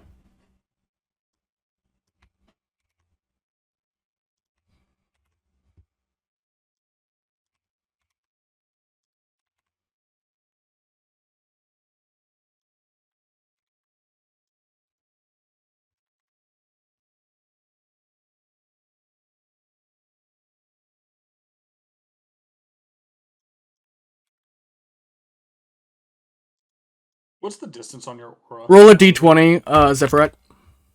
It's only 10 feet. bud. D20 on me. What the fuck? You tied for somebody for initiative. Ah. It's rolling. Doesn't that mean I tied them as well? No. No, Zephyret got a 24. You got a 21. No, they both had 19. We both Yeah, got a I believe 19. both had brother. 19. Right, but he has a higher I dex. rolled an 18. I rolled an 18. Okay.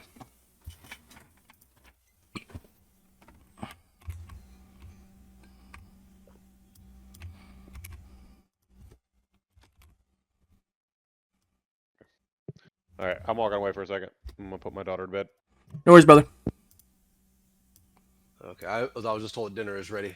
I will be right back. And speaking of which, I was supposedly my what's this fate? Oh, I'm not gonna just yell tonight. This is my Steam has an update. Not Steam, Discord.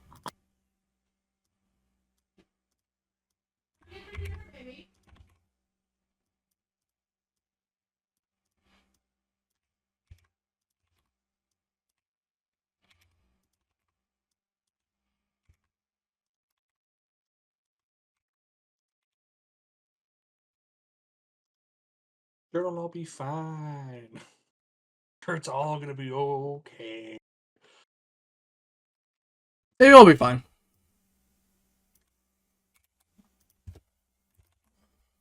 Yeah, there's no way you're leaving this area without rolling initiative. 100%. All right. Yeah. I don't know what you guys thought this was. Why else would there be a battle mat out here? Fair. Hey, you never know. On a rare occasion, we use talk no jutsu. It's rare. You guys, I was about to let you guys get away with it, but then I was like, the oath is going to hold him up if they ask about what he's about. I mean, it is what it is. As soon as Abazor was like, "What has he done wrong?" I'm like, "Oh, I'm gonna egg this on, so Abazor has to swing on him 100%." Yeah. What do you guys get up to? Yeah, you do what you're doing. All right. So with you guys both doing your actions going in, then it would be the assassins that are going first. Give me 1 second, and I will be man, right back to start off. Yeah, they got a nat 20 as well. How far am I down on the initiative order? On the initiative order, you are 8 in line. With a fucking 19?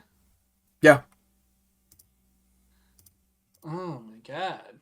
Yeah, because there's a nat 20, 23, there's another nat 20, 21, there's a 25, 24, 24, 23, 22, 21. That's you. You want to let me use my inspiration so I can fucking roll my initiative again? Sure, brother. I mean, you really do not want to roll your inspiration. I mean, they're sages and bards and shit, man. You'll be fine. Trust me. You guys are in a fucking building. You'll be fine. All right? You always freak out with initiative rolls, but it's not a bad thing. In this case, I would argue because there's a whole map out there, you have to wait for that shit to come and get you, so moving later might actually be a little bit Listen, better. I got PTSD, brother. There was a good, 6 months in this fucking campaign where if I didn't go first, I didn't go at all. Alright? This is not one of those battles. All right, I'll be right back. Alright.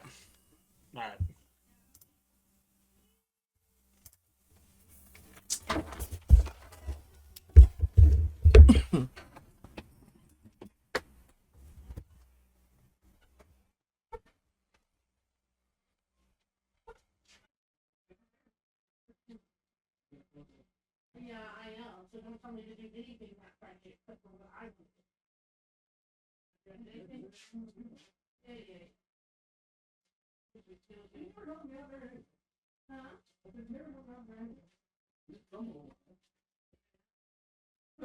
Yeah, I won't check it. Is anyone else here?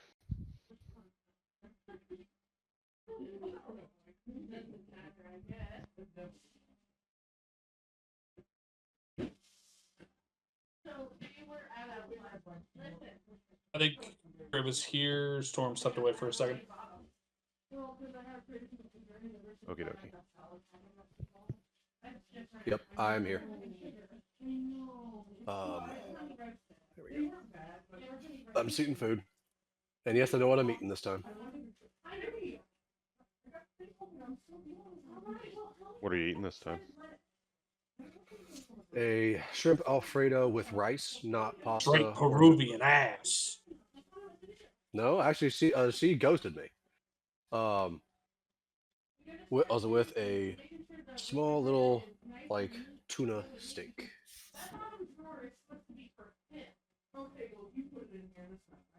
It was tilapia as well, but that's supposed for my sister because she's a tuna hater. Sounds like a smart girl.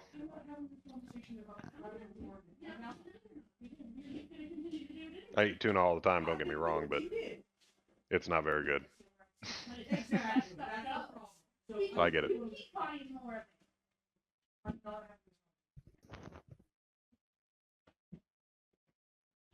She's getting that store-bought fried tilapia. Oh, ew. What about little ahi tuna? You fuck with that? No.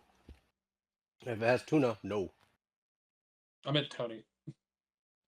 I said I eat tuna. I eat ahi tuna. That's what I usually get. But Word. it still tastes like dog shit. It's still tuna. I won't even eat canned tuna if that's what you're talking about. And I also only eat my tuna in medium, like the middle has to be red. Word. Because if you cook the tuna all the way through, I won't eat it either.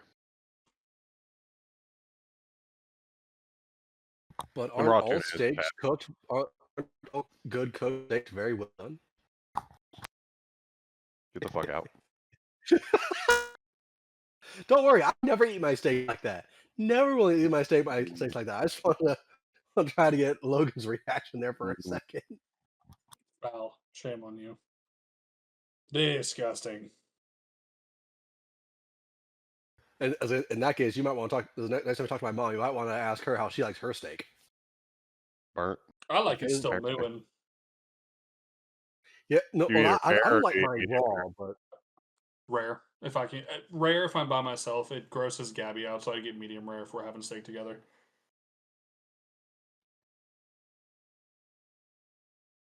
Also, for me, medium rare is my normal. Medium rare You ever is the seen perfect. somebody? Yeah, medium rare is perfect. You ever seen somebody eat a fucking blue steak? Yeah, my mom used to do that. She'd sear it on each Ah. side, and it would be purple in the middle. Ah, It would still be cold in the middle. Yeah, it was. That was a sight to behold. gross, man. It's really fucking gross. Well, I To want each it their own. mooing at me, not looking at me. To each their own. That's the way she liked it for the longest time. She eats it medium rare now, but for a while there, yeah, she would she would eat it. As she used to tell people, "Give it to me as rare as you'll give it to me." Like she would probably eat the shit raw if they would have served it to her that way. She probably loves steak tartare. She does love steak tartare. Yep. Nah, as a note, I do like steak tartare as well, but It's not bad. I'd rather have a medium rare steak personally. But steak tartare is not bad. Like I said though, when it comes to like seafood, when it comes to salmon and tuna, I'd rather have those raw than I would cook.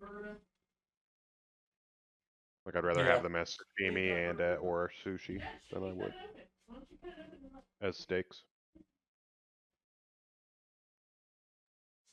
It's actually funny because me and Shelby just went to Ishaban for lunch today. Gabby and I, when I've been making steak, because meat's been so fucking expensive lately, I've been buying chuck roast and cutting it into like small steaks and cooking it real slow. Dude, so fucking good. It's been delicious. I put cheese on mine. I did not put cheese on yours. There's cheese out there. My favorite when I'm trying to get steaks that are on the cheap is grabbing a flat iron and just cooking that one. Since it's Yep. the second most tender steak in the fucking cow, but no one ever pays. Like no one, but it's not like a high valued steak piece. Oh, Yeah. Well, me too. Little turd. We're not done talking about the fridge though. I'm done talking about that fucking fridge. I don't care. You can dedicate a fucking drawer to a 10-year-old all you want, Welcome but the to fact cooking is with a that bunch nobody of has a white drawer men. in there, so why should a 10-year-old have a drawer in there? Fact of the matter is I was that it's a joking the other fucking night at storage your place for when, everybody to like, have someone was food, talking like, and "Oh, that's how it we're is getting built. honey." That's And how a you're like, fridge "That's gonna works. take, like, Not fucking dealing 10 with it, hours." Like, not listening to how a 10-year-old should have his own fucking drawer fridge one more time. Okay. It's All right. ridiculous. Yeah, when No, you said he flambe, doesn't. I was No, like, he yeah, does that not. makes He can sense. use I was fucking like, mini all That's right, where fridge and have his that, food. but- lunchables go. I was No. like, I'm Yeah, okay, I'm his not fucking electricals can go in there, but it's marinating not it. Like, his. you think these fucking people are gonna wait 10 hours for That's where his Like, fridge what the go. fuck are And you his yogurt. Comes you. I would fight you right now, but this man. Yeah, I'm so sorry. I used my money from my job to buy us groceries and put it in the. I'm sorry, I'm drawer. pretty sure this one came from Actually, Mithrix. Oh, whatever. Yeah, whatever. That- Get out of here. it was Wednesday. Sometime earlier this week. Get I in here. actually Yeah, marinated you chicken stay in here. in teriyaki and Italian seasoning. That actually turned out really, really well. The Italian seasoning is a choice, but I can rock with teriyaki marinade. It was I don't was like there actually teriyaki. was a slight Italian taste to it. Oh, dude, it was so good. Can you tell me what an Italian It, taste is? Because that sounds like you're about to be racist. I can. I'm dating one. so if anything, Logan won't tell us the taste. But yeah, the Italian seasoning on that was actually very, very good. I liked it. It was just I don't regular like grill, Italian nothing really seasoning. special to it, but it was good. I don't mind Italian seasoning on chicken, but I usually like it only if you like cut it into strips and you put it on a sandwich with like mozzarella and some peppers. Yeah. That sounds good. But I'm not a fan of teriyaki at all. Like teriyaki chicken. Mm-mm. Really? Really? Oh my god, so good. Damn. It's too sweet. I want my meat savory. I don't want a sweet chicken. I, can see I that. will admit it was extremely juicy though. I will admit that it was it was thoroughly cooked all the way. Well, But I'd dude, it hope so. tasted You so good. marinated it. If you marinated it and it's dry, like no offense, you guys cooked the fucking dog shit out of it. Yeah.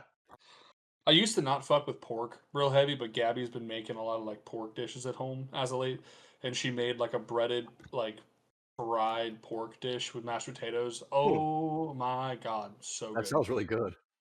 Sounds really good. I don't eat a whole lot of pork Delicious. either, but my cousin, his wife is Filipino, Mhm. and because he was a naval officer for like almost 10 years of his life. But when she cooks, they cook a lot of pork because he works for a place called Packers, which is it's a pig Yeah. processing company. Yeah. So they get really cheap pork. So so when we go over there though, and we eat with his wife, oh my god, she's one hell of a cook. Oh my god. That yellow fever, huh? She's a very good cook.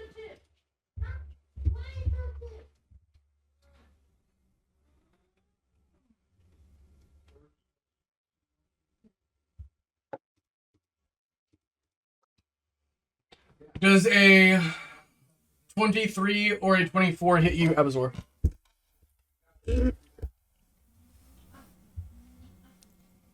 Did you say 53?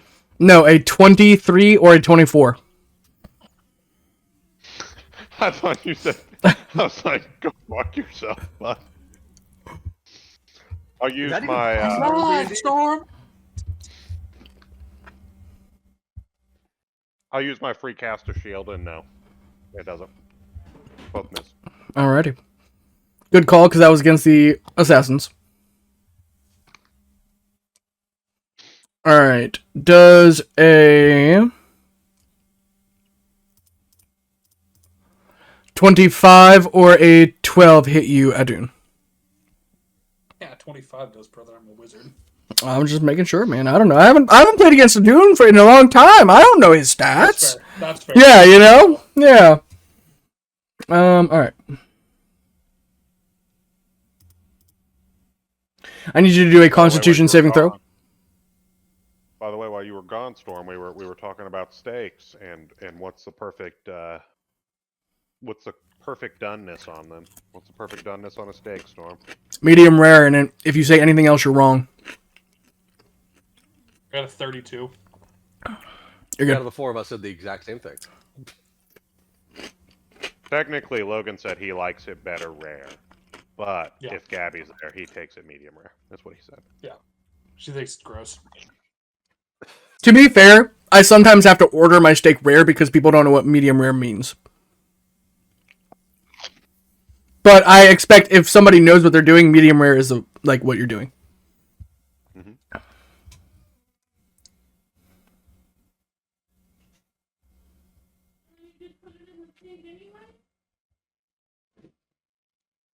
All right, so you are going to take 11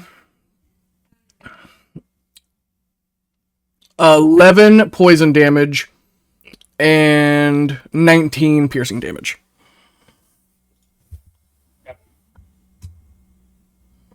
So 30 total. Oh, sorry, hold on. That was only half. We also had Abazor's temp, right? That inspiring leader 21. It would be whatever my charisma plus my level is, so it would be 24 now. But yeah. Okay. Another 11 piercing damage and another 13 poison damage. That's it from that assassin. Because he can only do that on the first turn. It's 41, then it's another fucking 30. 54, so I'm at... Abazor, what's 54 minus 28? 24. Never mind, it's 30. I'm retarded. I'm at 231 right now. With that said, it is now Abazor's turn. My current max HP is 239, by the way. Oh, it's more than 204? Yeah, my actual max is 204. I was with the dinner, and your inspiring leader is 239. Okay, I don't care. Just tell me when you get below 204. Okay.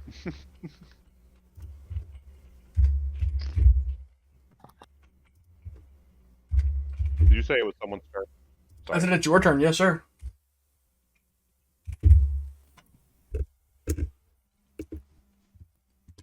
I'm gonna click and cast hold person on the dragon. I need a 22 DC wisdom saving throw.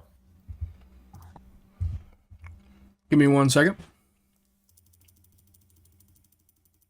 Oh, well, woman, actually, hold person, he might be too big for. Oh, he's not humanoid. I can't cast it anyway. It's fine. Oh, no worries. I'm stupid.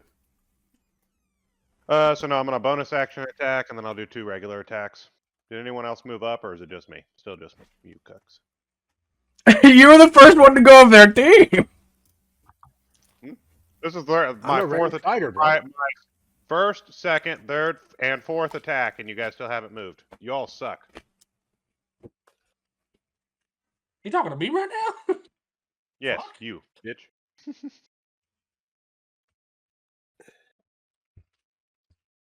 gonna steal your black die here. Okay. Oh my god. I got a nat 1, a 2, and then a 25. Did I hit the 25? The 25 hit. Awesome. I love that.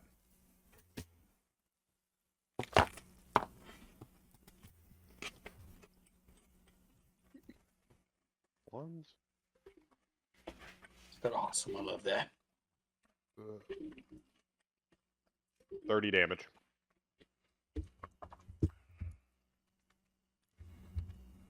And then I'll have to put my son to bed here in just a second. But I need to do Zarza's turn. What kind of damage did you do? Psychic, magical slashing, and radiant. Okay. Oh yeah, because you're using that imprinted thing right now, right? Using the Gith Yankee sword, yeah.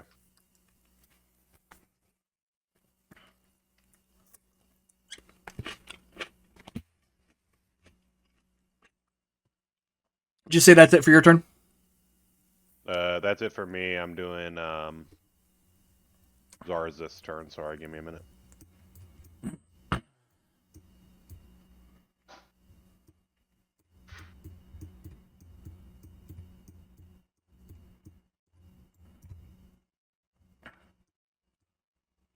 I'm gonna make him walk up, and he's gonna do a cold breath. He's gonna walk right into the dragon's face. He's gonna hit.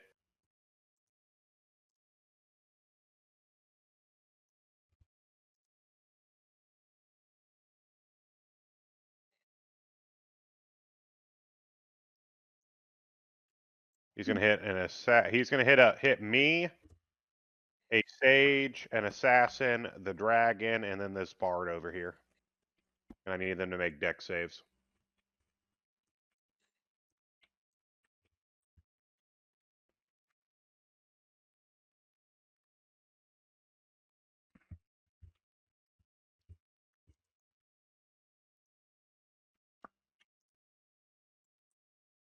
It is a DC's 18.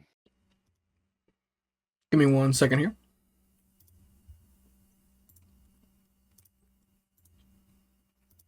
Roll my dex save.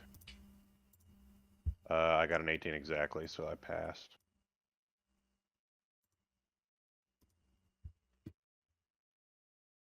I'm gonna do the damage in the chat.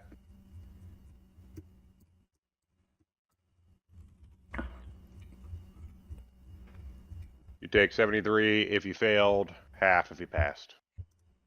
So that'd be 36 if you passed.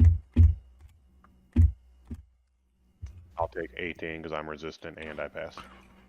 Alright, so Zarzith is blowing it towards the left or the right? He's hitting this bard over here. Who's on 1 health? The assassin, this other assassin, and then the dragon. And then he'll hit me as well. So he's hitting both assassins.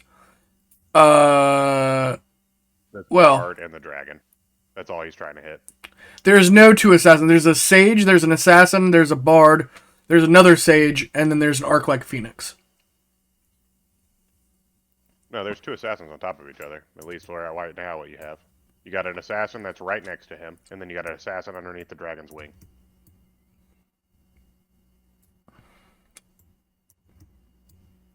Or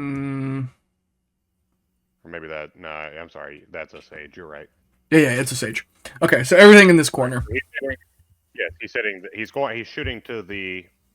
If you're looking like the dragon, to the right of the dragon. If you're looking like Zarzip, to the left of Zarzip. Yeah, gotcha. All right. Okay.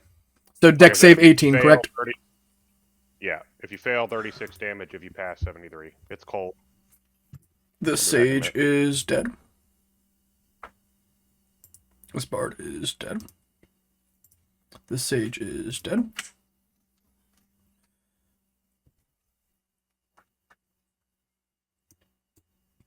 The assassin, he probably will pass.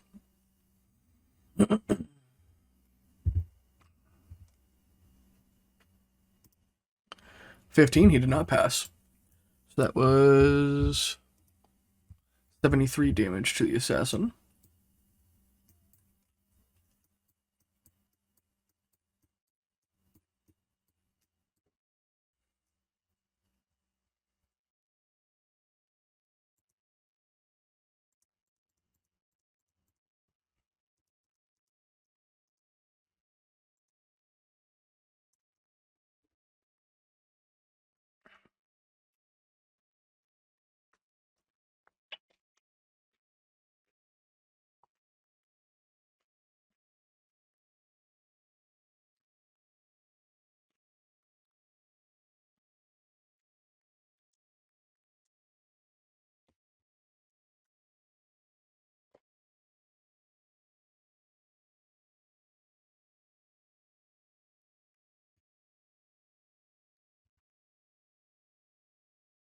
Did you need anything else from me? That's all that his turn is.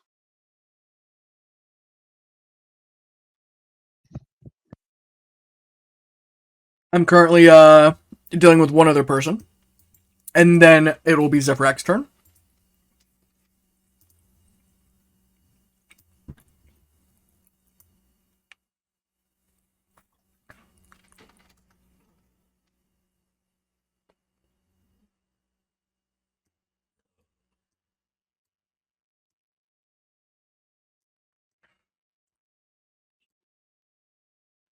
Now you would have heard the alarms go off outside the village. Or outside the tower. And now it is Zephyrac's turn. Okay.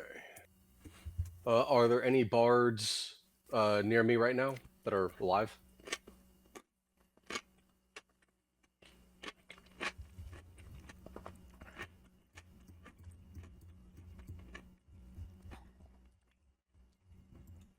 Near you, Zephyrac, there is one bard that is 1 health in front of you, directly in front of you. Okay. There's an assassin directly in front of you as well. Okay, and has the assassin been touched yet? This assassin has not been touched yet, no. Okay. In that case, I'm just since I've not learned my lesson, I'm going to go ahead and try. I'll be going activating Gatling Arrow, and I will be doing an action surge. I'm going to primarily focus on that one bard there, and then with all the extra attacks that go on, will then go to. Well, the bard only has 1 health, so or if you don't hit on your first shot, then you don't take it. But I'm assuming you'll hit on your first shot. Yeah.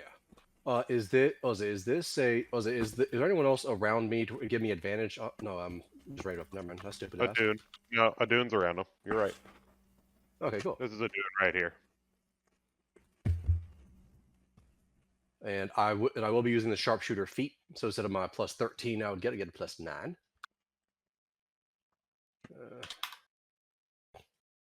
You're using your arrow effects though.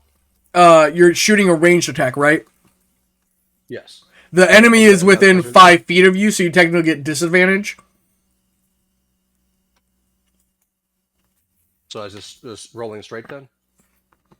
You don't get advantage from a person being close with a ranged attack, right? That only happens with melee attacks, so it'd just be straight disadvantage for you right now. unless you get out of the people's faces, but then you might take an attack of opportunity as well. And that's what I was going to try to address here in a second as well. So even with disadvantage, that would be 4 does a what's plus 13. That's not great. Plus 14. Sorry, that's does an 18 hit? The Bard?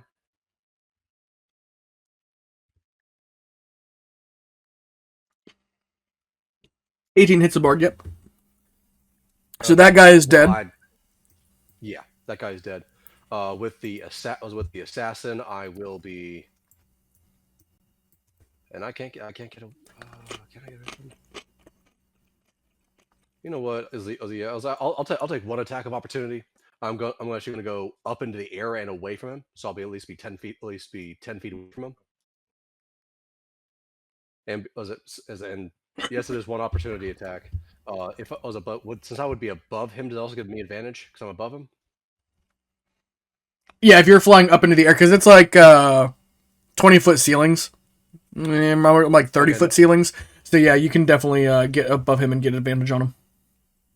Okay, in that case, yeah, that's exactly what I'm doing then. So there is each one of these, I'll be using sharpshooter. He got a 23 to attack you. Does that hit? Yes, sir, it does. Alrighty. What is your AC? 19. Do a Constitution saving throw. Earlier. Do a what saving throw? Sorry. Constitution saving throw. Okay. 1d20 plus. Probably failed 13. Yes, you do. You take 19 poison damage, and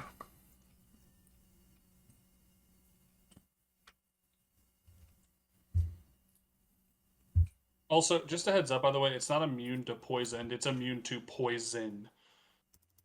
Oh, yeah. Well, never mind. You take no poison damage then.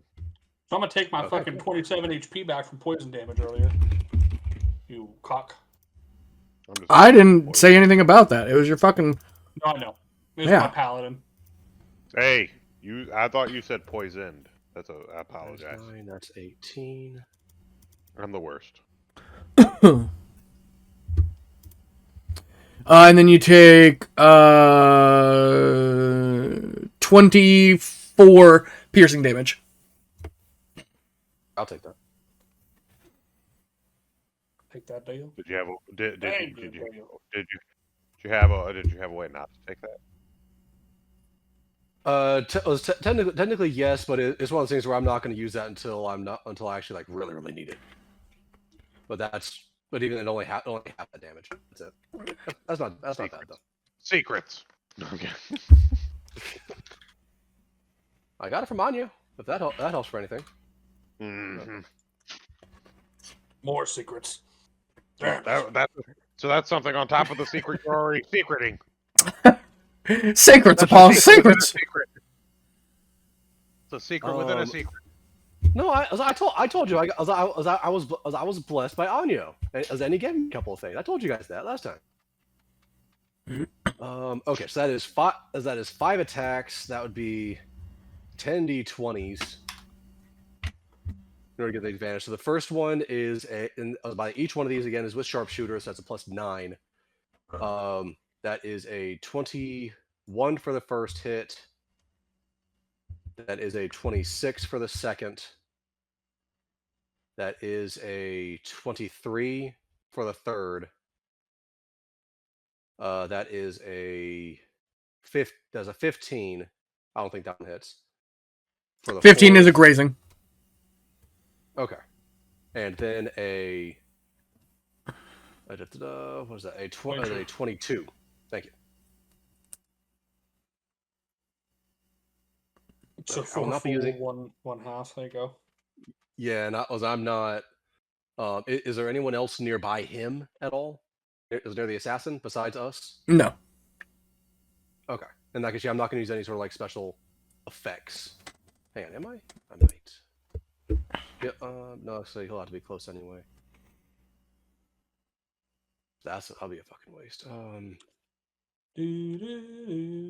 Yeah, I know. Bite the dark side of my hairy asshole. Is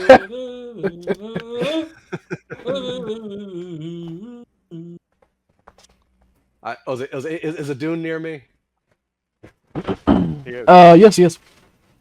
He's about 10 feet below you and Oh. 5 feet to the right. Yeah, okay, no, I'm not doing that because that's gonna get my ass fucking zapped. I know that will. Yet. Okay, you know what? He wants to poison. I'm also gonna put one of those as a grasping arrow. So he needs to make a strength save of 19. Okay. At least one.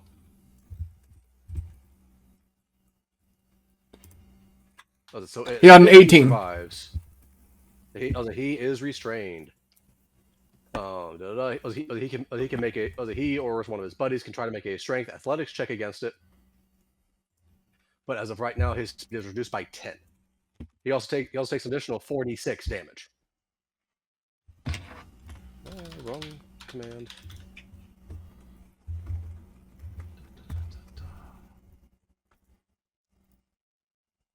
Here's one. So that is 448.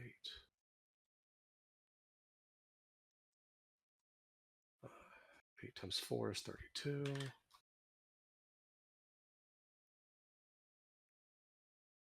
Plus that 46. That's 64. That is not including the grazing. That is also no.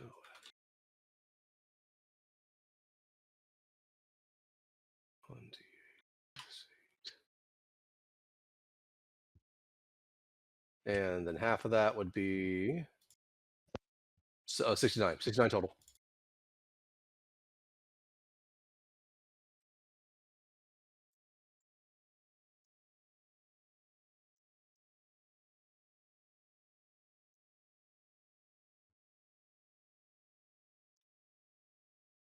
All right, all done. Bonus action, I'm dropping my dancing sword and activating it. All right.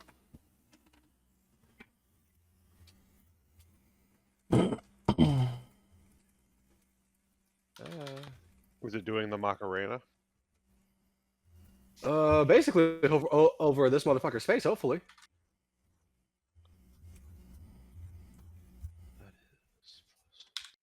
Hey, Macarena. The 17 does hit the assassin, is that correct? 17 does hit, yes, sir. Cool. There's nothing special, just an additional 1d6. Calm down, Adun. I'm trying to scrape away every. Oh, that's great. Max rolled that one. Additional 6 damage. There we go. Now I'm done. You're still doing Drilly's turn, I believe. Yes, Yep. I am. I do apologize. Drilly, he'll be doing his his smash down on the ground to try and not affect any of us, but he'll try to affect. Is the assassin still up, by the way? Yeah, he's gonna die from that no matter what. He's on 1 HP. Motherfucker. Fucking edgelord. Okay. And he's gonna smash whack good. He's gonna go straight for that fucking dragon. I mean, you said bonus action to do his quake, right? Yes. Okay, got it. Yeah, because that would take care of a lot of people. Take care of both the assassins. Right there, he does get advantage.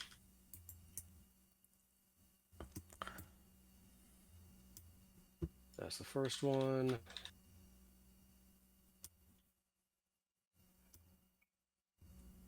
$19, how you doing? Or Well, 17. that's a yes. 17 plus 15. That hits. 32. Thank you, sir. And then 14 plus 15, 29. Hits. I hope both of those hit. They do. 22 is crazy. Okay. You got a fucking problem if the 29 doesn't hit. It's time to go. I mean, you remember the 22 grazed earlier for me.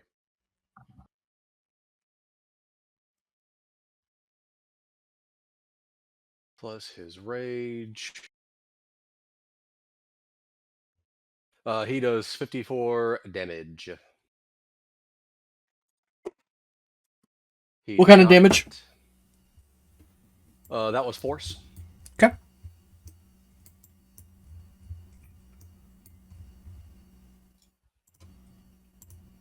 And I'm not controlling anyone else, so that should be it.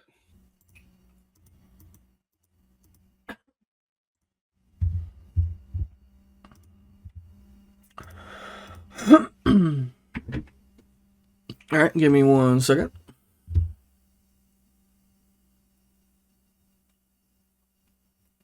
You're controlling Lucy, right?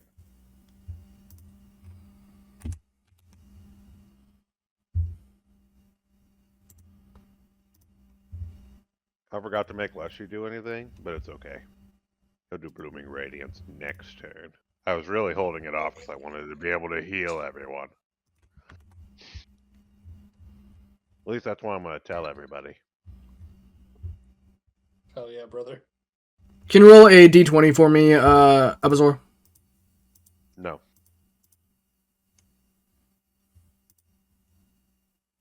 What kind of D20? Just a d20. It don't matter. I just forgot to roll Prometheus's initiative. Okay, I rolled in that one. Perfect. He's standing back. He's letting you guys take charge, I'm supposing. I suppose we'll just kill them. Stands there and just watches it happen. Wow. Look at all the pretty waterworks. Oh, why is it all red? Yeah, All I right. started I this like fight by that. exploding heads. That's the reason why I said it. I like to think that the dagger bounced off my face slightly as I came in and struck the dragon slightly, and then you started just blowing their heads up. Just another day for the dragon gods. Like I said, brother, it's on instinct. If a dude hears that fucking sword, he's like, oh, all right. Our child is hilarious. What the hell was that? Everything fucking dies. Yes, loot. You will hear, like, a tornado across the sands. I don't like that at all. Not one bit. Bro, what do you think that is? Probably all the dust devils outside, if I had to guess. Fair enough. Is the door we came in from the 6 keys, or is it the super tiny door? Oh, no, you said the 6 keys was the vault. Is the super tiny door the door that we came in from? There's just a little tiny door on there by accident. Okay, so where did we come from? You came in from around the hallway.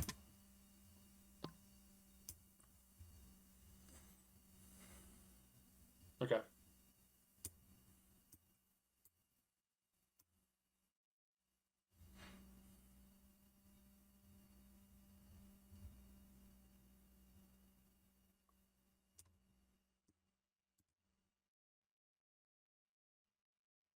You know we still have trial keys to do, by the way?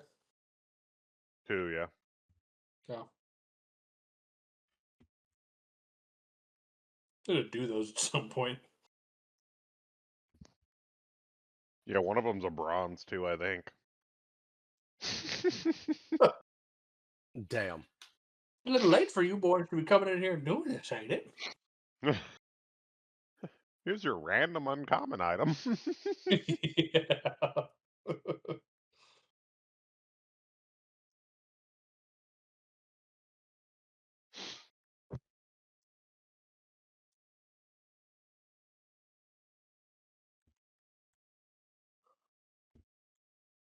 It's all getting fucking cut off tomorrow. I can't wait. Oh. Gotta Happy look good for your bald. mama. Yeah, birthday brunch.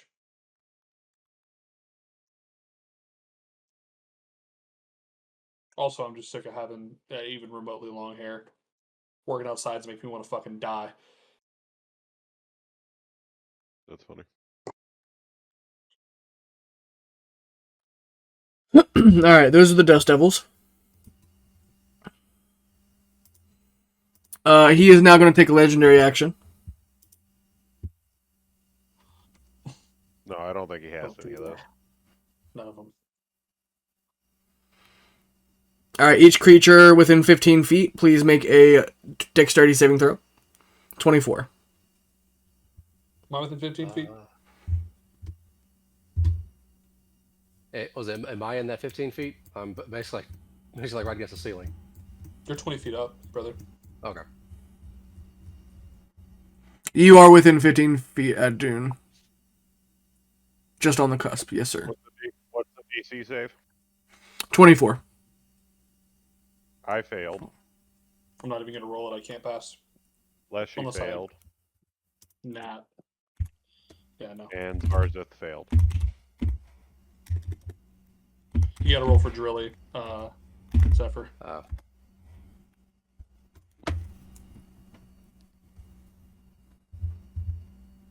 he does get +8 to dex. That's nice. 31 bludgeoning damage or half as much on a success. He passes 25. He quarters it. And then he can fly up to half his flying speed. He is going to fly 40 feet off of the tower's edge. He gets a bunch of opportunity attacks. He has flyby. What a... Ugh. He's a slippery eel. How else do you think the treasure seeker lived this long? Mithrix is just... I mean, hey, man, if you surround yourself with cowards for long enough, I'm sure you live as long as you do. Oh, okay, taste my lightning breath, bitch. You shall know Mithrix today. I ain't no skull does roll like looking bitch.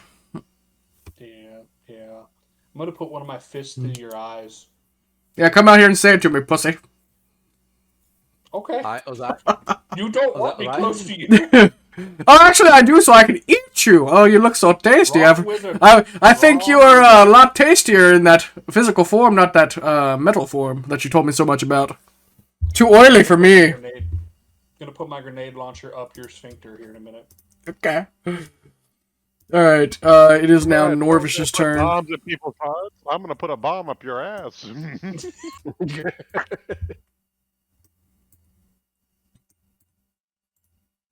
I'll just say it's going to be the easier of the two. At least the other one, I had to break someone's chest open. Yours is basically the size of this whole fucking house. I know how you have so much treasure. Your ass is gaping. This will be easy. Might need to see a doctor. I think I see your small intestine falling out right now. Maybe There you are too should many tell in-game tell talk the bards mechanics. to not be so rough with you in the tavern later on this evening. Great, man. There aren't a whole lot of in-game taunt mechanics, but there's a whole lot of out-of-game taunt mechanics that work a treat.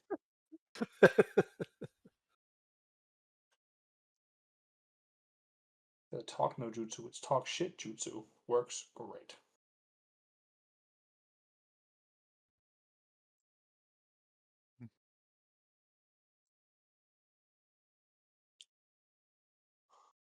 Are you all in front of me? I believe so. How is everybody's saves? You can just Not walk great. up to the edge here and hit him if you want to. Pretty Oh, sure everyone else, except for this okay. Phoenix, is an ally. I'm pretty sure, yeah, all of these are allies except for this one dude. Oh, perfect. So if you just walk to there, Speaking of which, it is now Adun's turn. you want to walk to there? Well, are there people behind us in the room with us? Not any that I can see, but Hold on. Well, There yours is probably realistic, definitely is. line of sight. So if you're not looking that direction, you can't fucking see. That's why I'm trying to figure out like. Well, it's also the entire place is submerged in complete darkness inside. There's no torches or anything like that. So technically, if you don't have dark vision, you can't actually see beyond the 6 spaces that you're given or whatever. But I know how far out is your dark vision, Abazol? Mine's just regular 60 feet, but it's because of goggles of night, not because of being a dragonborn. Right, I Dragonborns know. don't have dark vision. Yeah, that is how much Abazor can see. So he sees a little bit more, but yeah, unless you guys have dark vision, you guys will not have above that. Let me see what Prometheus has real quick, because technically I don't have him under a thing right now. Is Prometheus supposed to be this champion? Yes, sir. Okay.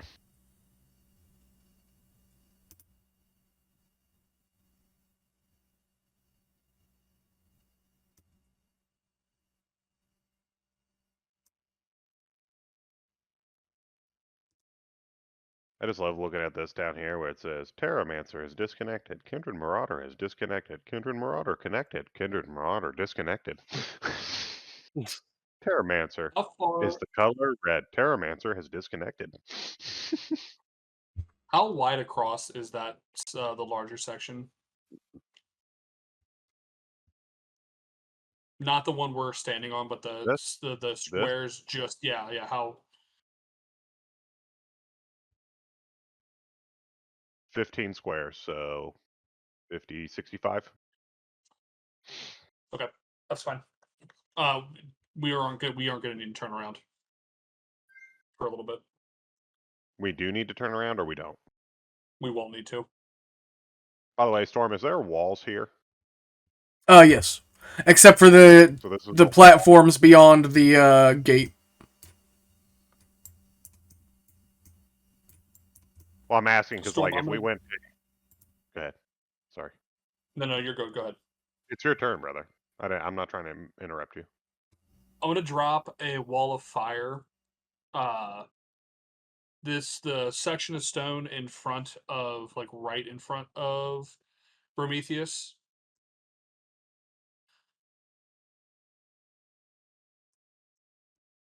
You can see up I to think there. That's 60. No, that's far. That's more than 60. That's 85. I'm dropping it.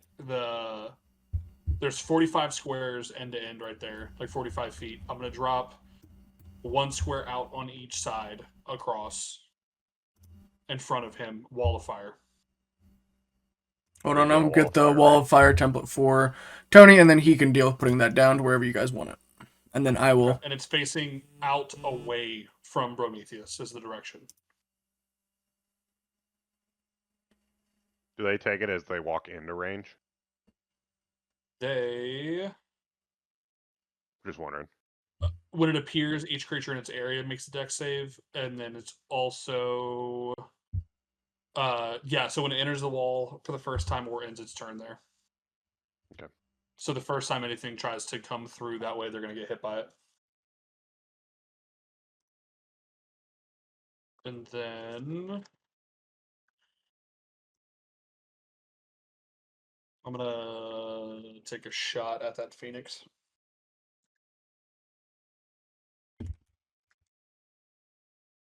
Actually, Storm, that quick shot on the revolver, that's a bonus action, right? I believe so. Yeah, I'm going to do that. Your dragon needs to make a dex save.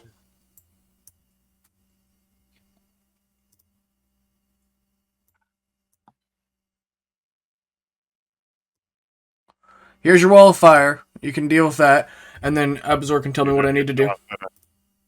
You tossed it under the ground. No, it's still there. It's right on top. We I can't don't see see it, it. brother. There you go. I can see it. Turn around, maybe? Maybe it's because it's thin? No? Oh, okay. No, I see it when you pick it up, but when you drop it, I don't see it anymore. Well, then here, you can pick it up over here. And then when you drop it down, or like whenever you put it, just lock it up into the air, and then I'll let it fall right above where you want it, okay? Alright. You said you wanted the dragon to make a dex save, correct? Yeah. He is 40 feet off of the edge. What is the range on it, just to make sure? 40 to 120 feet. This is... so I 10, gotta 15, move up. 20, 25, So 30. just- Yeah, he's 70 feet Yeah, away of from course. you right now. You can move up to 30 feet That's- and then still be within 40 feet of him. Yeah, that's fine. I'm gonna get right up to the edge then. Okay. And then make a dex save.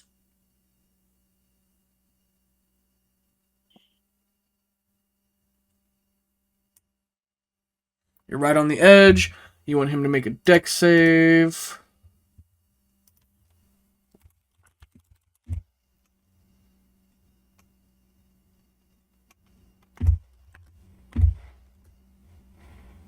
You got a 10. I'm assuming that fails. What would happen if he fails? He takes 25 damage. No conditions or anything like that, though? No. Okay. Yeah, he'll eat that.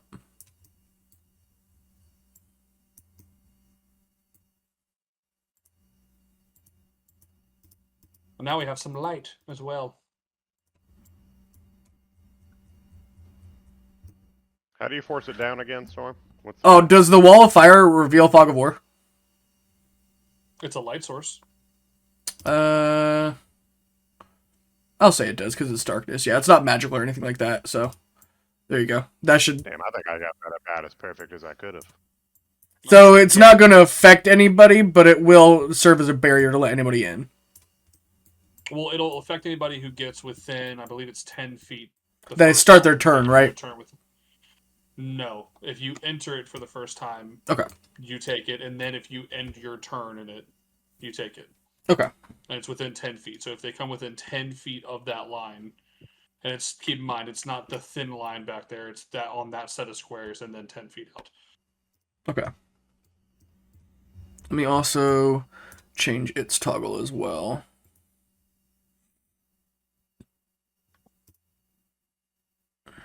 And then I'm going to do...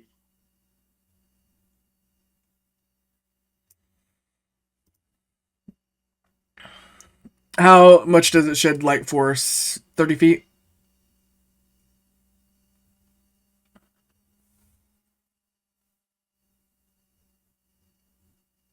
Or 60? it doesn't say. I'd give it a normal 30 feet then.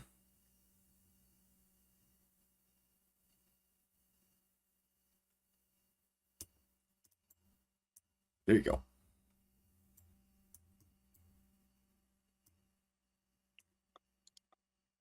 And then, Abazor, what saves do you like? Do you like to I'm good make with people all of them, do? brother. Oh, which saves do I like to make people do? Wisdom, normally. But right now, I'm not going to probably make him do any. So just do one that's yours, that you want to make him do. Are you hexing them? Baning them. Oh. Well, Bane's a 1d4 of everything, ain't it? Yeah, attack rolls and saving throws, you're right. Yeah, Dragon needs to make a charisma saving throw. Lucy will also need to move up.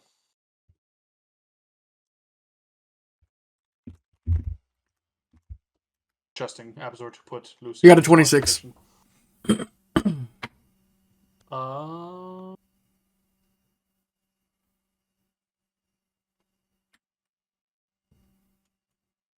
Yeah, no, you passed. All right. That's the best I got. That's fine. Bonus action, he'll cast Sanctuary on me.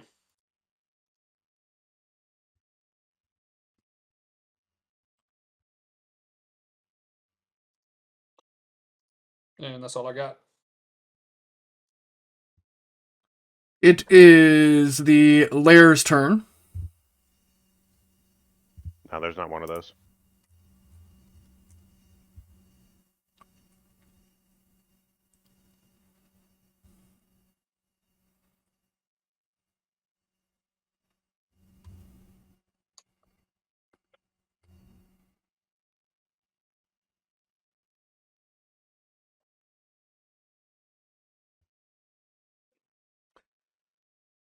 I need Zephyrak to make a DC 15 dexterity saving throw.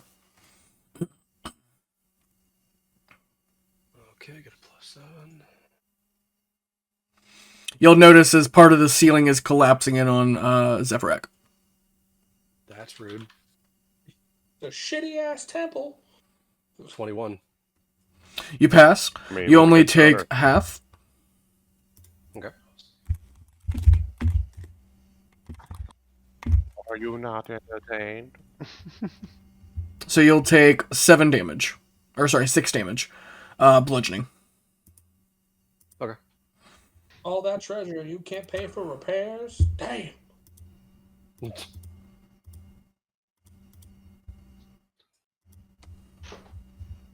Remind me of a dragon I once know called Israel.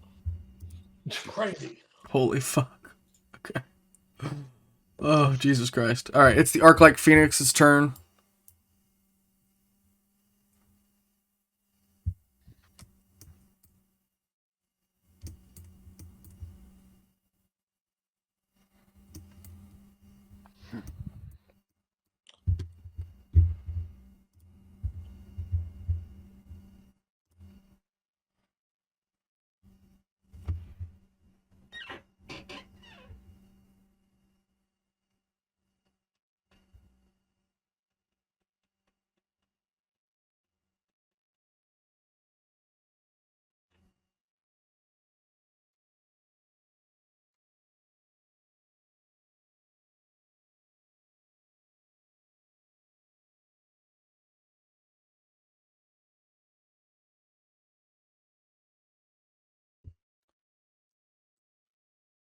This one is going to try to attack Abazor.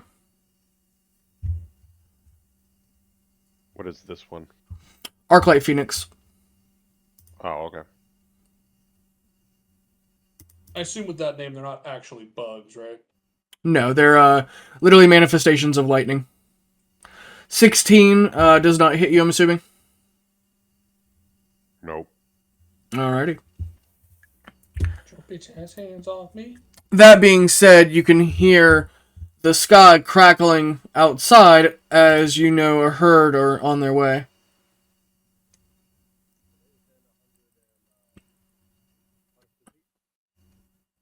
Your whole camp's gonna fucking die in here. Oh, you have it backwards, my friend. You are the one who's gonna die. No, friend, the hardest part of this battle today will be climbing over the corpses of your allies. I look forward to it. Oh, don't worry. Oh my God. We'll see whose allies fall first. It'll be fun. You know, if you would stop being a bitch, we could use an ally of a dragon. I never did anything. You were the ones who attacked me, so you could stop being the bitches. Thank you. Goodbye. You're harassing innocents, friend. It's not how we I'm roll. not harassing innocents. I'm harassing those who wander on my doorstep. Those who are weak with nothing to give. Those are mine. To eat. Gonna have to turn out your pockets, unfortunately. Yeah, well, after you do yours.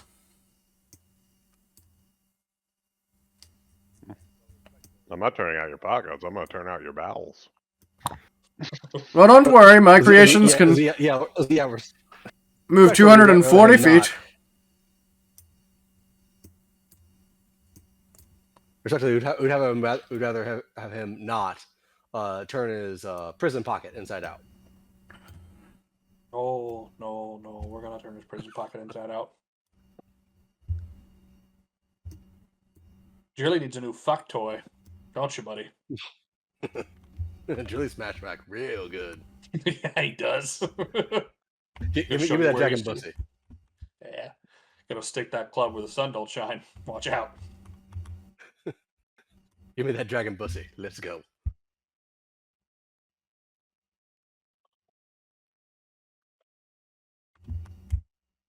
Zephyr, did you say boy pussy? You and Crib would have got along fantastically.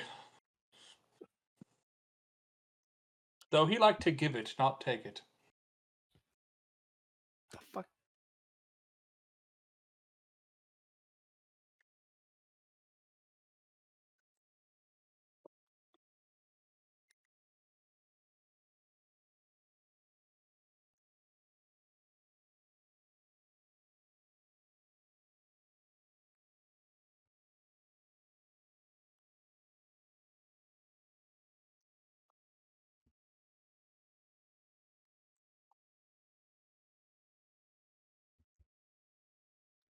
Alright, I believe that is all of the Arclight Phoenixes. Let's see if they can do anything as well.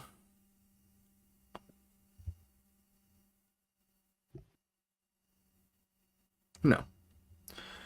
Alright.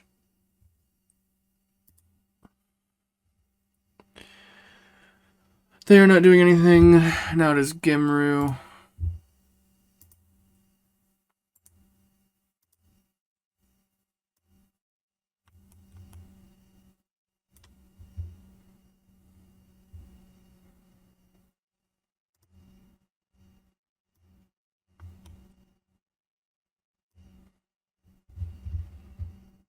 Now it is legendary action. He's going to use his breath weapon. None of that. Stop it. No.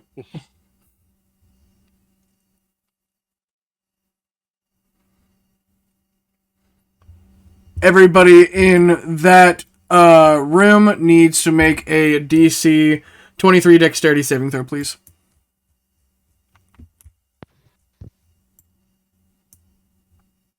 What are you doing? Next to Sorry. Abrazor now, aren't I? A line of his lightning breath is coming at you. Yep.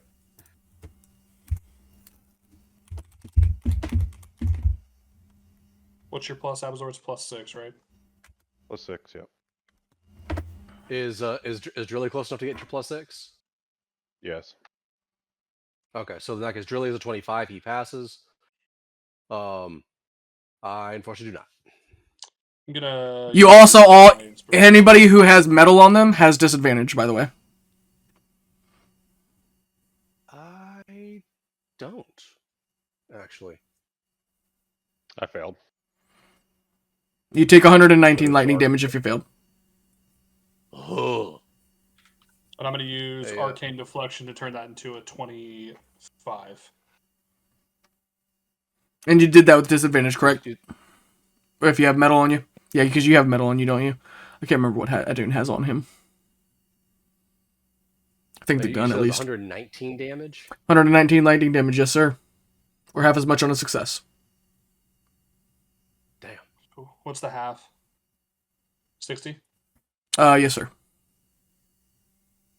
Abrazor, what's a concentration check for 60 damage? 30. 30. 30.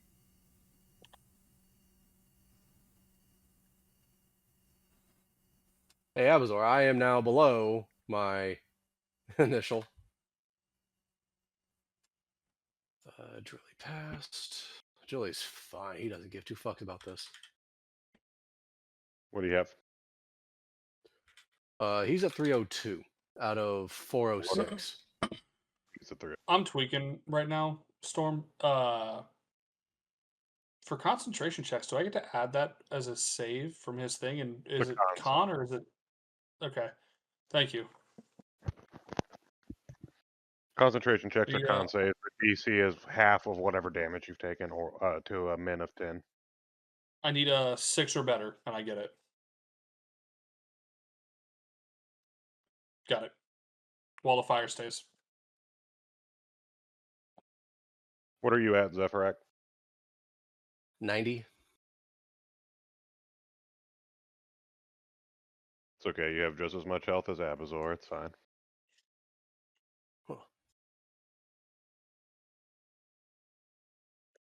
I'm gonna heal on my next turn, or I'm gonna heal everybody on my next turn. Okay.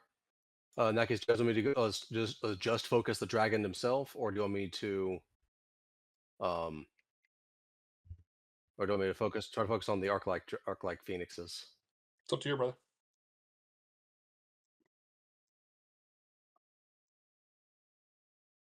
Alright. It is, if everybody's good.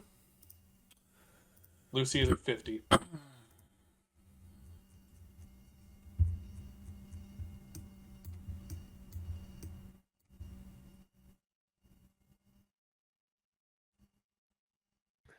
You said Lucy's at 50. Mm-hmm.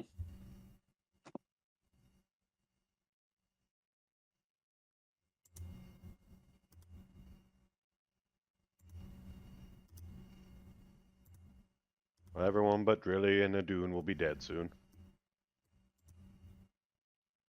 What's your health, Adun? 177 right now. You can hear a very large man pounding down the door of the tower and saying, "I'm coming!" And he's just charging up the fucking stairs. Oh, it's your lover.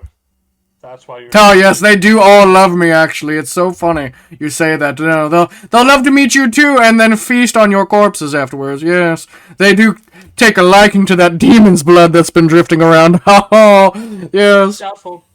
Doubtful. Oh, they love it. Talk to the wall. Talk to the wall, idiot. Shut up. All right. It is now the bard's turns. Are there any left? Yeah. Oh, dude, there's a whole camp behind you guys. Yeah, fuck yeah, there's some left. Oh. Okay. Are we not in an enclosed room? Oh. You're on a tower overlooking an encampment. Yeah.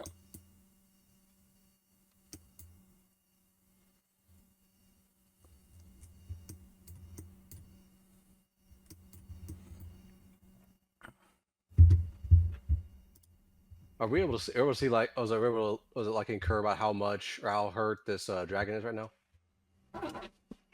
I'm gonna be honest, he does not feel that hurt right now. You can see his health bar on there. Or you should be able to. Oh, wait, no, it's because the setting that I have. Hold on. Yeah. He We also is... can't look at it unless Tony's looking at it. Well, yeah, but I have health bars turned off because it ruins the fog of war if I don't. Yeah, he's not very hurt at all. It's also only been the first turn. Yeah, 100%. Plus, Mr. Abazor hasn't crit yet, obviously, which is what he's waiting for. Yeah. Now that you guys are flanking, he'll be much easier too. We're not flanking anymore. He ran out. Oh, yeah, that's right. Like a bitch. Abazor's gonna be dead after the next turn. It doesn't really matter. But don't you still have those pearls or whatever? You're right. Yeah. I have 16 lives right now. Oh, yeah, I've got fucking... I forgot I have that, too. I have the Charm of the Nine Lives as well. Nice. Got 8 of them bitches left. Nope.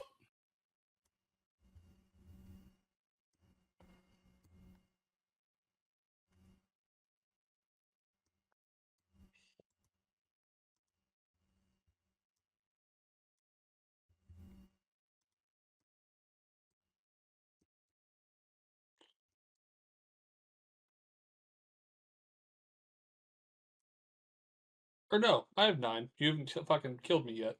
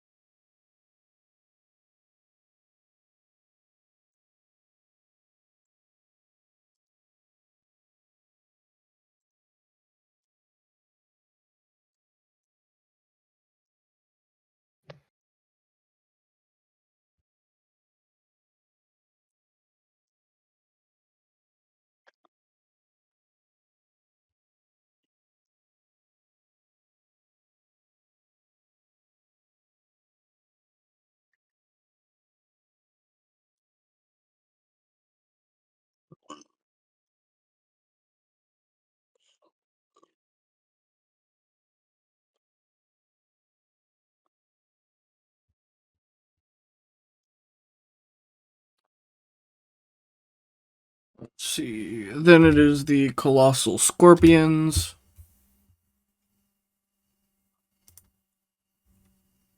Can they even get up the tower? The Colossal ones can. They can climb it.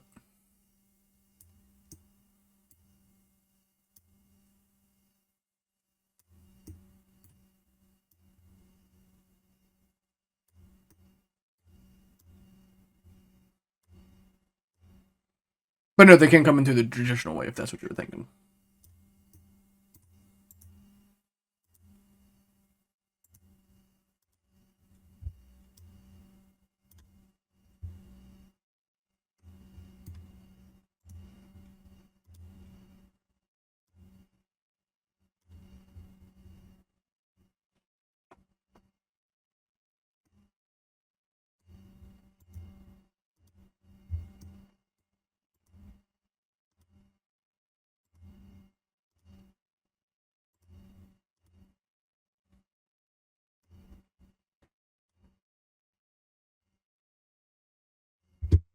Alright, that is it for that. Colossal Scorpions. Now, legendary action. He is out of legendary actions. It is now the Onkegs.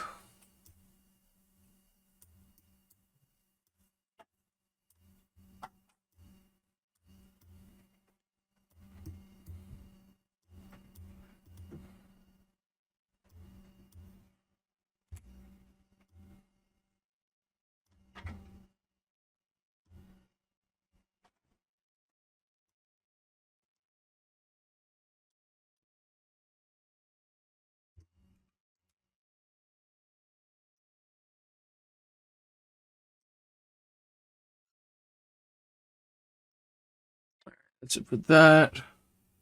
They're doing nothing. Yergrim is running up to the front as well. He's right up the steps because he was in the guards tower.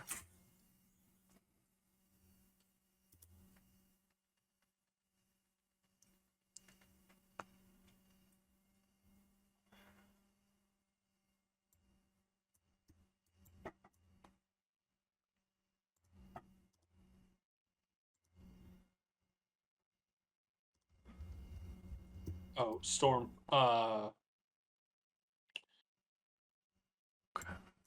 The dragon and 2 of the phoenixes take 9 damage from when I used arcane deflection. It's force damage.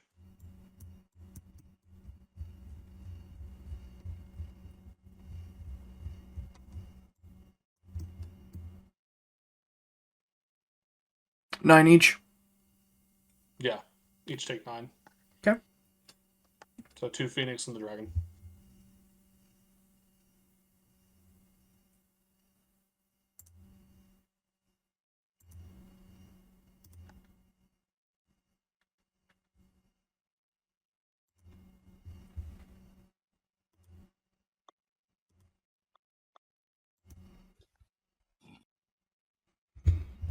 All right. Let's see. It is now Mithrix's turn. Let's see if his lightning breath recharges.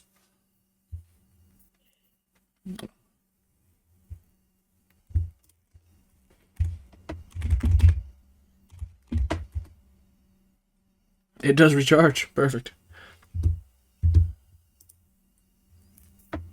All right.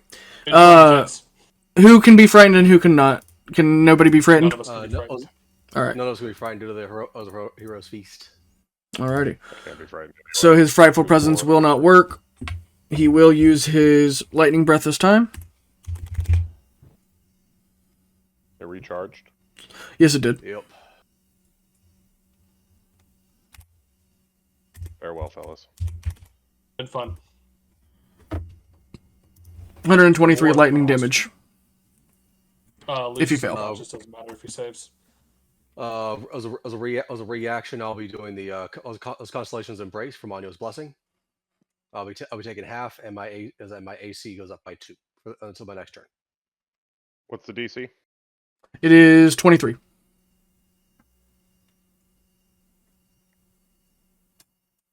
And you have disadvantage if you're wearing objects made of metal or containing gold or gems in the line automatically conduct the lightning, causing creatures holding or wearing such items to have disadvantage on the save. Unless she pops, he's out of existence. Lucy passed, he'll take half, he's still unconscious. Adrelli failed. You technically never did his Blooming Radiance if you want to pop that off before he's popped off. That's me being benevolent because you forgot him.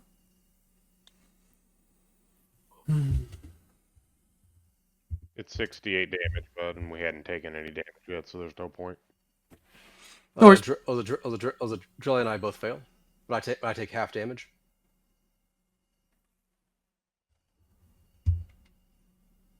So I might not be dead. 123. 123 divided by... the fuck? 61. That's not bad. Yeah, I'm still up.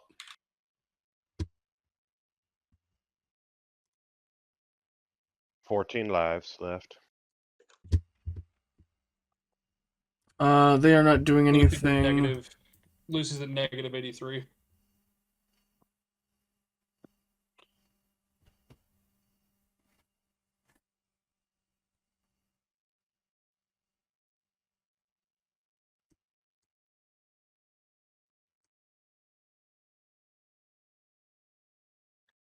You can drop concentration on the wall of fire. I can't maintain it.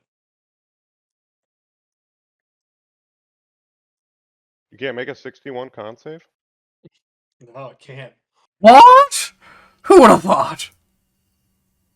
I will drag it over to the other side just in case you need it later.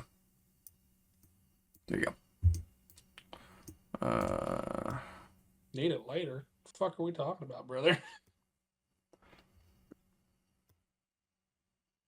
Well, I mean, either dead or need it later, either one. I'm thinking we might need to bail on this, gents. I do understand your Val says you kind of got to kick their asses, but I don't think we're gonna get a second. I don't know if we're gonna get much of a second round out of this. No, guys should run for sure. No, not gonna abandon the fucking. Not gonna abandon the Lost Prince. Get fucked. We win or we die. Air elementals. Those are only 4 in there. It is now top of the round. It is Assassin's turn. There are none inside there. He is going to be like. You said Here's Lucy's at something what? funny. Right Negative here. 83. I was talking about using my inspiration to get my initiative higher, and Storm goes, "No, you don't got to do that." And I went, "Well, man." I was like, "It used to be that if I didn't go first, I didn't go at all for past fights." He goes, "It's not like that." I'm at 54 HP. You went. I don't want to hear it.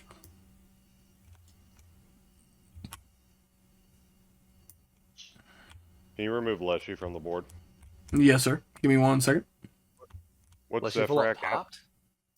Yeah, he I'm pulled at. out. I'm He at. got hit for fucking 243 damage and 2 fucking, like, literally inside of the same round. What the fuck do you mean, did he pop? I didn't realize he actually popped. I'm at 29. Yeah, he I 100% can't popped. do another save like that again.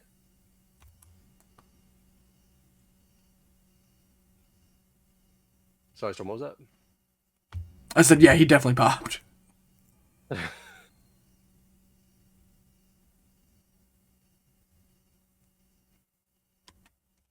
What are you at, dude? All right, I think that's it for them. 54. You said 50? Yeah, 54. Alrighty, it is Abazor's turn.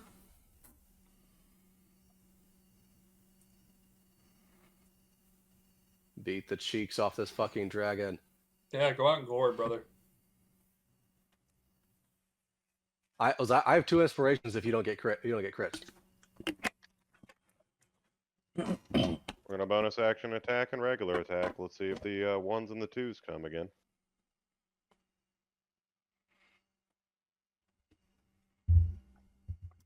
What the fuck happened there? I'm pretty sure that's all hits. 27's the lowest. What was any crits? No, they're all just hits. 18 was the highest on the die.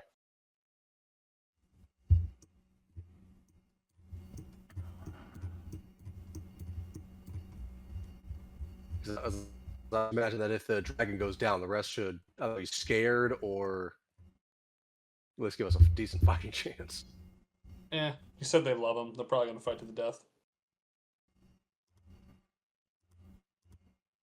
The Arclights might disappear if they're created from his breath, but that's the only thing I've got. And the Ankegs, the fucking Assassins, the Bards, the rest of the Jews are probably still going to be here.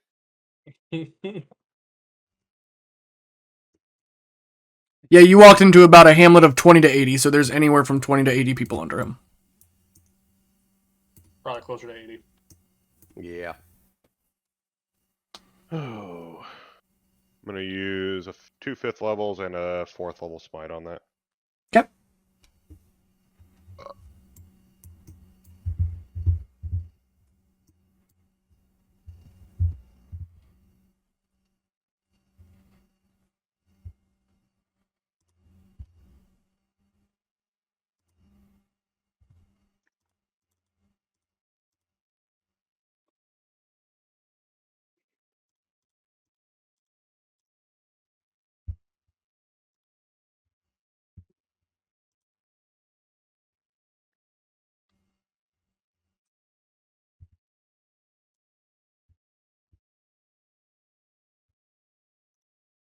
The dragon is huge, correct? Gargantuan.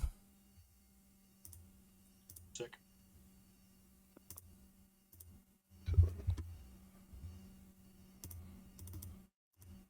$220 damage.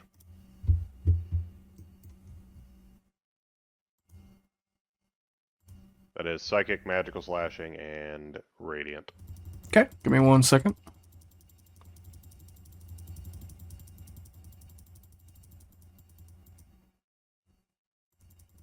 Although I just realized forget technically you- the D6s I should be re-rolling, but there's only 3 that would need re-rolled.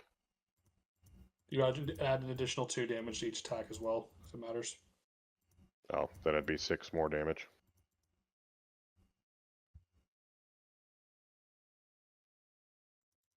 Because I get it as a passive. No, I'm a liar. I got 4 D6s I have to re-roll. 1 minute.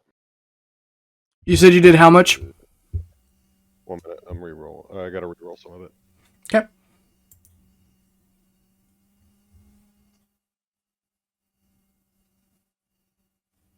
Alright, well, I was gonna try to roll on the table, but it's lagging. So Freaking out. there it is. I finally rolled it like that after I rolled it in the chat. So the 2 1s stay, the 2s change into a 5 and a 4, so that's 5 more. So it's 231 damage. 231. Okay. That's it. 3, 4. Oh, it's Zarzeth's turn. Zarzeth is going to cast Shape Change. He's going to turn into a golden ancient dragon.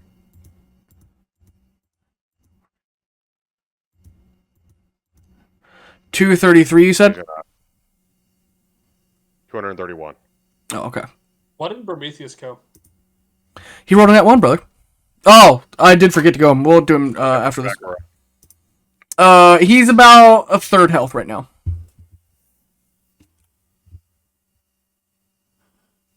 Like I said, Zarzeth is going to cast Shape Change, and he's going to turn into a golden dragon.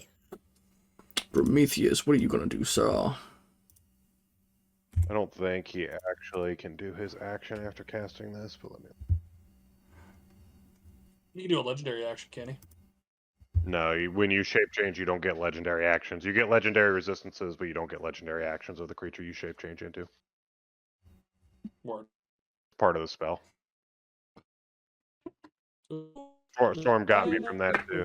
Yeah, it's like in the second thing. It says you can't use any legendary actions or lair actions of the new form. Word.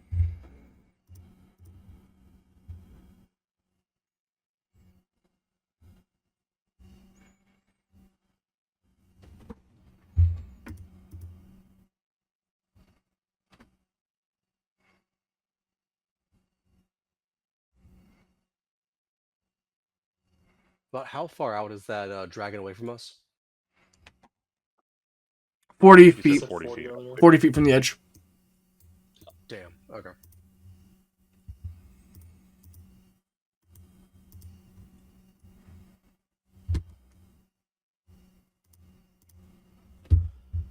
Ooh, okay, good. Never mind. I was wrong.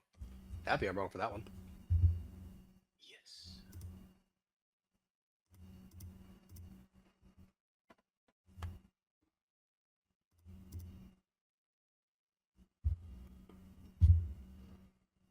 Oh, God, you are so lucky you have Prometheus with you. Holy fuck. Oh my God.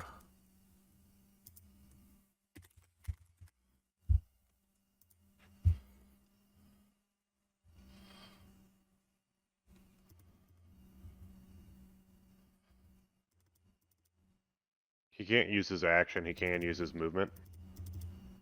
Zarzeth is going to fly up and around behind the or he's going to be above the dragon. As a golden dragon that's ancient as well. Okay.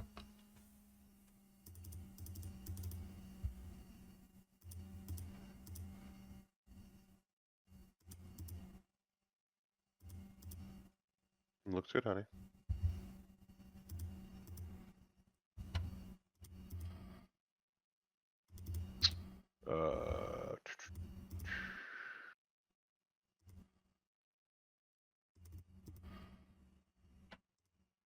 That is it. Zarzeth is technically at. Alright, so would you argue that you want Prometheus, because he doesn't do a lot of damage to single targets, he does a little bit better AoE. Now, he could shape change into something potentially, or he could wild shape, but he could also use Earthquake on either the entire structure and collapse, if you guys get out, everybody that's inside of it, like all the people that rush in because they're not very smart, right? The idea is he's like, oh, I'll jump out the back and I'll ready Earthquake so that as soon as everybody important, as soon as they get into the tower, I will literally make it collapse in on itself, and then we can walk into the vault afterwards and get whatever's there. Or would you like me to, like, just go out there and start fighting them, or do you want me to say, like, you guys stay in the tower? How do you guys want him to handle it? Can he heal? Let's see.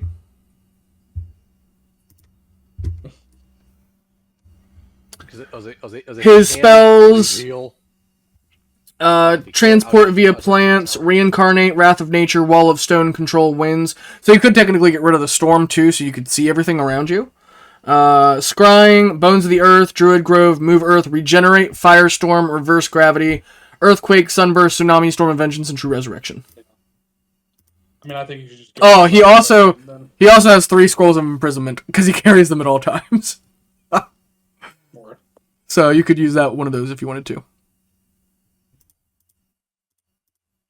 The Dragon Soul legendary resistances, I would say probably just go out and keep fighting. I would be setting a trap and just let them come in here and we'll bring it down, but yeah, that's what Prometheus thinks the smartest one is. Yeah. Sure. I mean, the biggest thing is, like, how are you going to get a dune from? Because you can't fly, can you? Yeah, I got a broom. Oh, you can fly? Okay, if you can fly, then yeah, that's what I would do. I would say we're going to tell Prometheus to hold the door, and then when he feels like basically everyone's in there, he runs back and jumps off, and earthquakes the building would be great.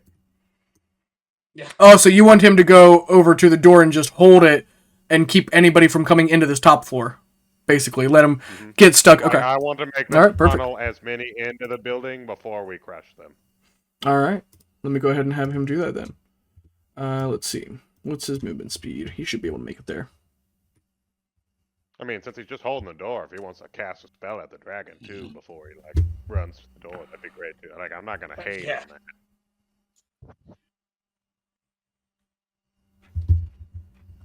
Abazor's literally just bleeding right now, just flying next to this dragon, just covered in blood. Drilly's about to go out there and meet you. Can Drilly fly? Yes, he can. Well, with a bonus action, he can. He'll do Bones of the Earth on the arc like phoenixes. He'll help you with that. I like Bones of the Earth.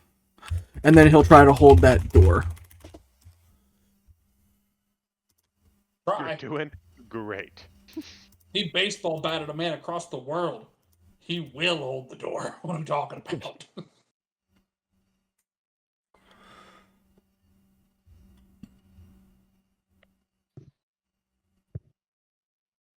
So these Arclight Phoenixes need to do... Actually, he'll target the Wizard, the Sage,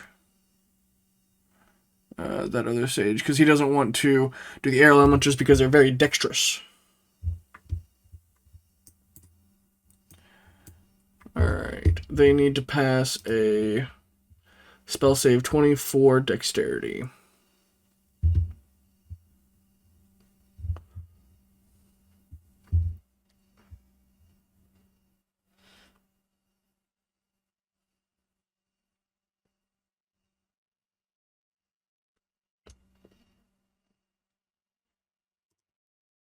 He failed, so he takes 66.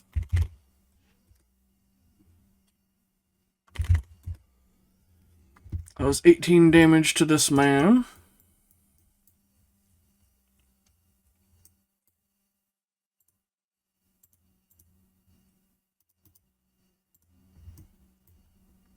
He's going to do it against the Sage.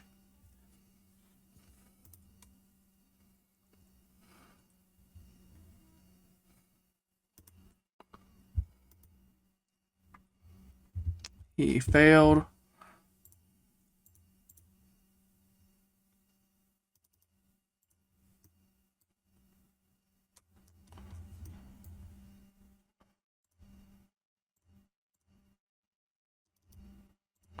That's 3 of them.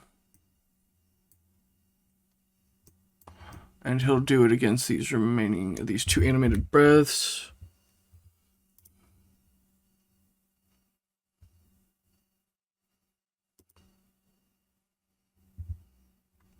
They fail.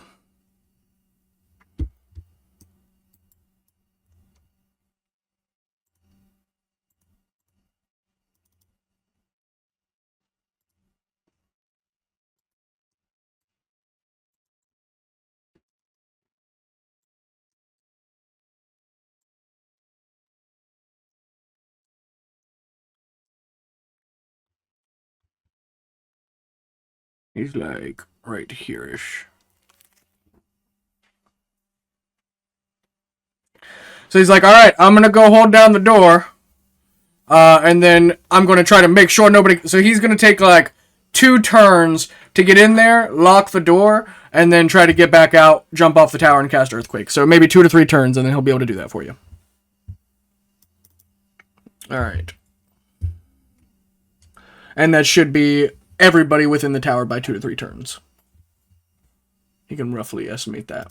He'll also try to just get rid of the storm next turn because he's not doing anything else besides trying to lock the door and getting out of it. Let's see. And what was Zarzeth doing? I'm sorry. Zarzeth is currently an ancient gold dragon above the blue dragon. Okay. Let's see. Can the Arc-like Phoenixes be scarred? No. I don't they believe can't so. be anyway because I couldn't use my action last turn anyway. Ah. Well, I can. I used my action to cast Shape Change. So. I thought it was just like aura. No, that has to be part of it. It activates No, it. it's part of his multi-attack. Correct. Okay. All right. Nessa. Let's see where Nessa is.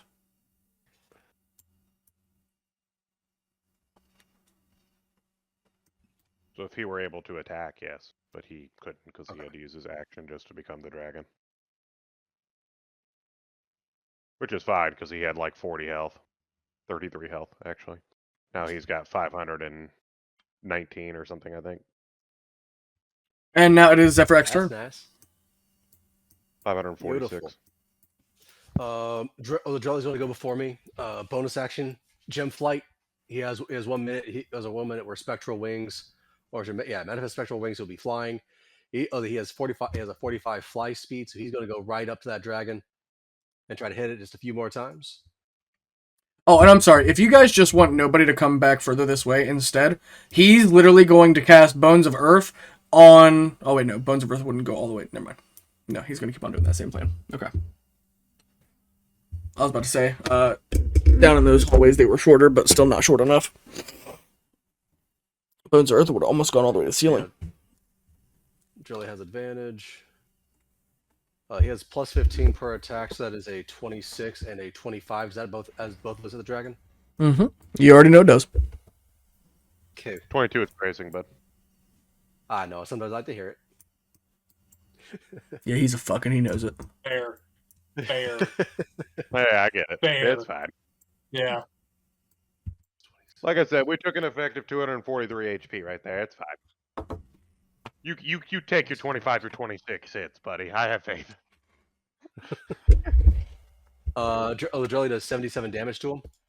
77? He was it 2 Yes. attacks or 3? He only does 2.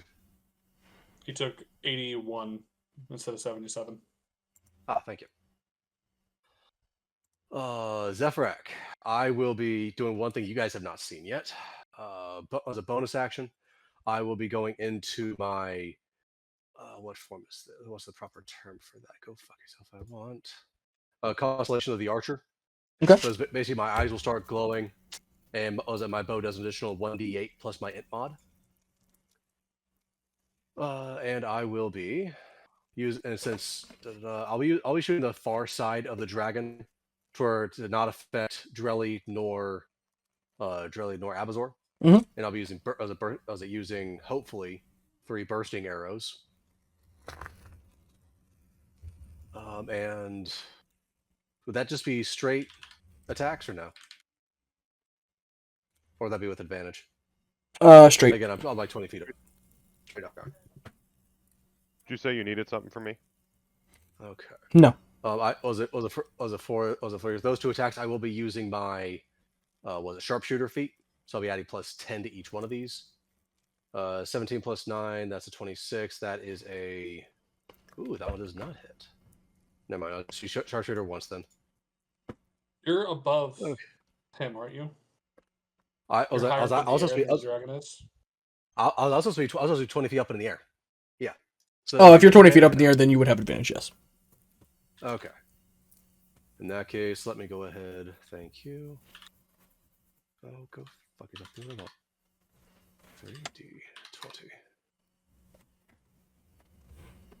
3d20. So that... Okay, so that's... But even then, that's still 17, 11, and 11. You know what? I will be using 3 of those. I'll also be using 3... Oh, was that with the sharpshooter, with those 2 that I would have missed. Instead, I would be using 2 recorrecting retributions, making those hit. No crits, but those hit. You're playing Zephyrak excellently. I'm trying to kill this motherfucker because I can't survive another fucking hit. So Abazor, I do apologize. I'm probably taking this kill from might be taking this kill from me. I'm hoping I do, but the fuck. Okay, I don't give a fuck about that. I couldn't care less who kills this dragon. Just kill it. Yep, 60. 8. Please.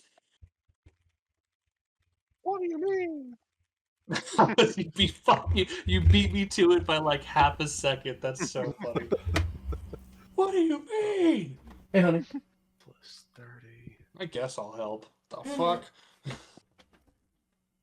15.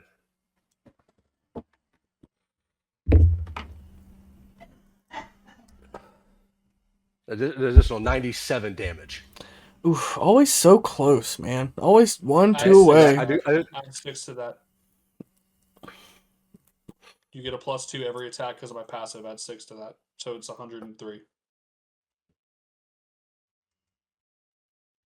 Does that fell the dragon?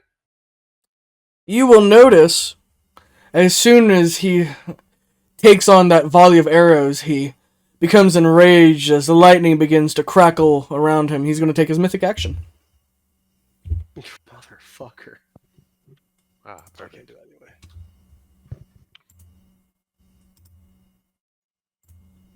You weren't going to take it anyway, see?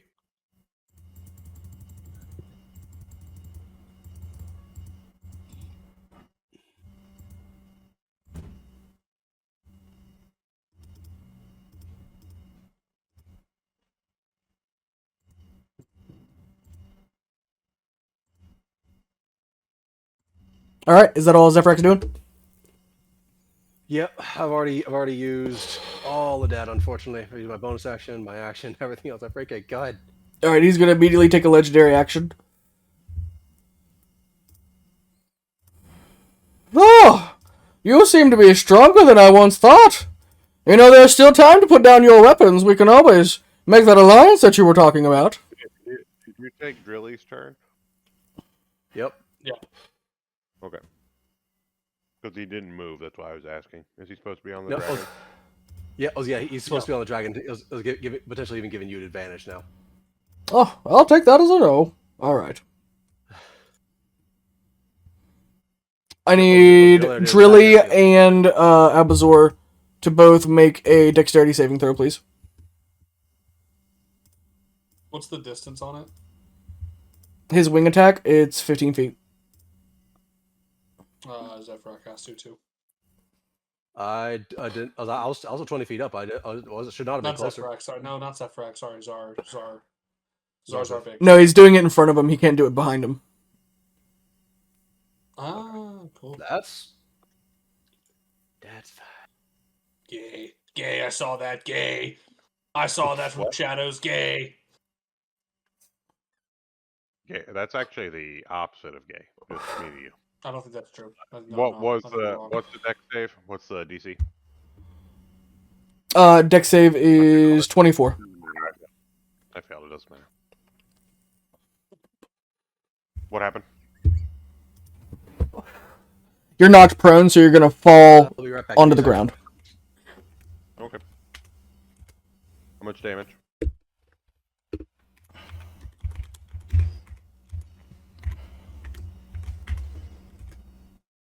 Uh, 34 bludgeoning damage from the wing attack.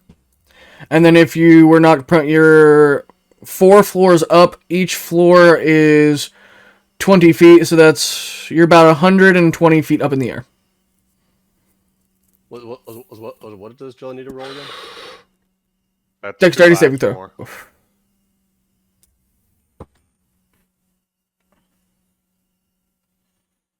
I'm laying on the No. ground. He got a nat 1. If You don't hit the ground he yet, it's 60 feet. You're halfway to the ground.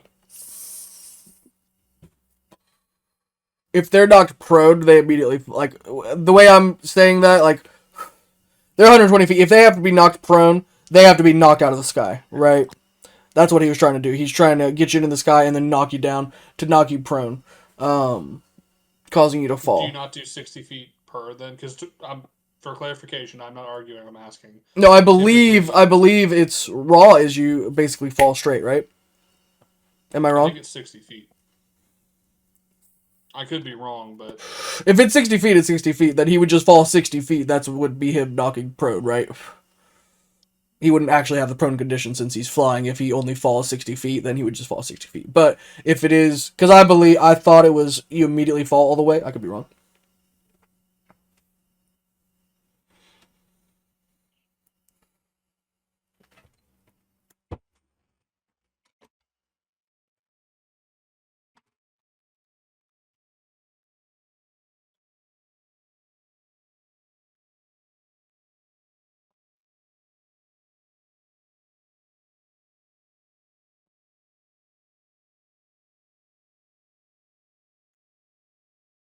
I'll look at my DM notes because that should have it as well. Hold on.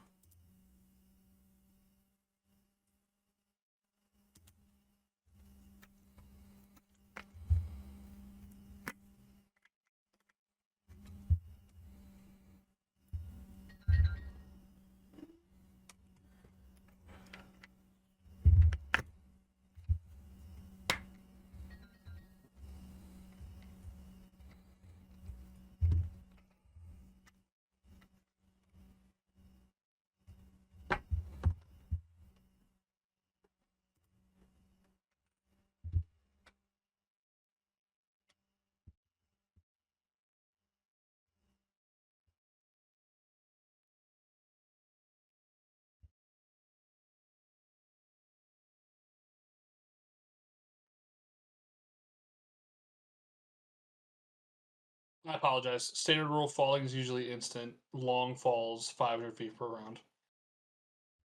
Yeah, about to say, I think it's 500 feet. It's 60 feet per round if you have Ring of Featherfall. Oh, is that what it Yeah, is? I apologize. Okay. Yeah. My bad. That But being I said, didn't have know. Featherfall on myself, so I'm gonna keep one of my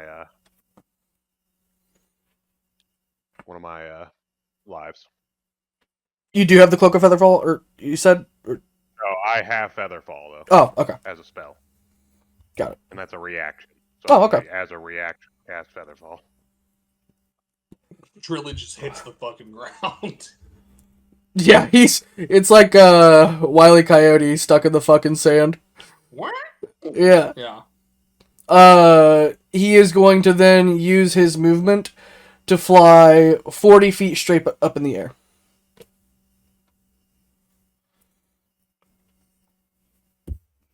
I'm gonna, because I can do that as a reaction and choose up to 5 creatures, I'm gonna make Drilly also not hit the ground. And did anyone else get knocked prone, or is it just me and Drilly? Just you two. So you guys will be prone, but you won't take any damage from hitting the ground. We only do 60 feet per round, so we're still flying, but we're 60 feet off the ground instead of 120 feet. Okay.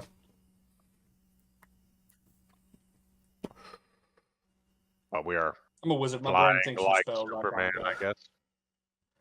It's fine. I'm kind of tweaking how that proning works when he's using that in the air, because I don't think that's too... No, you're right. It says prone. It makes them have the fall condition unless they're able to hover. Oh, okay, so I was It's in right. PHP. Okay. Alright. Oh, so if you have hover, you don't get the prone condition? No, not if you're knocking someone prone while they're flying. That makes hover so much better. I often think of, like, what the fuck is the difference between hover and fly? Like, why would anybody... Like, hover just seems so much worse, but that actually makes hover pretty good. Not gonna lie. Alright. Whose turn was that? Yeah, I pulled up the PHP because I was like, I have no idea. It was Zephyrs. It was just after Zephyrs. Oh, okay. It's the Dust Devils on the outskirts again. Oh, yeah.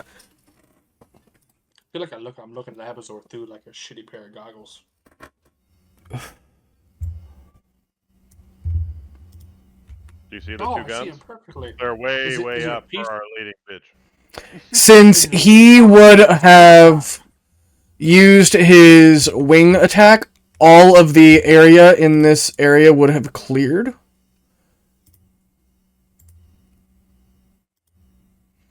There you go, Abazor, you can see. And you guys are technically right outside of that tower. So I'm going to move you all over there. So you said he flew 40 feet up Correct, sir. from where he was. Yes. And now everybody can see you. Or just above him. Just as a note. I mean, he's taking an opportunity attack if that's what you're asking. I'm saying you got a gargantuan dragon above him. How did he fly? I thought you said it was directly behind him, right? No, If above him. not, then he'll fly 40 feet out more. There you go. That's fine. Okay, that works. That works? Okay. And no, he can't take an opportunity attack anyway because he's got flyby. Oh, okay. Yeah, that's right. Sorry. Alright. He specifically does have flyby, yes. Let's see here. I can't Oh, even fuck, see you him put anymore. You put us over here, okay. Yeah, technically you guys are all the way up in the air, though.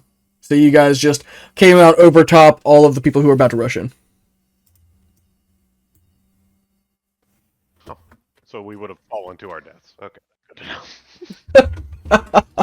He literally tried to... Oh, here we go, boys! Here's dinner! As you see...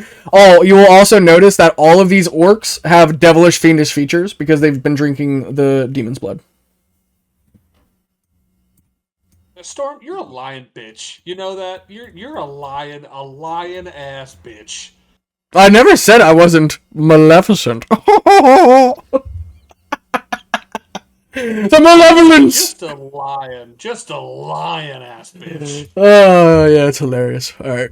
Dirt Devils. I Dust told you I'm Devils. not taking these intelligence off. You got the wrong guy. What'd you say? I told you I'm not taking this fucking headband of intellect off. You got the wrong guy. It's so fair. Oh my god.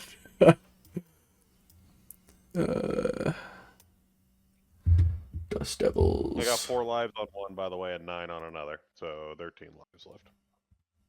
I got 9 left as of right now. Yeah, you haven't died yet, you fancy pants. Since I got the thing, yeah. I've almost died. Hey guys, I do pause. I'm back. What's happened? Drill is on the ground. We were just talking about you. Drilly's not on the ground. Me and Drilly are both 60 feet up. The dragon is not 40 feet straight in the air. He's 40 feet out.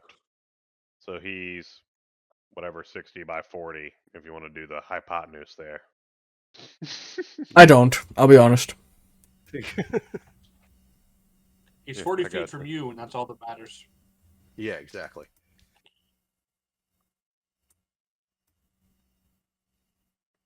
Then did he take damage from that wing attack?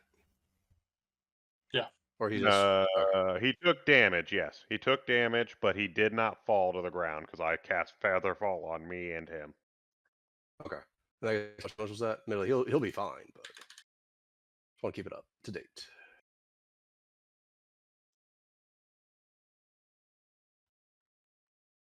Are you asking me how much damage it was? Yeah, the wing attack. I think it was like 32 or something. I don't remember. I know it knocked me below 1. 34. It was 34. Okay. I know it knocked me below 1. So I took away a fucking charm. All right. With that I was said, going for a ride on my turn. They are 71 feet away from us. The dragon is 71 feet horizontally away. he is now going to use another legendary action. Let's see. No, I don't think so. He gets mythics and legendaries. Yeah, he regains his. First of all, a creature that has mythic actions always has legendary actions, always. But when they get their mythic action, they regain their legendary actions. But it was also just his turn. Like, he got basically hit right after his turn when his legendary action. So that didn't even matter. Technically, you guys did that at a good time because he could have stacked it like 3, then mythic, got all legendary back, then 3, and then another 3. Like, that would have been terrible, right? So you guys did it quick enough so that you got. That would have been bad. Yeah. That you guys would have been fucking dead. Yes. All right. Lucy's at negative 83. What the fuck are we talking about? Yeah, but as soon as Mithrix is done, I mean, bro, you think there's like 4 more threats you have to worry about, but all the others I don't think can realistically lay that much of a finger on you. I'll be honest. It's just the big guy that's really fucking you. And all of you are under 50 HP. Oh, you'll be fine. It'll be fine. Yeah, you'll be fine. Fuck up. Yeah, I don't care. You guys are a meat grinder by yourselves. Yeah, you've done enough. You still didn't kill Leshy yet.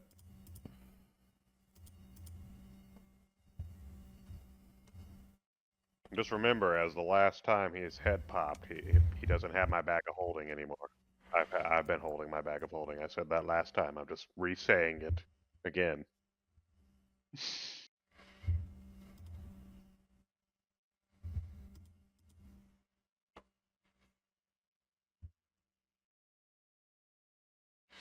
All right, he's going to shoot a bolt of lightning at Avazor. Okay, I don't care if I pass or fail. That's another life. Okay. Doesn't matter. It's going to do damage to me. It's just, well, he has to try to see if he hits first. Hold on. Okay. I don't have a reaction, so. 23 is the AC. Yeah, he definitely hit. Yeah, he hit. No shit, bud. Remember when he was bitching about... You don't need to tell me about the 23? damage yet again. I'm gonna drop to 1. It doesn't matter how much damage you do. Don't worry. It wasn't much. Yeah. Alright. Yeah, it's just 1 life. Don't worry about it.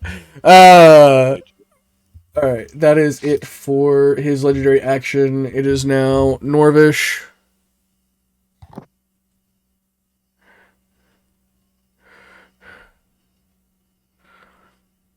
What's Drilly at, bud? Drilly currently is at 268.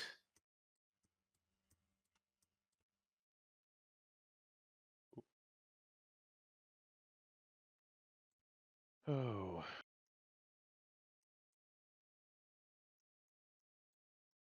Do these ones look correct? Zephyrac's at 29 right now, Adun at 54, and negative 83 for Lucy. Yep. I'm waiting for a yes from Zephyrac. Yeah, that's correct. I do apologize. Just FYI, you guys got some Dust Devils behind you. He is going to mark Abazor as his target with his hunter's mark. There's animated breath behind you. That's actually worse. I'm so sorry. No. That's Good luck. Yeah.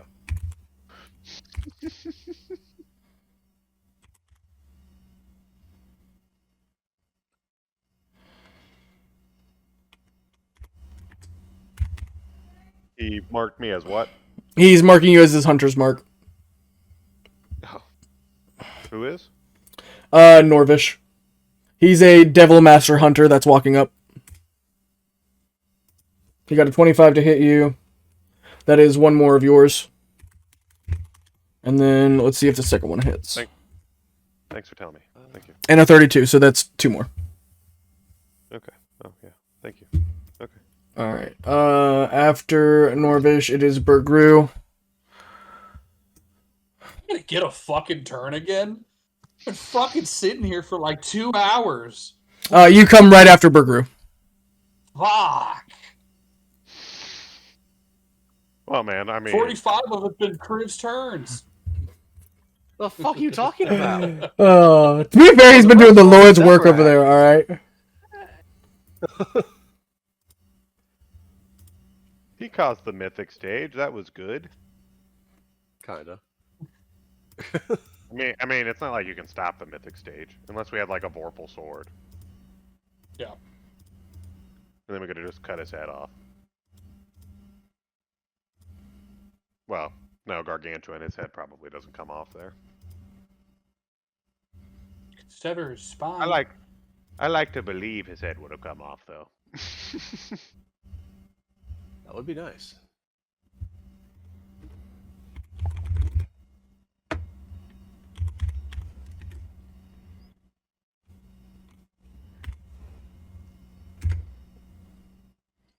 What happens on a nat 1 for his shot? He hits the dragon. Sorry, boss! Don't let it happen again!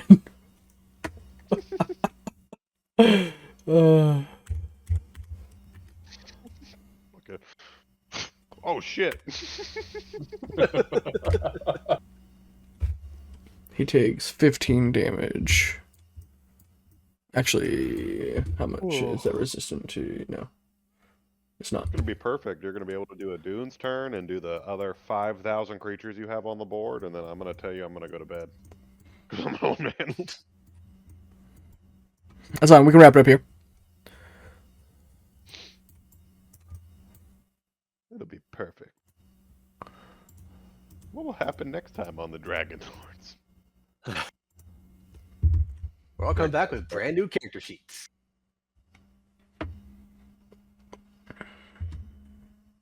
I get to play the What are you boar talking about? brawler if a Dune dies.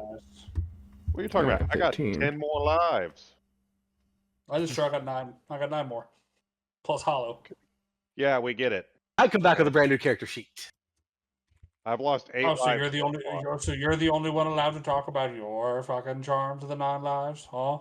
Fuck you. Yes, I'm the only one. If I'm the only one that's dying, yes, I am the only one who's allowed to talk about it. If I'm the only one using the charm. Yes. Well, that's your own fault for picking. Oh my picking it god, down. logic. Oh my god. What's that? Logic? Ooh. Smite and cry, buddy. Smite and cry. Alright, it is. Oh, wait, we have one more attack on Abazor to see if it hits. And then it'll be No, it his doesn't. turn. Break it down to 9. Break it. Let's go. Break the 1. Then I can be like him and I can say, I have 9 CO2. That's a nat 20. So it does. Oh, huh. Oh, I've got 9 CO2. Huh? Yeah, that's what you get for fucking talking shit. He rolls a nat 20 Oh, I because you're care. fucking crying It doesn't over matter. there. It doesn't matter. It's a nat 20. Who gives a shit? It's gonna hit me regardless. I don't care if it's a nat 20 or if it's a fucking 2 if it hits me. I don't give a shit. I still dropped a 1. Oh, he'll use his bonus action to do one more additional attack as well. You just ate. Storm, I'm you gonna just raise the ate fucking even screen and more. strangle you. If a 26 hits, that's another one off you. And yes, it is now Dune's turn. Awesome. I've got 8 now. Kiss my ass.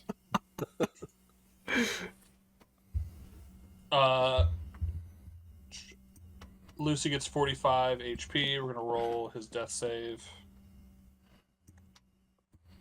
Only 45. Figured a Doom. 98. Not mine, brother.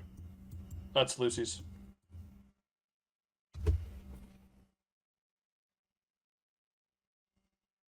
Lucy has Doesn't one know failed I have- death save. I haven't used my healing surge at all yet, so it's fine. I use my fucking healing surge. No, I'm not. Yeah, I'm using my bonus actions to attack right now. So since he burnt 8 lives though last turn, I'll probably use my healing surge as my bonus action. Oh no, I won't either, because if not, I won't even be able to attack the dragon. I have to use my I'm bonus just action to using. quickly cast haste and then run at the dragon. I'm gonna use just one shot across the board.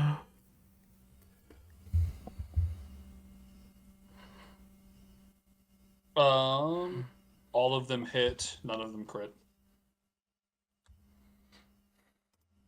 That's plat, so it's...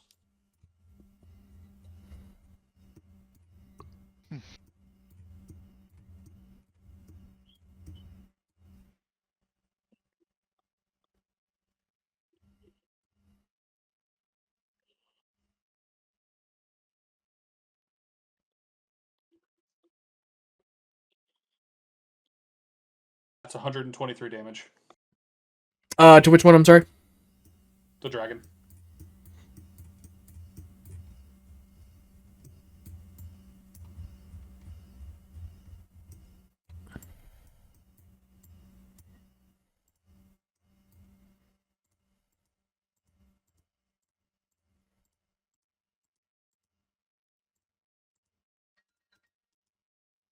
Okay.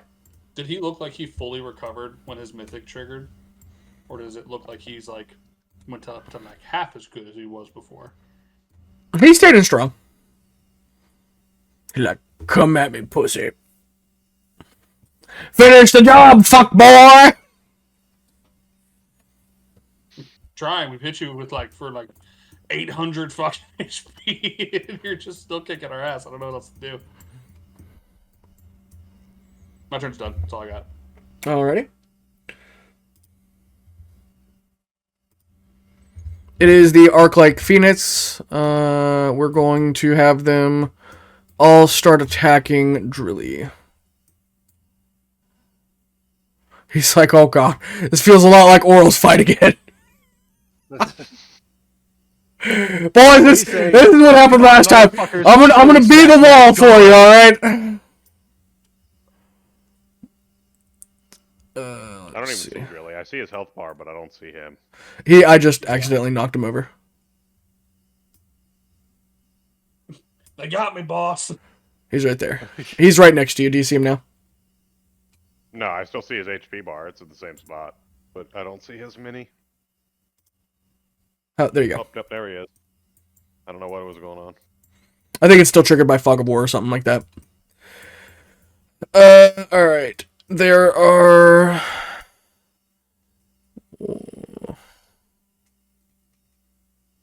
1, 2, 3, 4. 3, 4.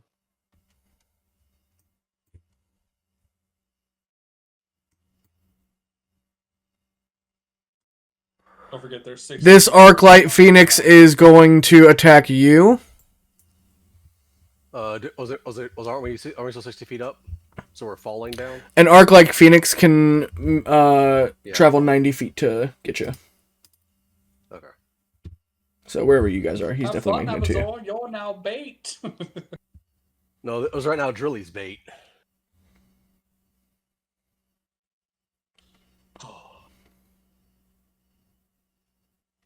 Yeah, are they hitting Drilly or hitting me? They're all going on to Drilly, and then the other one is going to attack Adun. 22, if that hits you, it is 6. It's 27 lightning damage to you, Adun. And then it jumps from you to one creature that it can see within 30 feet of it. We'll do...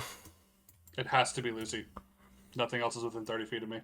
Alright, we'll do Lucy, and they have to make a dexterity saving throw, or are they still down? Lucy's not, I think you just killed Lucy. It's a critical, right? It's not a critical because it doesn't hit, and it's not a melee thing, right? It's a dexterity saving throw, so he can't take more than normal damage from it. It is one failed death saving throw. Yes. So he's at 2 fail saves. Correct. It is now... You hit me for, what'd you say? 27? Yes. 27 to you and 31 to Lucy. I'm at 20... 27. You said 31 to Lucy? Correct. 69. With 2 failed death save throws. The 4 Arc-like Phoenixes are going to attack Drilly. 1, 2, 3, 4.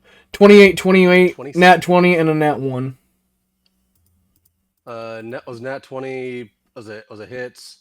The by what is there to hit, by the way? Plus 10. Yeah, okay. So yeah, that definitely hits. Because his AC is 27. So the nat one, I would say hits the dragon. Okay. There's only one that hit. That was the nat 20. Do Oh, these you said guys his. do lightning damage? Yes, it does. No, he doesn't hit the dragon. It hits literally anything but the dragon. It'll hit the dust devil. The dragon's immune to lightning damage, fellas. Okay. You're gonna say it's gonna hit the Dust Devil? That. Yeah. That also is Do that. resistant, so it will take half. How about it explodes into a firework? You remember the old Grum's birthday party from fucking Halo 3? I don't think so. I'll give you. I think so. loved that, by the way. There's a meme from one of the newer games. It's one of the grunt lines and just goes, "Spartan, are you there? Are you still mad?" And then the Spartan jumps into frame and you just hear the grunt go, "Oh no!" as it dies. I like to. That's what I hear every time Leshy pops. I just hear that, "Oh no!" and then So what did you say Drilly's AC was? 27. So the 28s, both of those hit, and the 31 hit. So, sorry, not 28. Yeah, The nat 28, 28, and a nat 20. He got.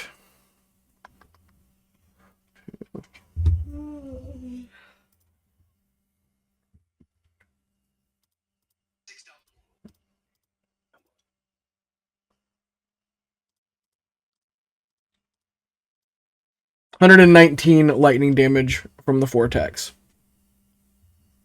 So 59. And then they're going to do, because the only one within range is Abazor, the Arclight Touch. You need to make 4 18 dexterity saving throws. If you succeed, you take nothing, but if you fail, you take full, but which is just a hit for you. Beautiful. Love that. I thought Drelly was taking that. That one. That'd be I crazy. passed all of them but one. Okay, so that's just one ding for you. Just one, yeah. Is that what it is? Just one? It's just one. Just one for you. Yeah. Are we calling it Kiss my there? ass. It's 10:45. Yeah, you want to call it there? Are we back to the top of the order? No, it is about halfway through the order. The Arclight Phoenixes, then Animated Breaths, Gimru, then Rogrock, then Bards, then Colossal Scorpions, then Ankegs, then something else, then Yurgrim, then Mithrix, then something else, then Air Elementals, then Prometheus, and then back to Assassin. Abazor's fucking dead. Oh my god. I think I'm good there for the night, actually, if you guys are good. I think I'm good there for now.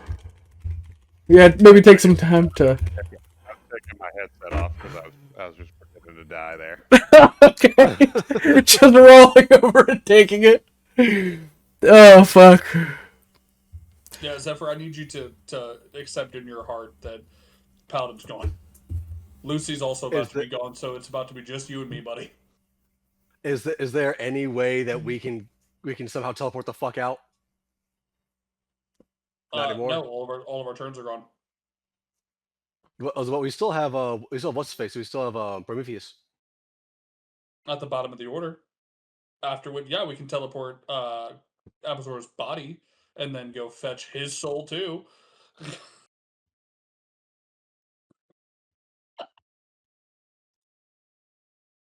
Yeah, I think mayhaps I'm good there. I think I want to go to bed. I was about to say, if you're wanting to teleport via him, he can use transport via plants to get you out. He'd have to make an individual attack against each of you. But he can make 3 of those. I don't think any of us would fight against that. Does it do damage?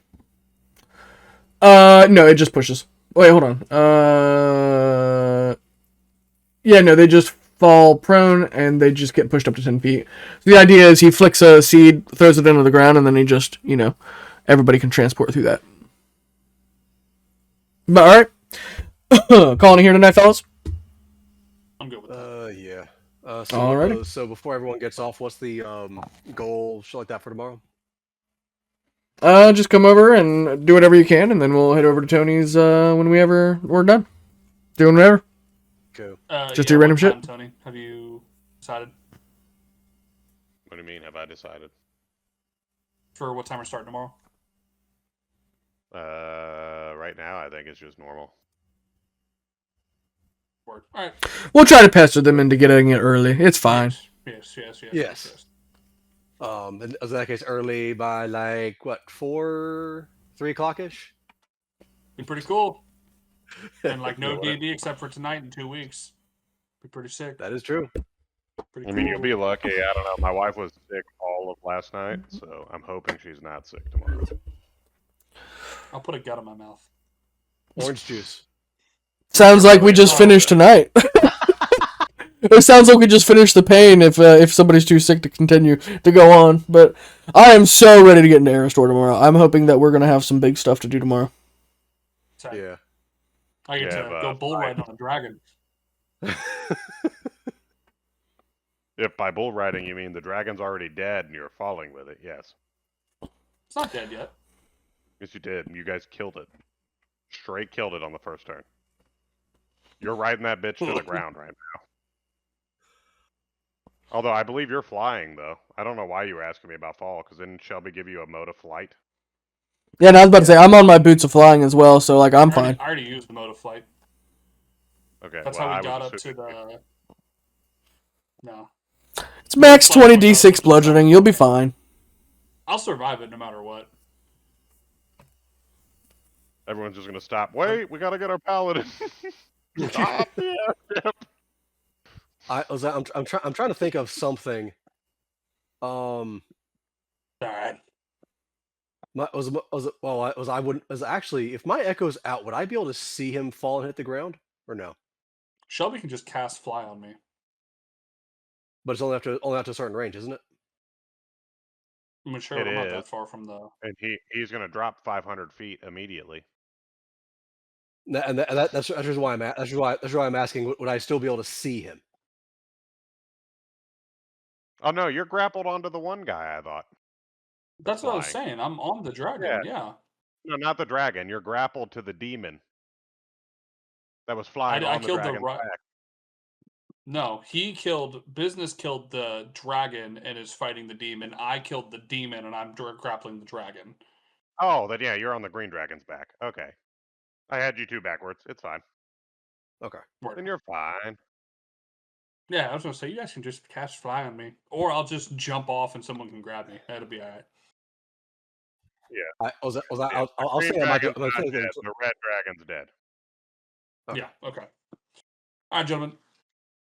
Peace out, fellas. Alright, Yep. see you hoes tomorrow. See y'all tomorrow. You fellas. Doses.